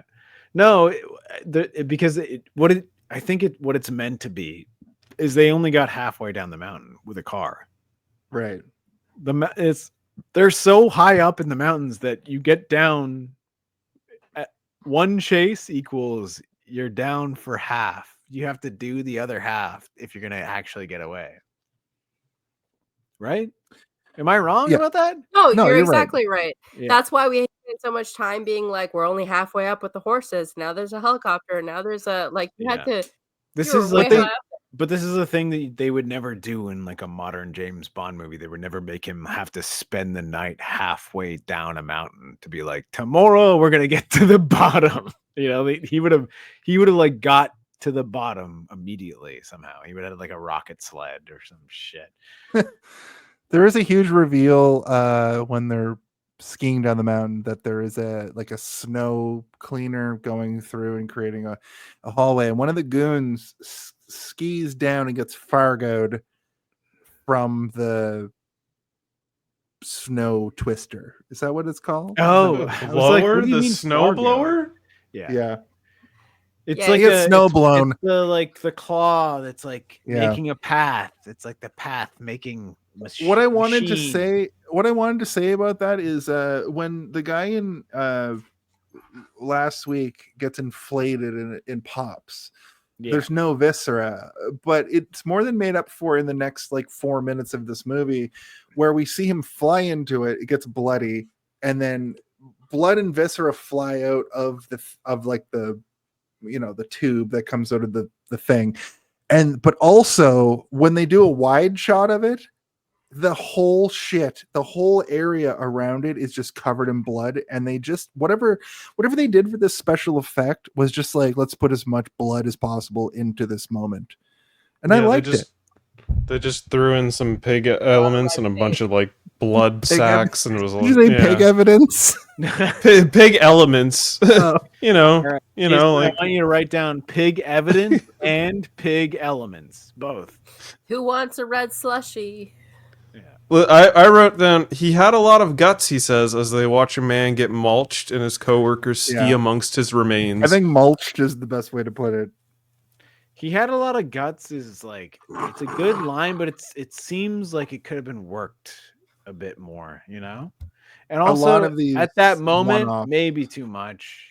There's like a lot of these there. one-liners though have that same energy, and I think this is the best one of all of them, because coming up when he gets he branched off is not a good version. I have like a this. character that I'm playing in a D&D game right now, and he's like an evil character who like his whole thing is that he's like a torturer, and like he hates people, but he like he's also kind of very funny and stuff. But I'm like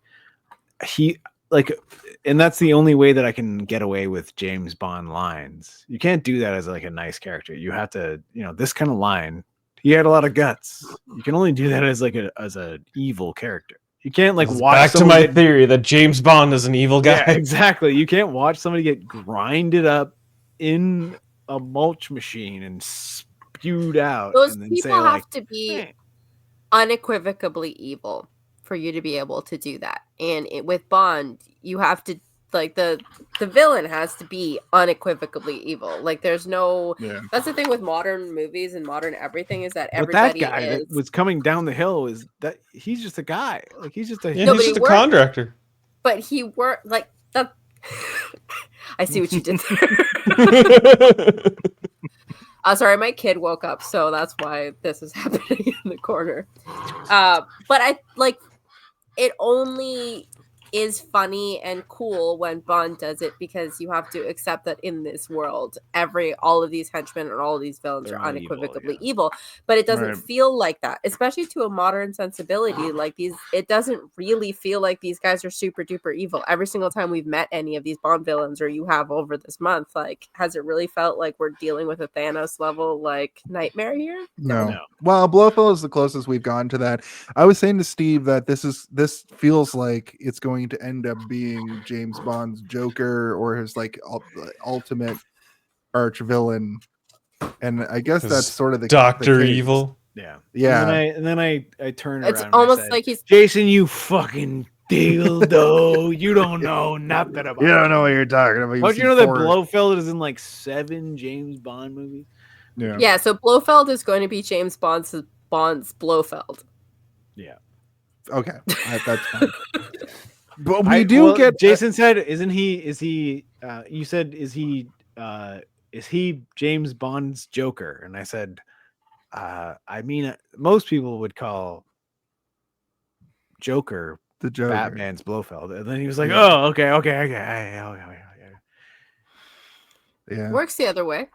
It It works does, the other way, and- but it does. It also, I think, when I do this kind of shit to Jason, I'm doing it in person. I'm like, come on, you understand that the world is. There's a whole valley that you haven't explored yet. Go out there. Is Rory my dog or am I her human? Yes. Speaking of those valleys, there's you are like the person who's like, oh well, I didn't mean to call you a tiny little ding dong, but I did mean to say that it is, in the title. There's for sure going to be. Oh my God. For sure going to be an avalanche because as the person gets mulched, Bond past the sign that has avalanche warning in like 17 different languages. It's 4 languages. The goons and Blofeld also rig the mountain to explode in an avalanche, and it kills our heroes. They're dead now, and that's the end of the movie. And that's the Yeah, I choose to believe this is the end of the movie. Me Blofeld too. wins and bearing the evil 007 on an avalanche. Perfect Blofeld ending. wins either way. This is where it Well, should, in a lot of ways. sure, yeah. yeah. But then To be you look at continued the here time would've been code and great. you're like, there's 25 minutes left in this movie? Wait, what? Well, I they was end so up- checked out of the movie at this point. Yeah, I'm with you. They So kidnap what's her face. they check. Okay, let's check out. They take Tracy away. They pull her out of the ice. Bond gets back up. He wants amnesty in exchange for doing his plot. That's Blofeld. Bond wants to go destroy everything, but I think he secretly wants to save Tracy. It's not such a secret because he says that out loud. And then he also gets her dad to come to be the Yep. guy who brings all his forces. Yeah. Okay, Yeah. I thought wrote- this was super cool. I thought it was so I like. Bond There's a is lot a of good really scene. good stuff that happens here. Yeah.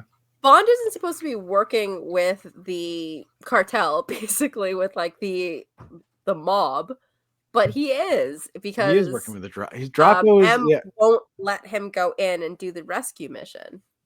Yo, Dragon, I'm boning your daughter and I need help to go save your daughter. Let's go get those choppers and let's go in there. You and me. Come on. Sorry. Who's that is supposed to be? Oh. Wait, is that just you? Like you're No, I I'm got an it. I American understood and I'm here to take control. It's Felix Leiter. Oh, is that Felix Leiter? That would be such a good Felix. Oh, why? Yeah. So this is the thing that kind of struck me as odd, even having watched this movie for a long time. When it was Draco as the guy in the helicopter, I was like, who's this guy? I feel like he was in this movie earlier. And then it took me like a couple of seconds to realize that he's doing like the thing from like a bunch of other movies, which is like, we gotta get in here. All right, over here. And he's like doing another voice. And I thought it was really Sky good. fight and infiltration. James But- Bond theme. No, not just Sky Fight. Like when someone is over the radio convincing someone else of what's going on, and then like the bad guy is there being like, see, it's nothing. It's nothing. It's a humanitarian mission. We're here to deliver medication to the flood Italy. victims of Spain, Italy. Do you know how many times the Galactic Republic and the Resistance pulled that shit on the Empire? It's an old code, sir, but I was about to let them go through. Look, we see the fact that Tracy can fight. No, when they're allow them to infiltrating. go through, Jason boys.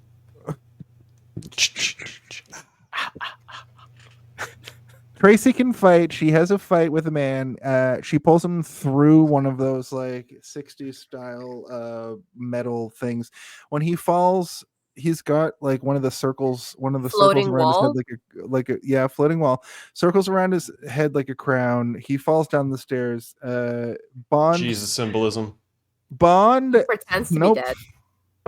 Bond also does a slide move where he slides across the ice shooting a fucking Uzi, which I thought was amazing.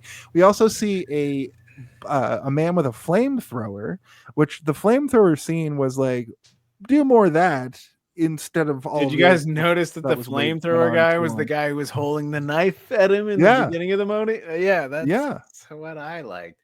But also, Jason, this whole part, as good as it is, like it really isn't anything. Like it's not anything to the movie. We can just I like okay, it because it's like an action sequence. I enjoyed It's an it. action sequence, but I enjoyed it. It was but, like it is just there to poorly paced.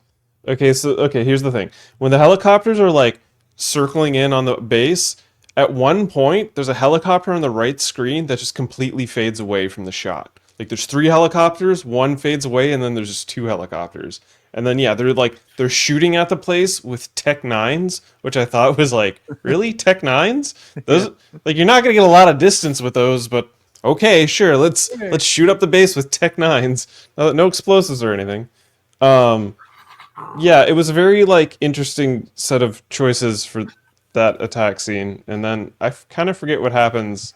The airplane coming in and being like, "You helicopters got to go," I thought was interesting because they had to film that for real, right? All of that looked like they made it.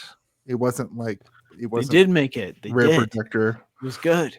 So like that whole How did they blow up the base again? Was it like Well, So the guys, they when set they Like- sorry, go ahead. sorry.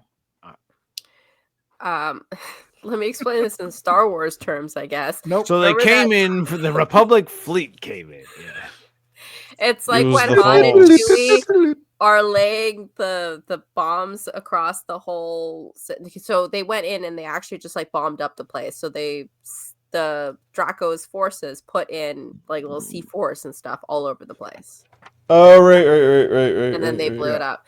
I liked it because it was just like this moment of like everyone's just coming in and just like kicking, like everyone is dying. Like there's no who's gonna get out of this. There's no like Even like the people with the it's gonna be Olympic symbols on their chests are getting burned alive. That's the thing. Everyone's just burned and shot and dead. And I like an unequivocal all the bad guys are dying scene very much. So that's why I was enjoying that. Also, like I said, the benefit of watching everything on an iPhone is that I didn't notice how many helicopters there were or what kind of weaponry they were using. because There were it was 3 the- helicopters on one airplane. But But they were there to grab her, and yes. James Bond And- had to go down and get the pictures of the And that's when she stuff gets that- punched by her dad. Oh no, we can't leave, James. But As- then that's also as when Tracy- Like that. As Just Tracy and Draco leave, Yeah. she wants to go back in, but she wants to stay so he can knock her out. and there's a final Spare showdown. the rod, That's also spoil where the James child. Bond is like, and then he runs up, and then he runs up after him, and then they decide to slide down the mountain. I guess, or wait, they ski Yeah, he's down chasing Blofeld through. Yeah, he's like, oh, I'm gonna go chase you down with the skis. Yeah, 'cause well, there's the yeah, gate. chasing with the skis, but also there's the. We also final- forgot to mention the avalanche thing. He No, was we there. talked about the avalanche. Wait, what? Yeah, we talked about the avalanche. No, I know, but we didn't really talk about the fact that like Blofeld was like leading that, being like he was like, ha, like he was also skiing around with his henchmen, being like, blow up that part of the mountain and that part of the mountain. Like that's pretty cool. Yeah, was Blofeld very was the good. best part of this film. Yeah. So their final showdown happens on as a tussle on a bobsled race, and the sort of climax of this is Blofeld throws a grenade onto Bond's bobsled. It explodes. Bond goes flying, but ends up like attaching himself to the back of Blofeld's. No. He doesn't go flying and just magically attach himself. He's going down this thing. Blofeld's holding the grenade with his mouth while like trying to handle it, Right. and then it just falls out of his mouth, and then he's like, "Oh shit!" And he like he's reaching at his toes. He picks it, and then he just lobs it behind him, which Bond's bobsled explodes. He jumps off to the right and then just runs across the field because Blofeld has to go around a bend, and he jumps in front of Blofeld's thing and then like grabs onto it, and then it becomes like a Cool Runnings-esque, my head's skidding against the wall, like as he's trying to pull himself onto the sled and like get the upper hand. I mean, I would have loved to have like helped with that description, but I think that you did I think that was a pretty perfect spot on. job of that. That was exactly what happens. That is exactly what happens. He tries to pull it out and he can't. He's got it hanging. Remember, there's like a point where he's literally just he's like holding it in his mouth and it's like a grenade hanging. Yeah, exactly. It's so stupid. That it is. But it happens. It happens exactly how Chris said it. So we don't need to dwell. Let's move. And then They tussle. Yeah. They tussle. He ends up getting lynched on a Jason. You can say lynched, I think. He gets hung. I don't think that that's what lynching means. He gets hung on a branch and James Snagged, Bond if you says will.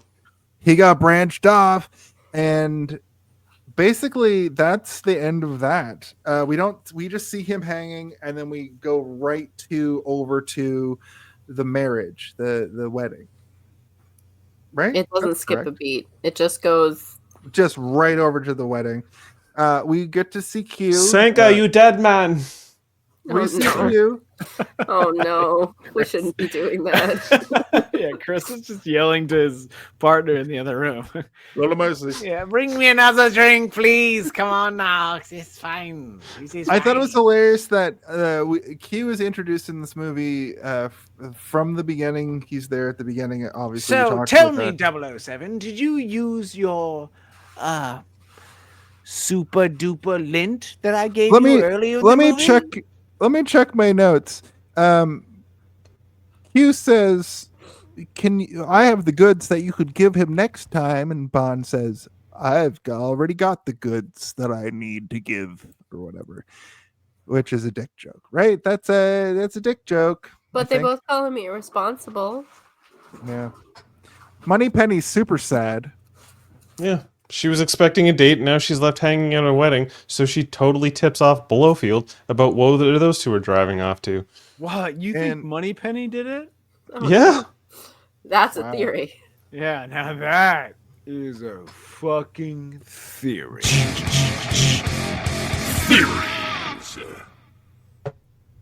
So it's revealed that Tracy wants 3 boys and 3 girls, and then Jason,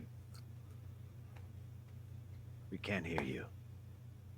they see a car roll up on them as We still can't hear you. they see There we a go. car. Now we can hear you. They see a car that rolls up on them as they're making a joke about how their Dodge Charger or whatever the fuck that car is has like Aston Martin. flowers. It's Oh an my Aston God. Martin. It's an Oh, Aston Martin. Slappy Martin. What do you call it? No, Aston it's Martin. Aston Martin. It's Not a the Charger? Bond car. It's like a Bond car. It's got the flowers. Bond car. Yeah. It's got flowers all over it. They're making jokes about how we look like we could be the flower dealers or whatever. And as they pull off to the side and start taking the flowers off, and a mysterious car rolls up and fucking does the. It doesn't roll classic. up. It just drives by so fast and just. No, it stops and. It doesn't stop. It does not stop. It stops because we can look at and see Blofeld has a fucking neck brace on. But he's like, neck brace. And it's like you can see the world moving beyond him, and he's like, "Fire!" At any rate, or whatever. It Like it's, kills Tracy. but it's also Good. not even him that does it. It's like that woman, like the allergy woman, who's like, the clinic. She's like, Irma Bunt. it is fucked. It is absolutely It's fucked because crazy. It's a cartoonish ending. His Yeah. response to it, though, what you guys think of that? I thought Good. that it was. the cop he I came. thought that it was a really realistic way to experience something like that, because at first he's like, "No, it's fine," and then he really breaks down. It's the most. I don't know if James Bond breaks down in movies, but I think that this might be the most we see James Bond break down in this nature. I think flopping her head down in his lap was a weak attempt at necrophilia. Okay. I'm out. I think that his breaking down was not what it should have been. It didn't feel right to me. It kind of like it felt out of place. Yeah, it was the necrophilia. It was shocking. It was the that he necrophilia didn't, taking over, you know. It was shocking that he didn't experience it like you would experience somebody actually dying in real life. But at the same time, he is who he is. And I thought that it was like him coming to terms with what is happening to him in a way that is very. Like, I'm so used to like the Daniel Craig. Yeah. Like what emotion is felt by a James Bond that like him doing that felt weird to me, but like I don't know, like what it would have been from like the 1960s to 70s version of like, what if James Bond did get married and then his wife got shot in the head right in front of him? Like, how would he react? Like, I don't know. Duper bummer ending. It is. That's it. And the credits come up and you're like, oh, fuck. The credits come up on the bullet hole in the windshield. Yeah, and for a movie that is like for the most part kind of fun throughout, you know, like that is a rough ending. If you were an audience in 1969, and you hadn't read the books or anything like that, ending on a cliffhanger like that, right? Would you be like, is she actually dead? That's our only cliffhanger of the month. So I mean, what I would be like is like, why the fuck didn't we get another Lazenby Bond? Excuse me. Is that what I just heard? Yeah. That's my alarm. It's Spencer Banks saying "excuse me." Right. But why have we not had a Lazenby sequel? I think is what I would expect in my brain. Because he was like, screw this Bond shit. So I mean, I thought it was a justified ending for a womanizer. I feel, he didn't deserve that woman, and he had his comeuppance for ruining a perfectly good de-allergen program, and he was just a terrible guy. Now he can go and marry Irma Bunt like God intended. Irma Bunt. So I was sad. I thought that was really, I don't know. It was a little out of place. It did feel weird, but like you don't often get. Actually, you do often get Bond's wife getting murdered in Bond. I mean, well, I don't know that yet. I haven't seen that yet, and it's crazy that it ends. Well, Jason, you've got 20 movies, is especially this 4 movies out of a 26 movie series, so you're good. You're good. Yeah, I'm looking forward to the end of this podcast series in the year 2038 when the Robo Wars have finished commencing. The Water Wars. And they're like, we've got 000007 But 00077 what I was surprised was that it didn't end like that's where it ended. I thought that we were going to get that moment, and I was expecting it to go somewhere else, like him having a conversation with M or like back to that, and it just ends there. So it was a real. When I say bummer ending, I mean I was like, "Oh, bummer." I had a rare film moment where I can't normally see like the twist in movies, but from the beginning of this film, I was like, "Oh, the way that they're presenting this marriage is that Tracy's going to fucking die." And when the wedding happens and there's still 5 minutes left in the movie, I was going, oh my gosh, oh my goodness, she's going to somehow die. And then I'd never want this character to die. I liked Tracy. I liked her as a character. But seeing that happen, I was like, I'm getting it now. I'm starting to be able to Steve, put your tongue in your mouth. I'm starting to see it. Starting to see now that I can actually see these endings. Because when I call television, I can always call television. But I've been learning from Steve through the last several years about how to call movies. And I watched Heretic and I did not see that ending. It was telegraphed the whole thing. Are you trying to say that you're starting to recognize foreshadowing? I'm starting to recognize foreshadowing in film. In television, I've got it on lock. In film, I'm starting to see the forest for the trees a lot more often. He's coming for me. I'm going to beat him to death eventually when we get to the forest and the trees. Well, look, guys, as we look through Tim's sort of his final thoughts, yeah, I would love to see. You know what? I want to watch that movie that Lazenby's in. Ben Mason, fan and friend. Laser beams are the best in movies, and I've told you guys before that if you've seen a laser beam in a movie, you know what it means. Tim Lazenby Covey. There's that movie with John Stamos that has George Lazenby called like "It's Not Enough to Die Another Day" or whatever. I was told that would be a good movie for us to review. But that said, what I would like to do now is talk about the final thoughts, the Home Alone of it all, and our review for this film. All right. The Home Alone, the ding dong of it all, and the what? Review. Rating. It's time for our final thoughts. Where's the final thought? If you had to pick one, what do you think the Home Alone is the Home Alone of it all? Can someone please tell me when the Home Alone? I really gotta know. When is the Home Alone of it all? What is the Home Alone of it all? Now that's Home Alone of it all.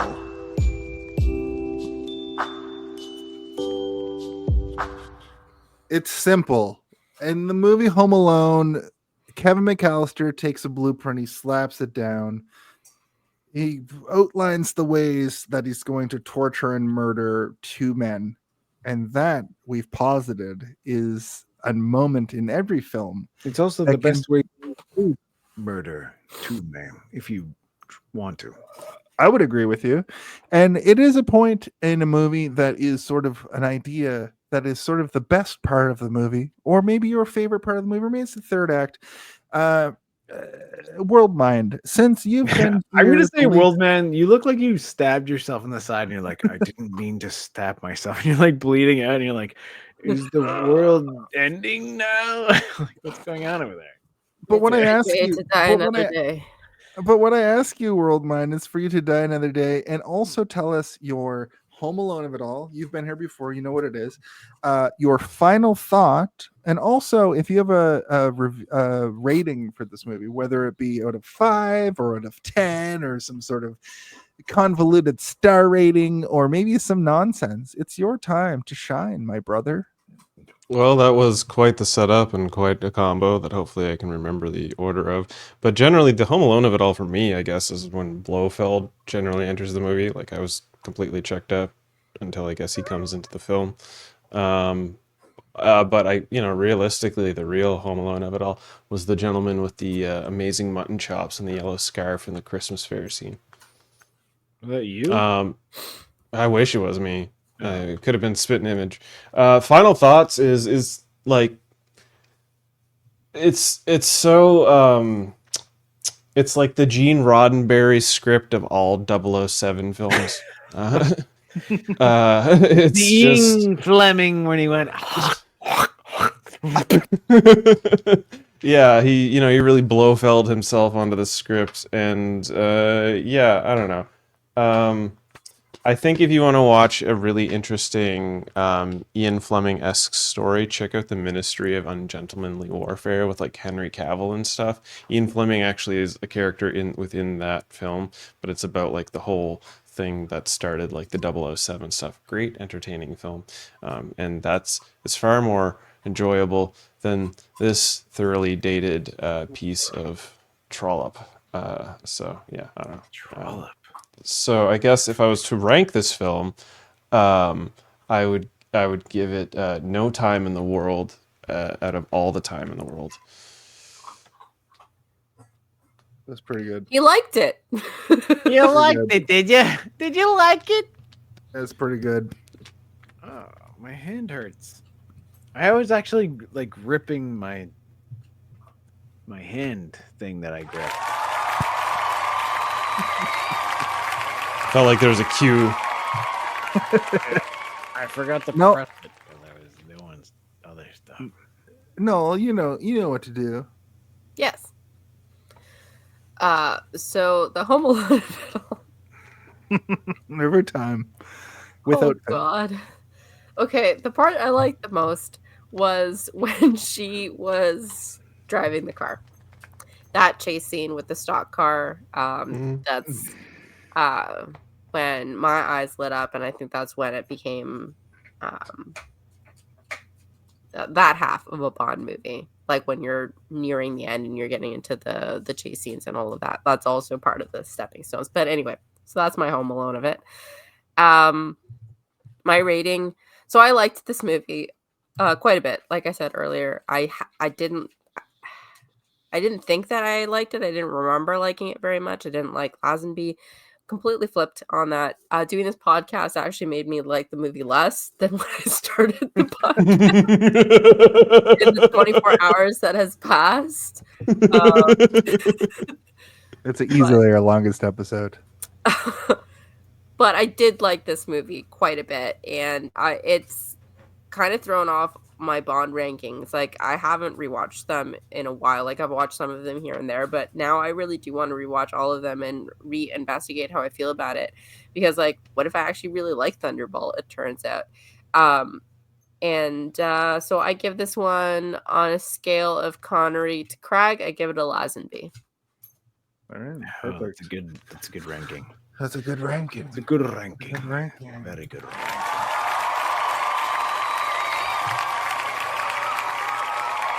Stephen H.W. Waters, how about you, brother?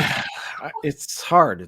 It's very hard. I think that my ranking is it falls in the same as both of you combined almost, where I don't particularly think that this is like the best Bond or even like a Bond that we should really consider a Bond as a template, but I do like this movie a lot. Like I feel like maybe more than both of you for different reasons. I feel like you both hate it for different reasons and like it for different reasons. And you, Jason, you're a floater. I'm using my mouse to like touch your faces with what I'm thinking as I talk. Fucking pervert. Yeah. I like this movie because when I first watched it, it seemed like what should be a James Bond template, and everything that they should do should be this kind of like idiocy or like foolishness. But then when I watch it later, I'm like, no, this is not dumb. This is great. This is perfect. It's exactly what other things have determined that they need to be. Even things like the Manchurian Candidate, like you can like just like tie right back into this. And that movie is silly as well, but it's also like Ian Fleming, like a foolish author who like somehow made it big and like has made all their movies or all their books have been turned into movies. When it comes down to like why I like it, on a mountain baby, and allergies. I have allergies. If there was a man who said we could solve all your allergies today, but you had to like put on lipstick and go into the Vatican or something, like I would do it. I would do it. You just I'd go need in. LSD and positive reinforcement All you need is all hypnosis. these things, and when it will happen, it will happen. It's And a fine. plate of mildly seasoned potatoes. Exactly. Or I bananas, couldn't but- eat potatoes before, And a but now I do. banana. And here we are. So, if it came down to what I needed to give it,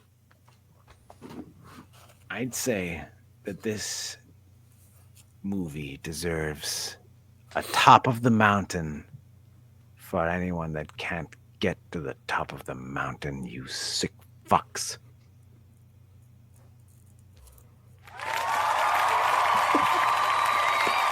Thank you. Thank you. Thank you. Thank you. My Home Alone at all this week is, I thought it was going to be getting to Switzerland, but it is actually the helicopters descending on the base. I liked the sort of final battle. I thought that was when the movie really turned it up. I love the fact that this film kind of like was more actiony than the rest of the movies that we covered for this big book of British bonds. My final thought, I really enjoyed this film, but didn't connect as much with George Lazenby. Damn, I should have brought up Lazenby's great face before.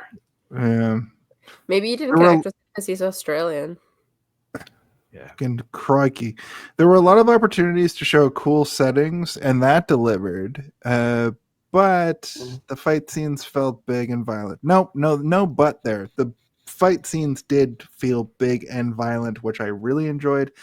I think some of the problems lie in the special effects, but were for the most part good for the era.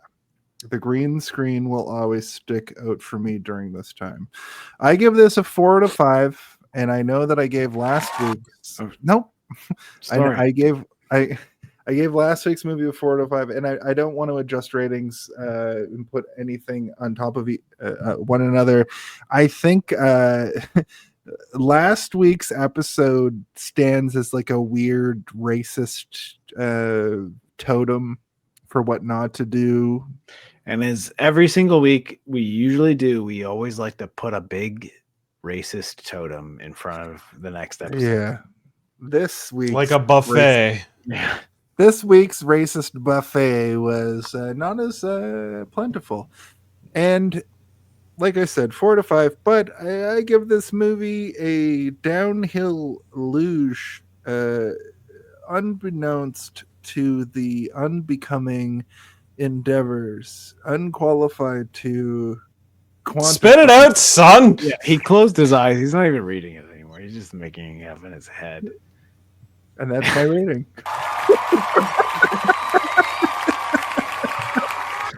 So, Give me what I want. Give me what I want. Just before we get out of here, I just want to remind everybody that Elimination Chamber is this weekend. Nope, nobody cares. It is, of course, now time for. Thank you, Christopher. I don't. It's now time. Okay, thank you, Noel. Its time is up. The time is now. What do we do? It's time for our plugs. I have to plug. Plug. Right, let me just plug this in right here and.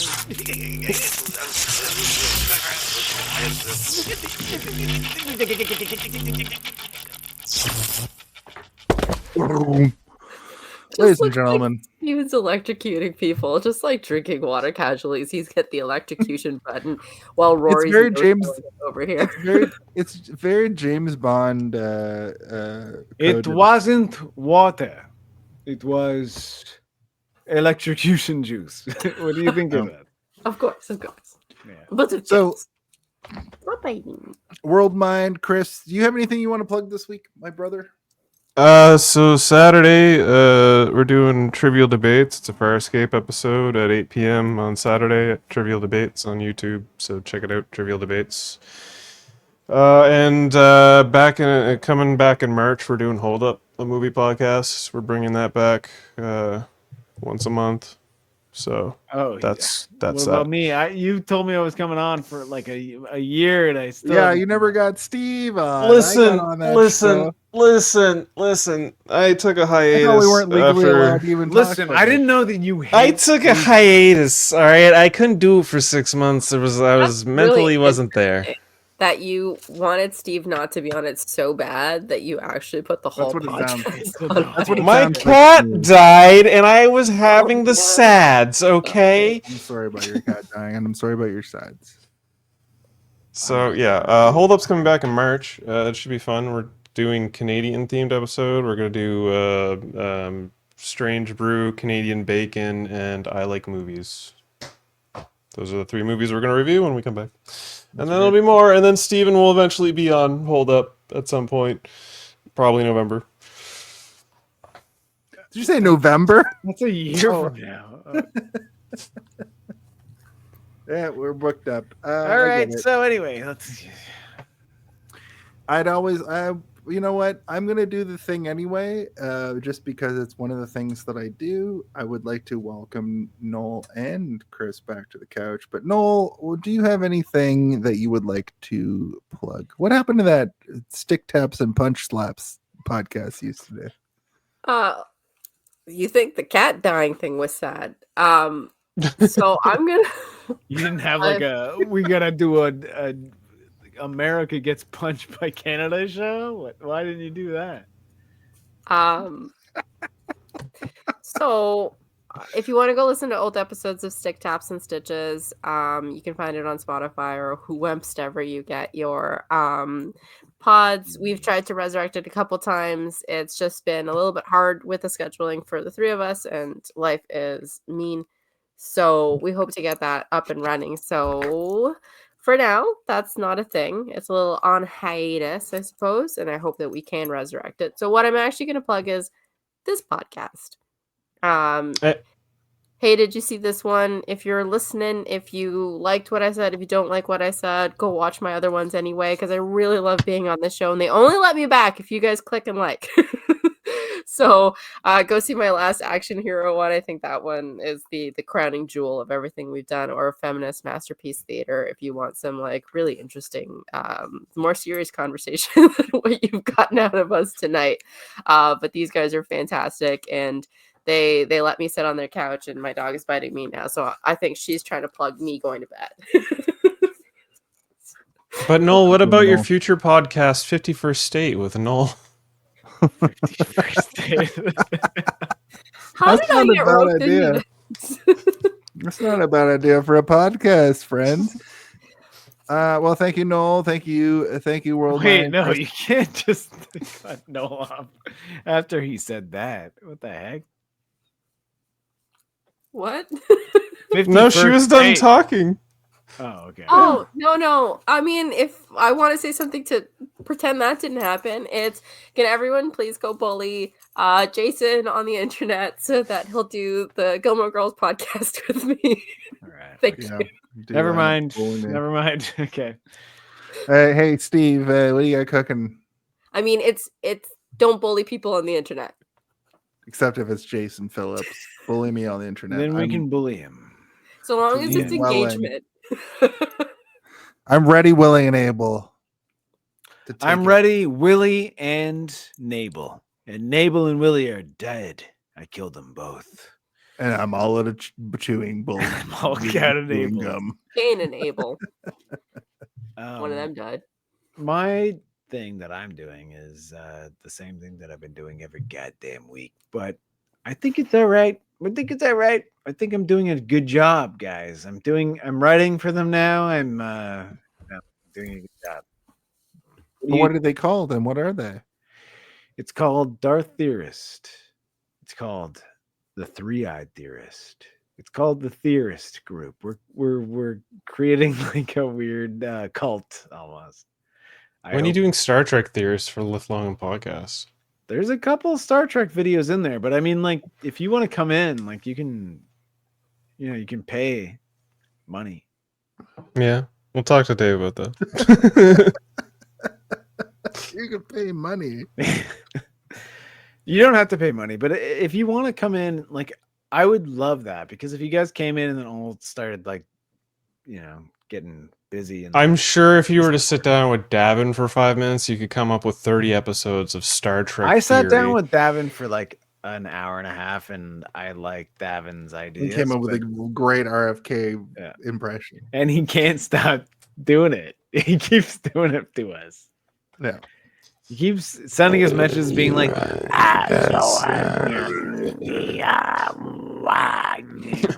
we're like, all right. Vaccinations are not a real thing. Guys, this is the turns longest out we can podcast all that's do ever been created. a good impression of him. Except to sound like you have throat cancer. No, Rory. Throat cancer is not a real thing. Yeah, but we want Rory. Is that it? I think so. You bite. Hey. What hand do I bite? No, we're not there yet. I have to do my plugs, but I can't do my plug till Steve is done with his plug. Oh, I'm done doing my plugs. Oh wait, no, sorry. Darth Theorist, the 3-Eyed Theorist, and also the World Theorist is a new one. And they're all good. It's about my personal life.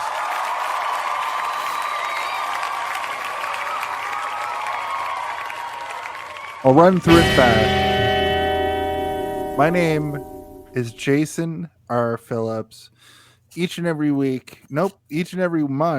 I do a little podcast known as Super Kick Professional Wrestling. We go live on YouTube. You do a podcast now? No, not yet. I was joking-ish. I do a professional wrestling show where I'm the announcer for it. Tomorrow night, February 20th, 2025, we're doing Throwdown. That's the name of the event. We have some new people coming in that you've never seen before, and you'll never see them again. Nope, say that. You might see them again. My point is I'm the announcer for that company. Okay? That's what I do outside of this. I do a lot of things outside of this. Sometimes I sit down, sometimes I stand up. It's a whole thing. I'd also like to let everybody know that each and every week, right here on YouTube and Twitch and Facebook and whatever the fuck other goddamn social media nonsense that you subscribe to, you can see us there. Just look up, hey, did you see this one? It's there. It's right there for you to look at.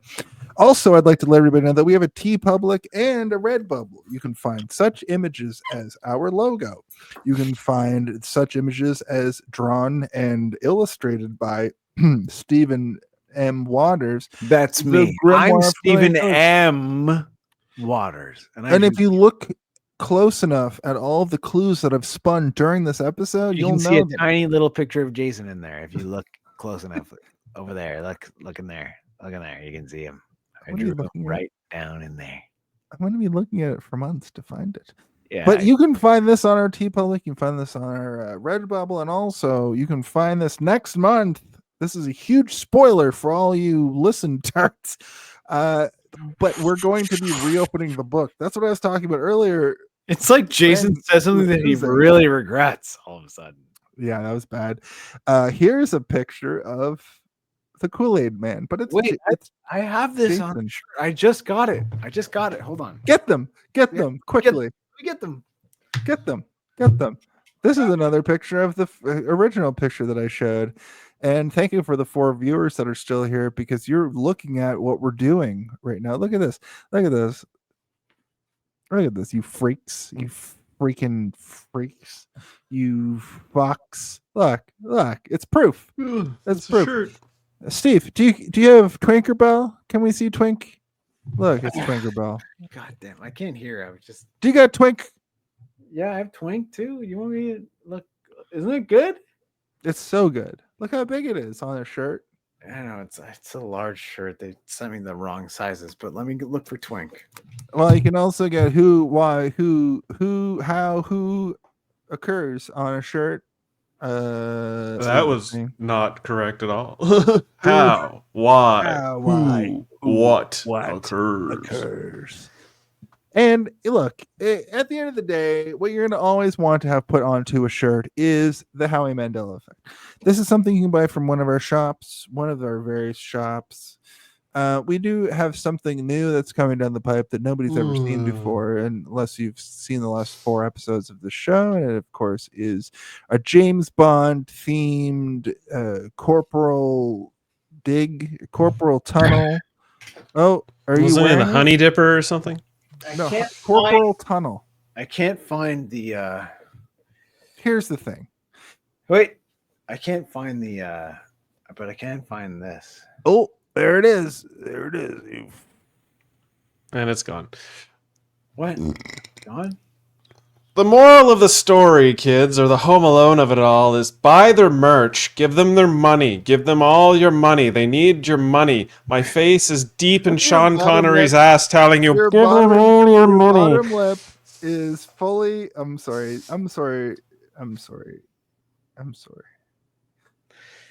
Have you ever said that about something that you drew, Chris? I've drawn some things.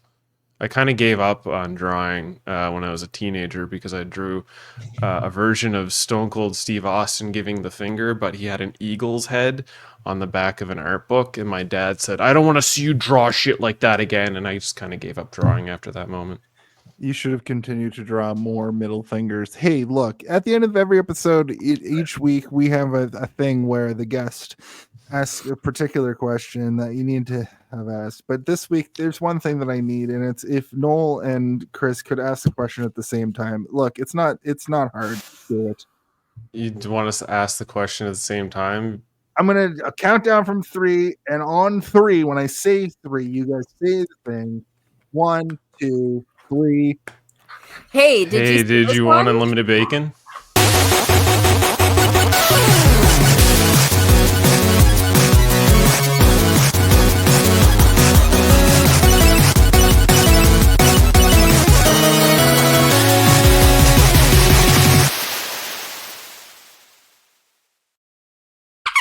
There was the only time so almost did it. Exactly which what is good we needed to do. You know? Yeah, but okay. Why weren't they brought up here? So here's the thing. Why were they All not right. brought up here? Here's the thing. Okay. If you could choose between having unlimited bacon and no video games, or all of the video games, or no video games, which would you choose? Unlimited bacon. And if you were to choose between being allergic to video games, But so you would choose all the games but no games? I would choose Unlimited video bacon. games over unlimited bacon. But you would get no video games. Correct. That's what if you fine. were allergic to both? Let me repeat the question. If you could choose between unlimited bacon and no video games, or all the video games, all the games in the world but no video games, what would you choose? Well, what if you were All the video allergic games to in the video world. games and But there's no video games. Oh But my you're allergic. goodness. Oh my damn. Oh my goodness. He's gone. Am I ham. getting bacon or not? That's my primary question. I'm gonna make. Well, if you bacon. get unlimited bacon, you get no video games. That's have fine. unlimited I already bacon. chose that. I have unlimited video games. What do you want more? Do you You want? get no unlimited video games. You can either choose unlimited I want bacon and all the video unlimited video games. I want unlimited bacon. I don't. But you can choose unlimited bacon, but you get no video games. That's the thing. Yeah, But if you that's use fine. all the games, you get no games. I choose to. This is the thing you Murder. chose to do, Chris. What the heck's wrong with you? Beam up some Star Trek content with Live Long and Podcast.